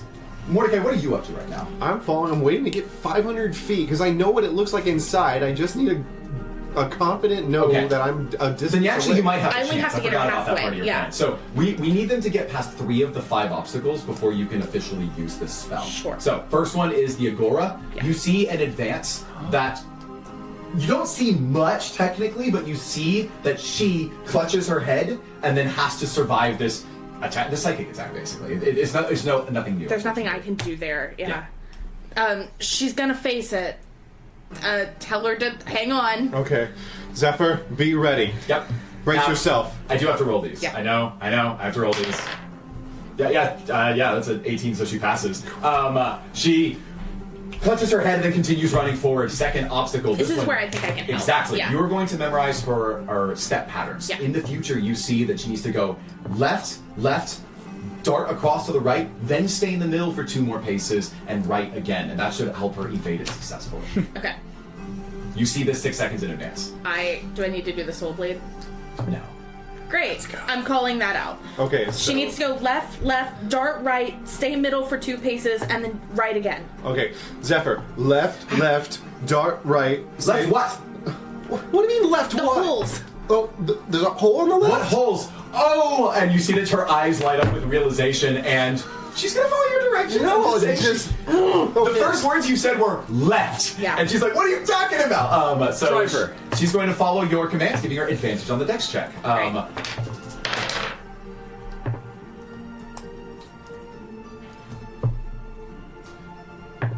That's a 1 and a 4. You see that one of her legs, even though she's making the correct movements, is getting snagged, and she trips forward, falling down and losing basically a unit of movement as she steps up and tries to ready herself. There's no way I can use luck here, I suppose. No, because it's for enemies' Yeah. attack rolls and for your own ability checks. I Yeah. believe. So, but she's gonna keep running. As she gets up, finishes the path, and walks forward. Last obstacle before you can use Dimension Door is the promenade. Okay. At this point, with your little not soul bleed, your little self cut here, you see that the enemies come from the flanks. They come from the sides and then close in directly. I guess you could come with a better plan than me as the DM, but really the only thing I can think of is she needs to the stay middle. straight and narrow. Shoot the middle. Zephyr, stay in the middle. She's going to run forward. I'm not going to say this is advantage worthy, but I'll give her +4 on her roll. So we'll see if that actually helps.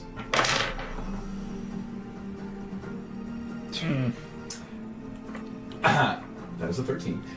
So you see that one grabs her leg and she's able to make an attempt to free herself from it and fails. And then the second one is going to grab her and possibly and that was a critical fail. So fully restrains her as she's enveloped and then falls to the ground, gasping and wheezing as the shadow possesses her and then deals passive necrotic damage. It takes her not 1 round to free herself, not 2 rounds to free herself, not 3 rounds to free herself. What happened to our Not Spartan? 4 rounds to free herself. I'm gonna start cutting. Yeah, I mean, exactly. like- You could free her, but it's clear you're gonna lose Yeah. here. So I think it's good to call that loop as we are.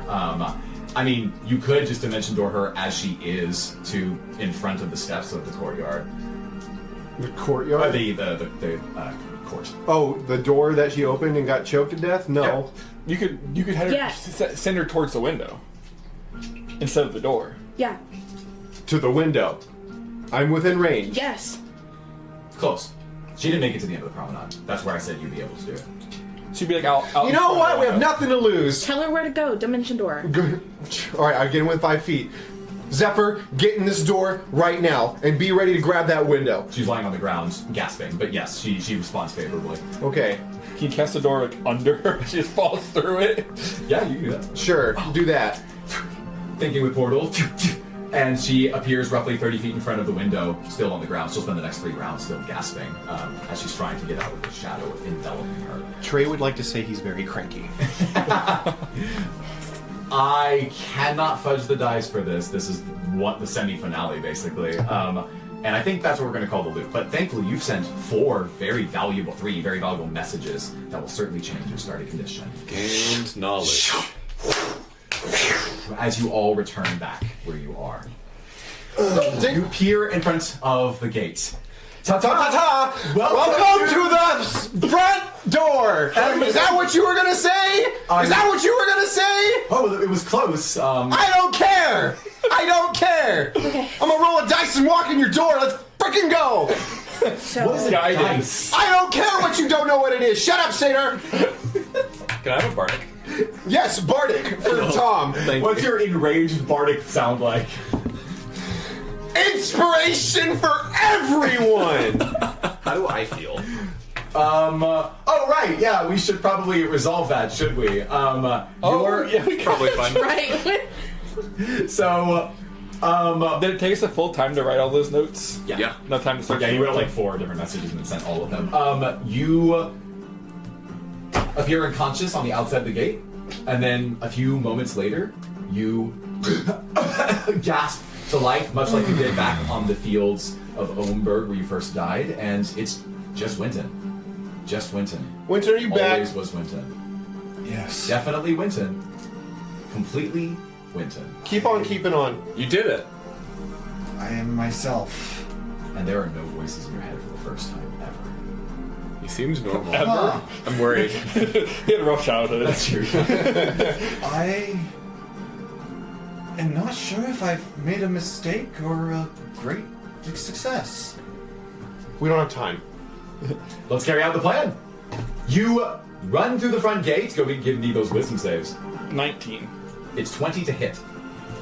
So it's 13 for me. Okay, -2 for you. Dirty 20. That you So pass. this is 25. Pass. so I need to roll at least a 10 or I die. You would die, die next to assuming that he's cast his aid on you, which he can do. Yeah. 8 on 3 of you, so that's plus Again? Okay. That's a 6. But it doesn't stack. It went away. Oh, okay. Cool. That's a 7. Bardic Inspiration. He already had That's it. it. That's an 11. Oh. What's your max HP, excluding your buffs? 2. Yeah. So this is it. Unless he passes next round. I know. Give me the comic mask. That's me. I'm the guy. Okay. Make this count. You run to the front gate, and you already see that Zephyr is in the agora beyond you, running the direction of the Capitol building. She's at least 100 feet in front of you right now. Do we see the elk? It's a long distance, but I won't make you roll perception. You also see that there is a druid riding on an elk in her direction. They're going to meet roughly before the grove even begins. I elk, and I grab And I long Mordecai, strike you. and we're dimension dooring, and I just take Mordecai. Okay. So I go as fast as possible. Great. Yep.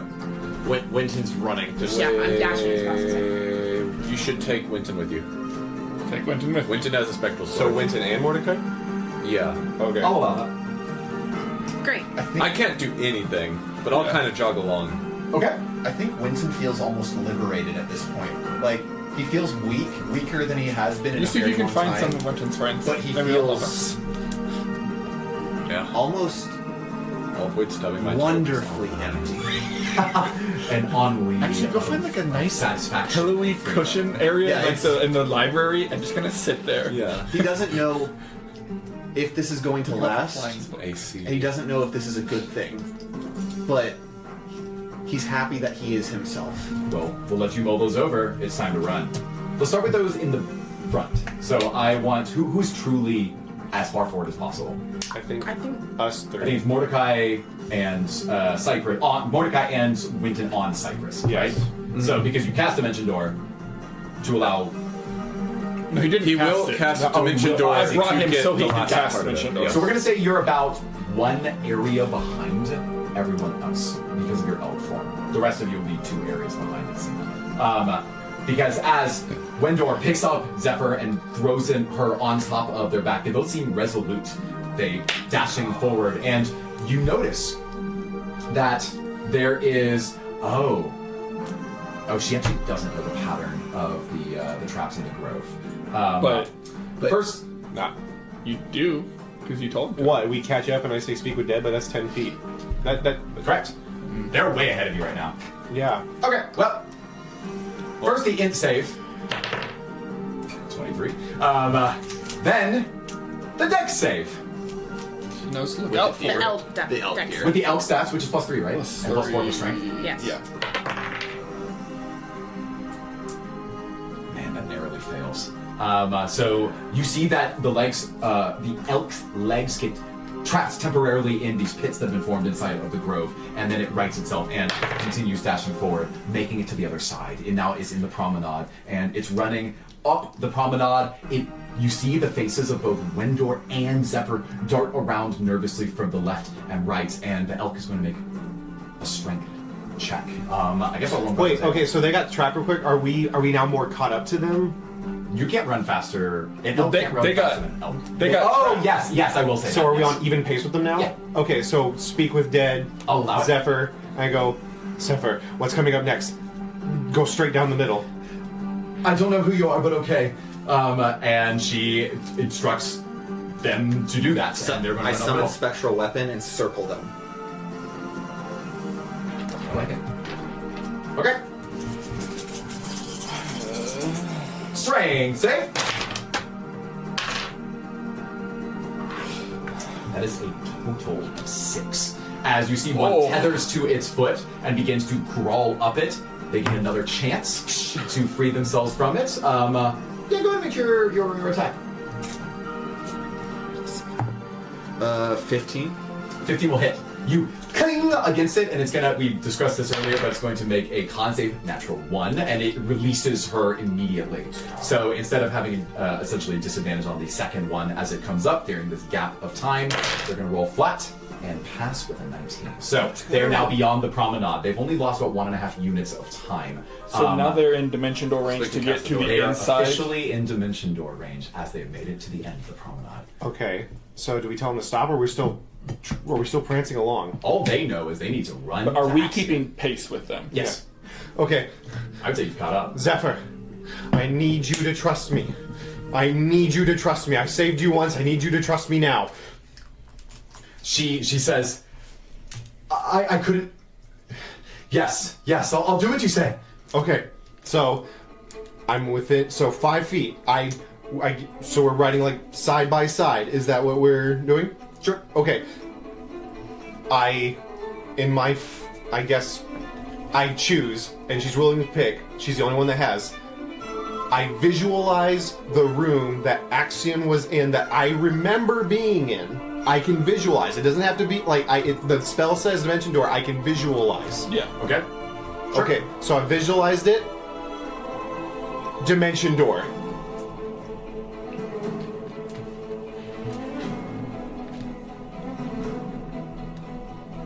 Nathan's calculating the depth of the stone in the door. Seems good to me. You cast the spell, and you are picking. Tell me the exact spot once more. The safest place I remember that we can get to in time is like right in the window, like in the left stairwell. oh yeah, so the window like right here, in directly inside, right in front of it. Okay. Yeah. You. And this magical door appears, and she can't seem to see it right now. You notice her eyes darting around, looking, expecting something. Take a step. She can't see the door. What? Take a step. Tell her where it is. Wait, hold on. No. What? The dimension door. Oh. Oh no, I'm sorry. Dimension door is just the flavor text. It's just the word teleport, right? Yeah, it's just a teleport. You can bring along objects. You need to take yourself as well. Yeah, no, I'm going. Great. Okay. Well then, forget all that. You take this willing creature with you to this location. You appear inside the stairwell. You look down, and in front, it looks like Axiom is coming this way. He's downstairs on the lowest level. You have maybe 60 seconds to spare. Zephyr, hurry, get down to Axiom now. She runs down the staircase. She's holding this, and as soon as she makes it forward, you see that Axiom is walking swiftly with his scepter, ting, ting, ting, against the tile, preparing to cast a spell from the elevated position of the stained glass window. She runs forward, and Mordecai alone, you hear, "I brought this for you!" And he says, actually, I'm gonna say that in just like a flash, no words spoken, you can tell a knowing gaze comes across his eye. He's seen this before. He knows where this is from. And he has you all to thank for it. He says, "Run to the inner sanctum and place it in the artifact chamber immediately." And she says, No, Zephyr, you are in trouble. There are people there that will kill you if you go down there. You tell Axiom that she's to send torn between protection the with you. commands from Tell Axiom. Axiom to send protection with you. I'm being told to have you send protection with me. He says, "I don't have protection to send with you." She's frozen, not sure what to do. Time is ticking. So 30 seconds. I've still been headed. Yeah. towards You, the- at this point, elk people, just you two, And me. are at the front door. It's Okay. locked, isn't it? You could be climbing through the window at this point if you wanted to. Yeah, so we're trying to get to where they are. Great. Are we there, essentially? You will lose a few moments getting in through the window, but we'll say don't roll. You do it. Sword is there. I have not unsummoned that sword. Yeah, you've got the spectral weapon there. You see that Axion looks up and sees the weapon in place. He looks at the two of you as you're climbing through the window, and he simply points one finger in the direction of the sanctum. I sprint. Let's Well, go. Axion can hear me, right? Yeah. Axion, you have to go with her. You have to use your power. I know, but we need all the resources we can to get her there. She is in great danger if she goes alone. I can't stop this! If I don't cast that spell, we lose everything. Not just the city, but eternal souls. In a moment of panic, you see that he produces a gemstone from his pocket, and there's a sphere of time that stops around all of you.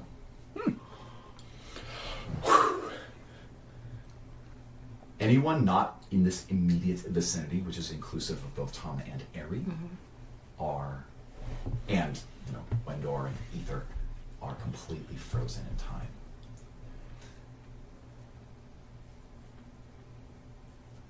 In about 23 seconds, this entire domain is going to be permanently destroyed. And not in a death way, in a forever removed from reality, a total annihilation kind of way. I guess I should speak in his own voice. When I pledged my fealty to Kalimvois, it was to ensure that he could continue his duty of judging the dead. When the city falls, so too does his domain here. And I will not have that on my conscience.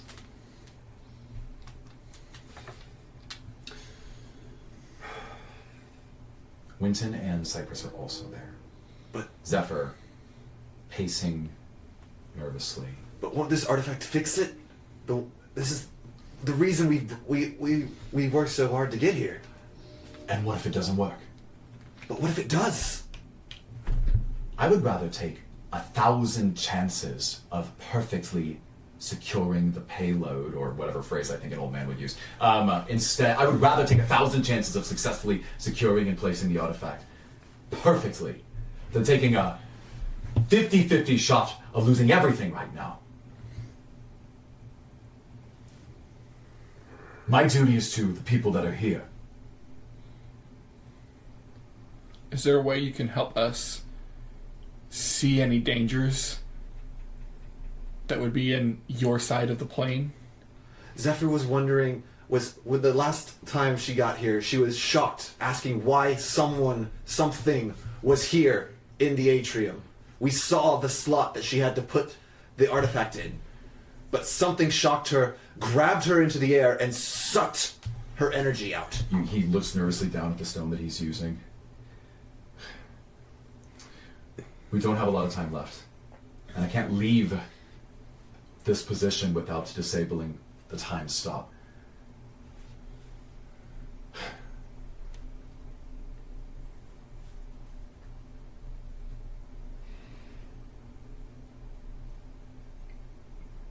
Nathan, what would it cost for, in my persona that I've taken, to be able to use another dimension door? Talking about an oval thing? No, I'm talking like the. Is there anything that the other guy, the celestial professor? I don't think so. Okay, just Too much. I'm just checking. No. Worth asking. I have like 11 things as a DM that I am trying to weigh out in my mind. And I think I'm going to have him respond like this.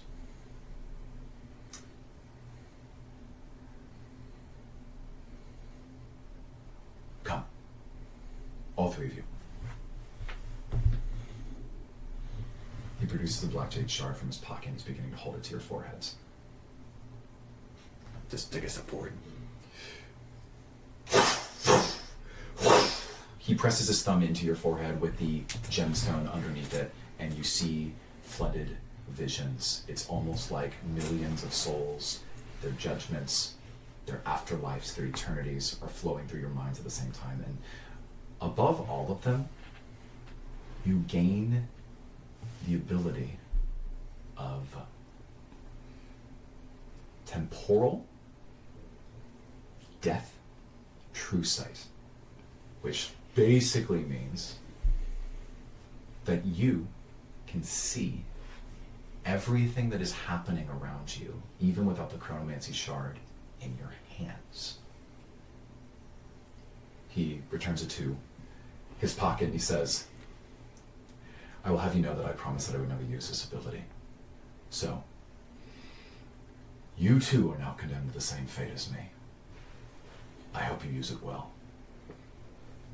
And he seems likely to continue with his original plan of casting the protective spell. Well, Can she see us now? No. And we're still like... She can infer that there are three of you, Yeah. as Axion is speaking to you in turn, 1, 2, 3, but only hears Mordecai's voice and sees the spiritual weapon. Do we still face through things? You just slam a wall. Yeah. Or Right. actually her. You do face through. Right. Yes. This is just your eyes, not indeed She your can't bodies. ride the elk. well, we wanted to give her to some protection, and we can act as that. 20 seconds. Now we can. I mean... I guess I jump out of the circle and sprint towards the center area.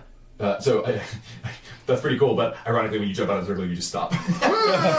So Winston just freezes in midair, and you see Axiom looks at the rest of you and says, well, you better make haste like him. And he deactivates time stop and immediately begins quickly ushering himself up the stairs, knowing what he must do, as the rest of you run down the hallway towards the main sanctum at the interior of the courtroom. So, as you run down this corridor, here's what you see. The walls begin to cave in around you, like a nightmare warping reality, and you see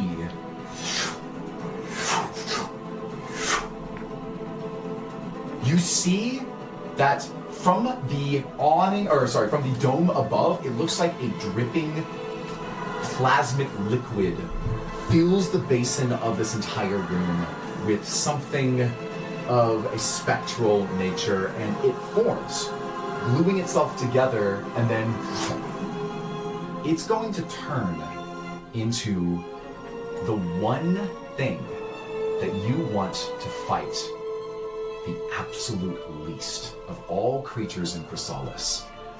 These ghosts are going to spawn in front of you and in front of Zephyr. So, players, who's it going to be? As these souls pull essence from your own bodies, these creatures stand in front of you.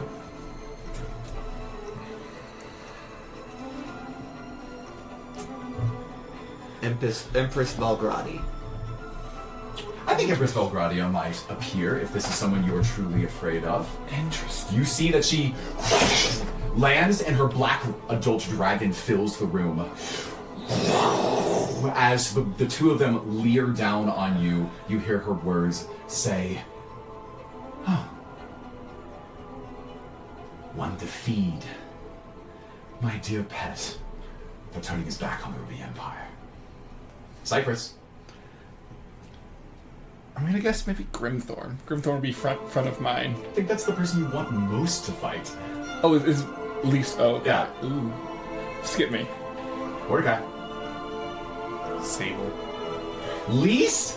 What? That just sounds like someone you both want to fight. No, I don't. No, I don't. What? What do you want me to say? Beatrice? Airy. You can say Airy. Oh. Okay, fine. Yeah, Beatrice. I was just like, I'm pretty sure you would rather fight Sable than Beatrice. I took least one to fight as in Scariest. scary. Yeah, scary. That's a valid answer. I just thought Okay. that Sable's like, sort of like a... And same thing with, I would want to fight him. I would very much like to. Yeah, I'll say Airy.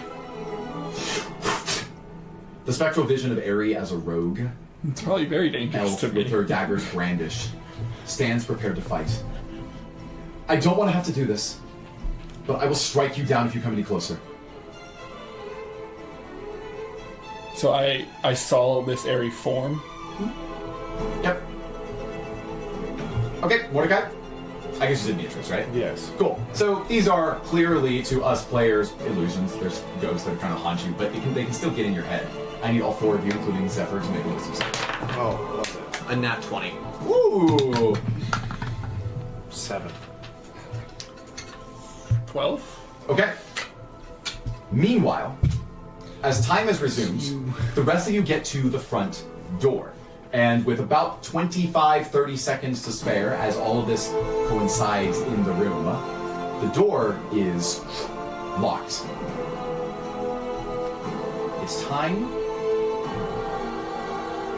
to do not a true initiative, but these next few seconds are so important, I want to do this and make sure everyone gets their due actions. 24 seconds. 4 rounds. Get the artifacts. Into that chamber, roughly 120 feet away on the other side. Zephyr, with it in her hands, and currently the only person who can actively hold it. Let's play a little game.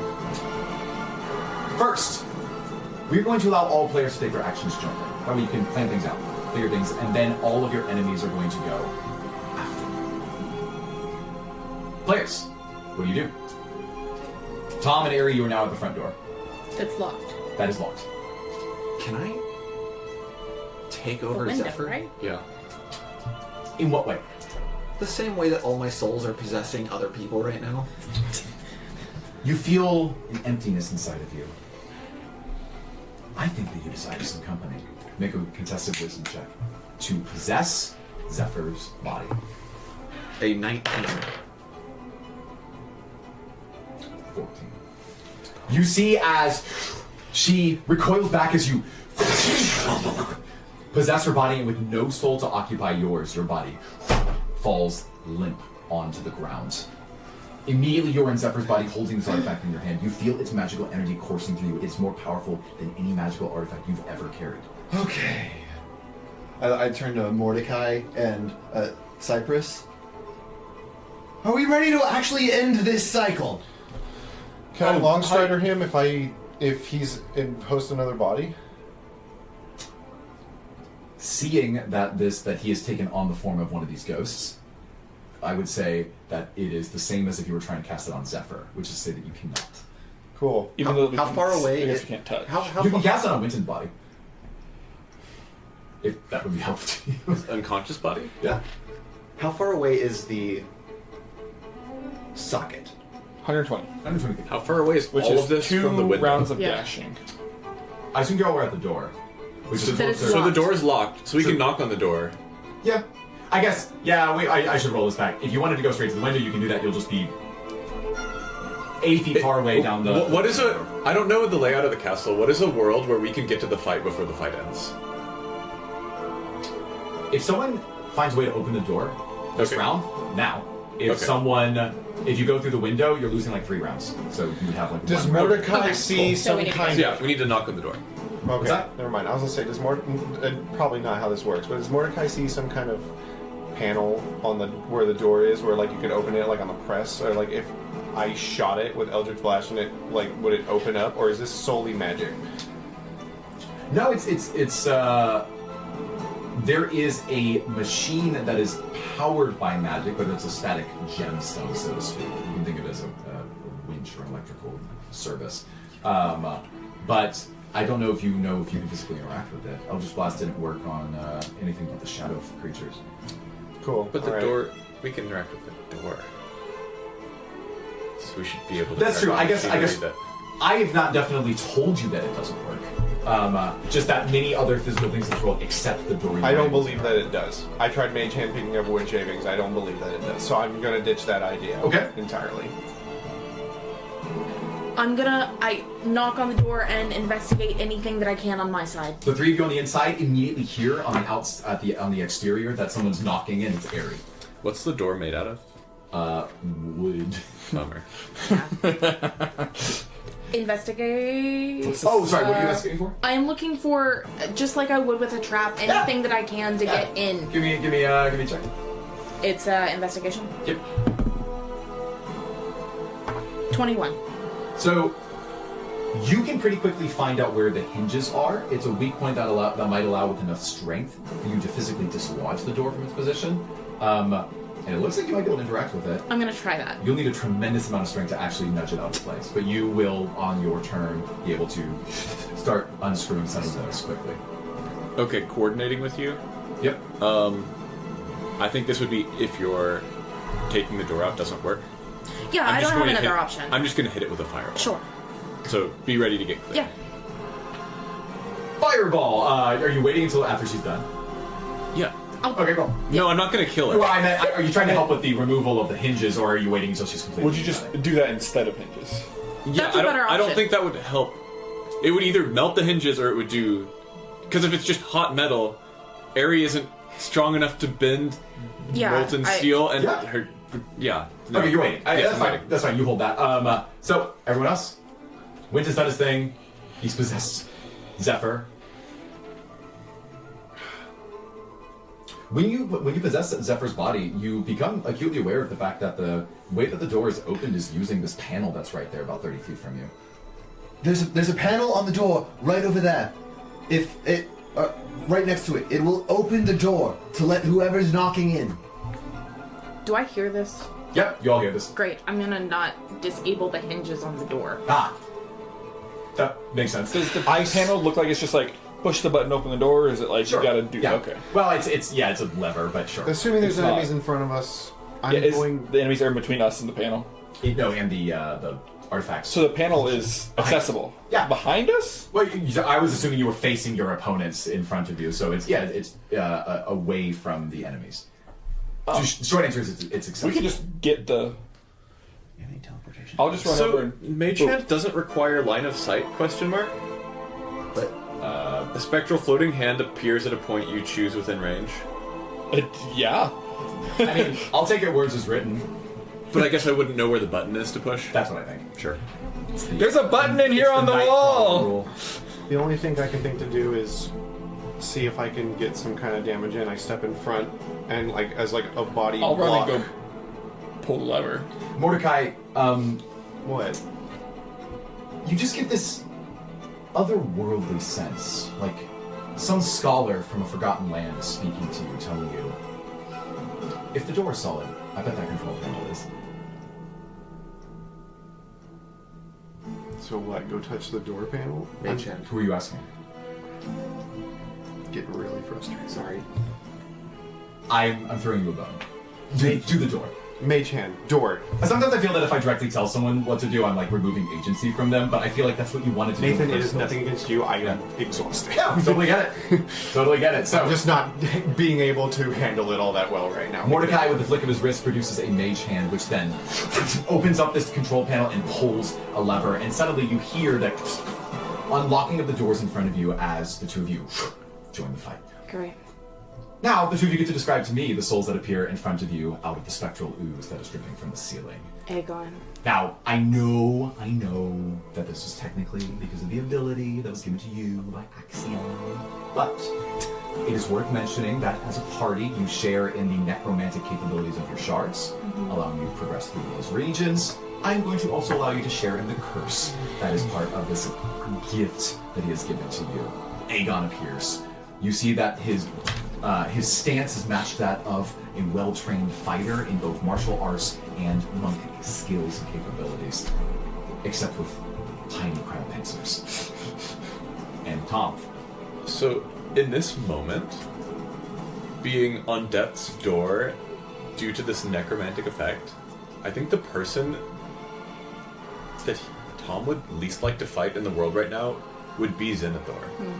Yeah. Because if Yeah. there's somebody who could kill him for sure and make it worse than just death, it'd be him. This fear crosses your mind, and you hear a voice in the back of your head say, No, that's okay. You enjoy your time out there. And someone else is going to appear instead of Zenithor.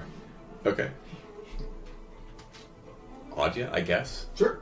Yeah, she appears. As this just a ghostly specter. I will explain at some point why Centaur cannot appear in this particular room. Well, you have one artifact. You've got 3 rounds and a thing on the other side you gotta get it to.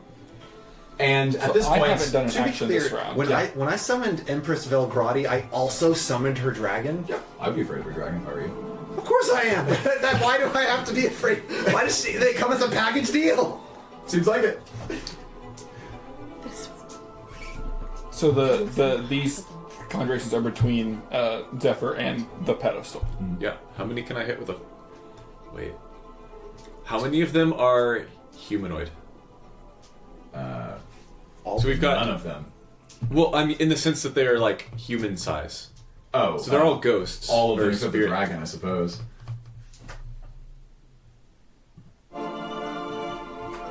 No. That would be Okay. funny. Well, I'm going to charge Zephyr's ghost, which is 18 seconds remaining, 3 rounds. You're going Wait, to I haven't charge. taken an action yet in the first yeah. round. He We're still in the hasn't first either. Oh, round. that's true, because you were kind of holding an action, basically. And Yeah, Right. This is my first round action. Oh, okay, cool. Well, tell me, say again what it is. I'm gonna charge attack Zephyr's ghost, whoever it is, in her way, so we can get her through. Sure. Yeah, you see that there is a tall figure with long robes that seems to have more of an official's demeanor or appearance. And as you hurtle towards him, go ahead and just make your attack roll for me. I, as Zephyr, I'm basically following whoever's leading. Yep. I'm trying to create a train here.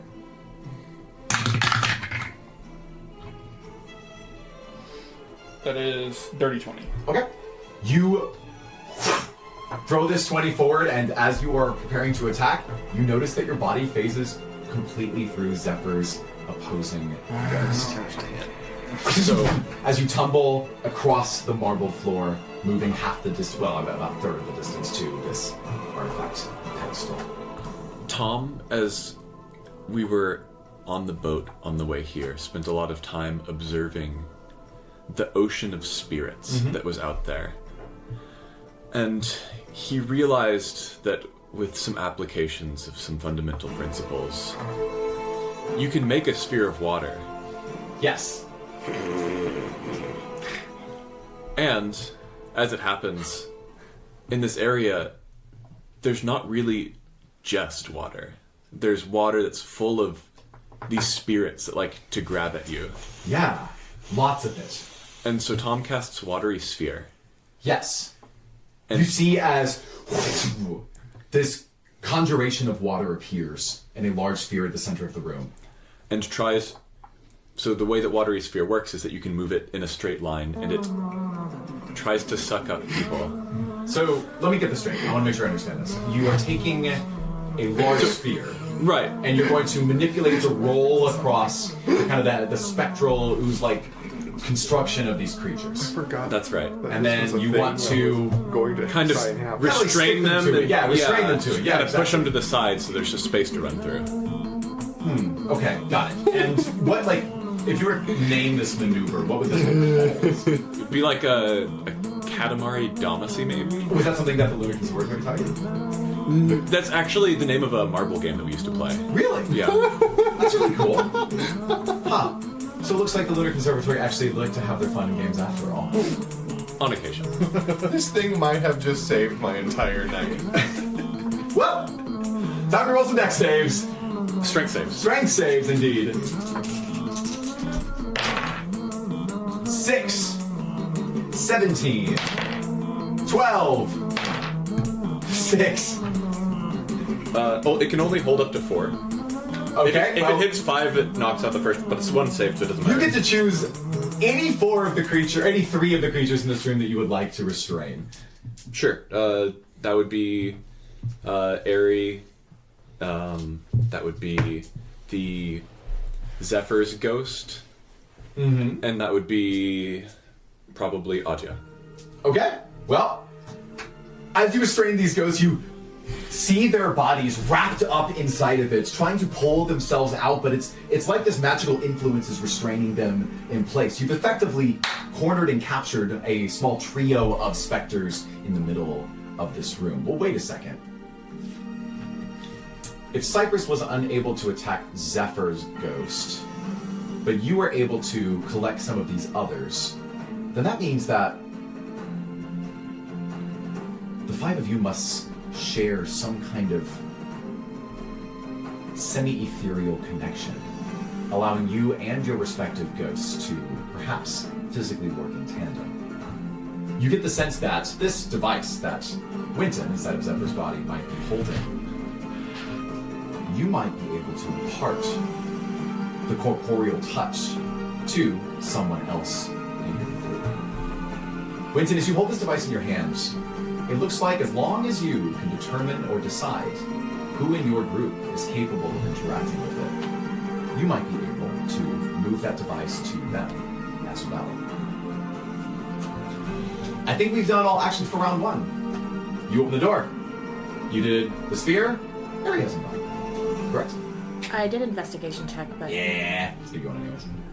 Because there's the door open, right? yeah. Yeah. So you see Aegon in front of you. Well, I guess you see a variety of spirits, not Aegon, that are rolled up into a sphere. What do you do? Right. I am You see everything. confused. Yeah, so do we get the impression... Oh, sorry, go ahead. Do I get the impression that Winton would allow me to be able to touch this object that he's holding? Yes. Great, I'm running towards him. What do you say to Winton and Zephyr's body? I ran toward, like, behind Cypress, so I guess I was about to be hit by Zephyr's ghost before the watery orb picked it up. Yep. And they're away now. It looks like it. Okay. How far from me going forward? So you said 120 feet before, so 90 feet? Yeah. With base movement? Yeah, base Absolutely. Okay, so you're heading towards me? Yeah, Winton, give it to me. Yeah. Get to me first! I want to Misty Step 30 feet farther. Woo! That's 30 more feet. I want to get everyone's attention on me. Double dash. I mean, I'm running towards him. I mean, sure. Oh. No, I'm saying I'm just saying it's good. He's going further with it. yeah. I'm making sure people He's don't. going closer to you. No, I'm trying. No, he's going further from me. Yeah. I'm so confused layout of this Get room. the... I need maps in my head. So there's a rectangle, and we want to be at the end of the rectangle, and we're at this end of the So rectangle. I thought when the everybody's door going this opened, way. we saw the pedestal. When she opened the door, the last loop. Yeah. So the door is right in front of the pedestal. I mean, So we should be heading quick towards it, so it markers. should be like... This is what I'm seeing. Y'all came in like through a side door because... What I'm saying is, can I have your minis? This is, I mean, Yeah. I think this is a pretty easy way to resolve this. So,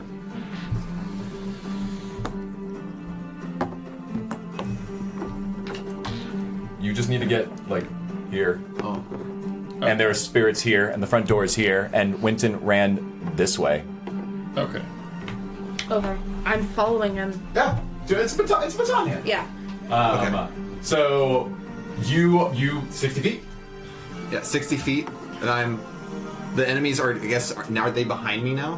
Because that's what I was going for. Behind you. So he misty stepped. I Misty stepped through Yes, past them. you were able to get past most of these. Well, 3 of them are restrained.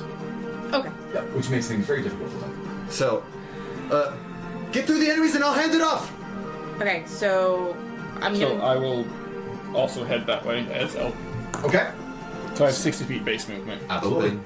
You dash forward 60 full feet. You are fully in position as well. Yeah, they're And both that's with your me. action. Okay, so that was my action for round 1. Yep. And I think that was it. I think everyone else went. So Right. The enemies have not responded to you yet. Let's let your 3 guys try to get out of the sphere. 1, 2, and 3. That's Amazing. improbable. Statistically improbable. Statistically improbable. And then the ones that are remaining, I'm not even going to narrate who is doing what. They are going to beeline to the artifact. And you see that their visages enlarge rapidly, desperately trying to pin you down and take it from you. Winton, they're attacking you first. These are just normal attack rolls. Okay. We're doing real normal combat. So with 6 specters in the room, one of which you can't touch.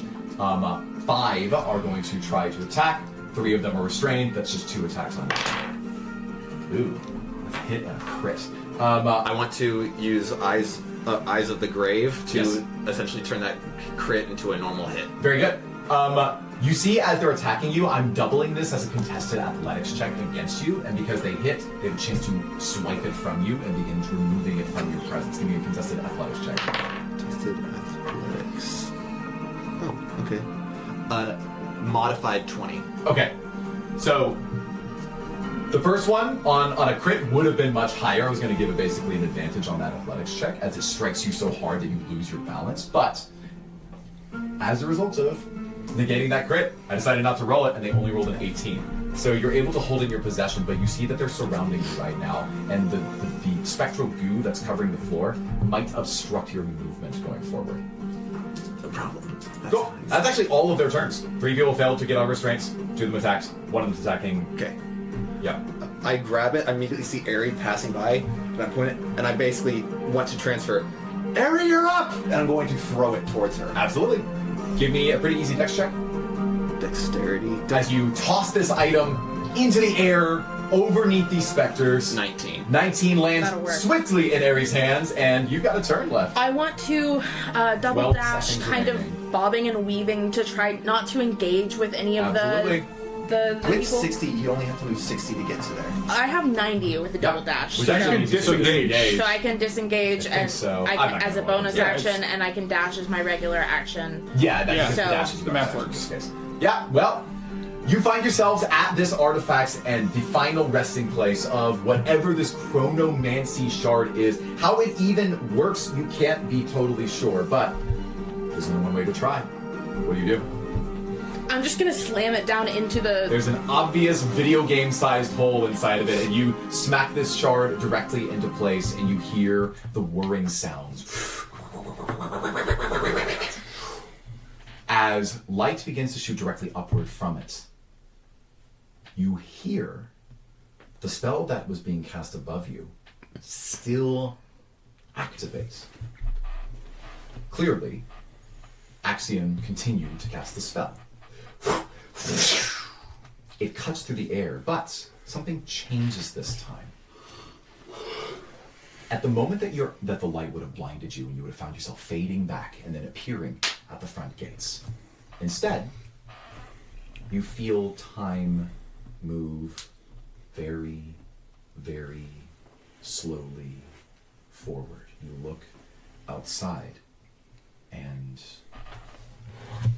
the world around the city, to your perceptible eyes outside of these windows, begins to change. Instead of tall, glowing, golden gates that surround it, you see these fade away. And standard iron, stone, begin to reveal themselves as the foundation for this city. And as all of you witness what to you feels like slow motion, the city around you is changing very quickly. And what you will eventually see over the coming few moments is that while everything inside of this building was frozen, the city goes backwards in time.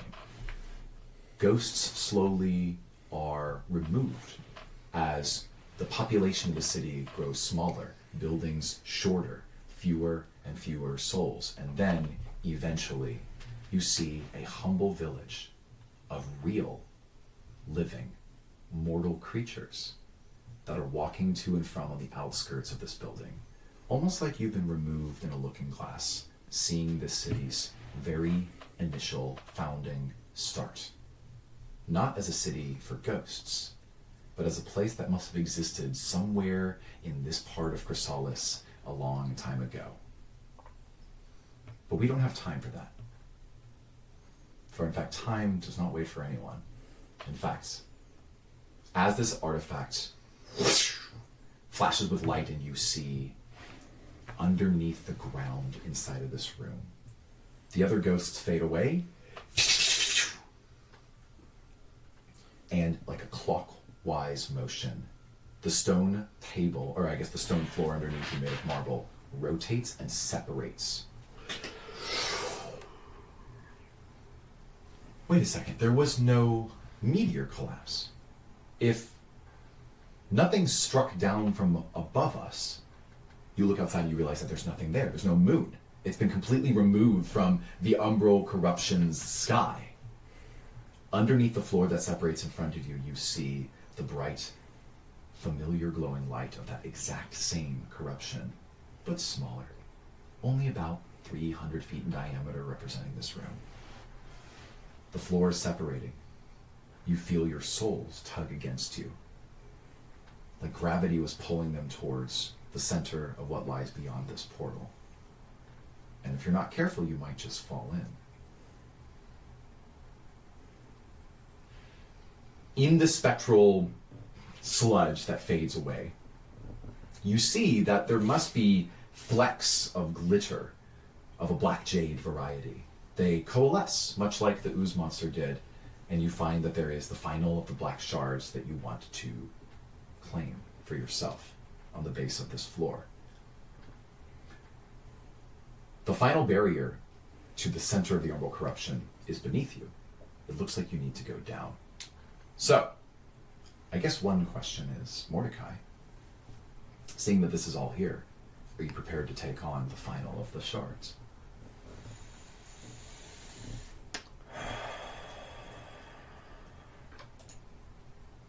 Yes.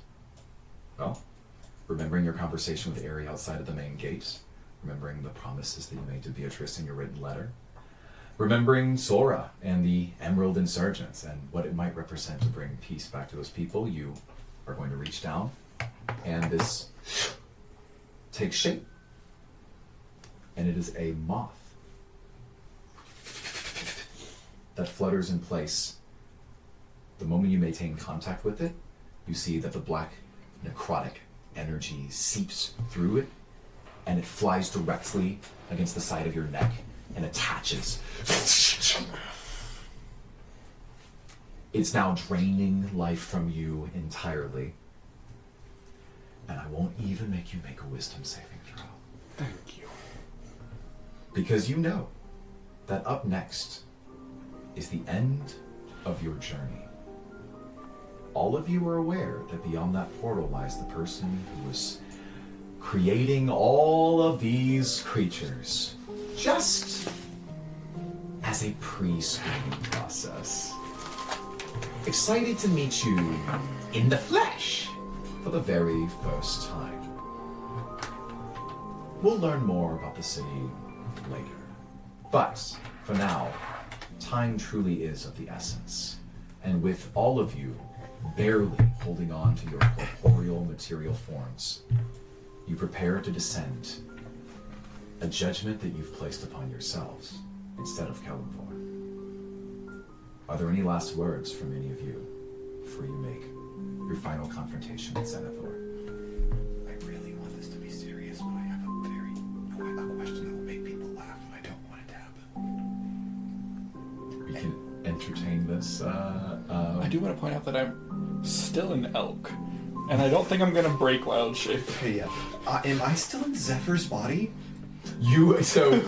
When the other ghosts vanish, you notice that it basically you're forcibly ejected from her, and you have to very quickly grab your own body that's on the floor. What about the other 7? The other 7 souls? Were they forcibly ejected You- from whoever they possessed? You listen for the souls in your necklace, and you can't hear a single one of them. Do we get a long rest? Doubt it. Yeah, I can heal back my Here's 2 the max thing. HP. You had aid, didn't you? No, I have 2. I will die if we take a long rest. But he cast an 8, so you For have... sure, I have aid, and then I will die then- if we take a long rest. Yeah, and then you went down to 2. I have nothing to say. What lies beyond this portal might be the end of all of you, or the start of something unforgettable. You make a knowing nod to one another. No words seem to be exchanged, perhaps withered down by so many trials. The stench of the corpse weaver at your back. The fear of the basilisk in your spine. Perhaps the horrors of the blood ooze in your own veins. And finally, that time itself rot away the years of your lives here in the City of Souls. Zenithor has to pay for this. And that is where we are going to end our penultimate session. Next time we return, things will finally finish for the Umbral Harbingers. See you next time.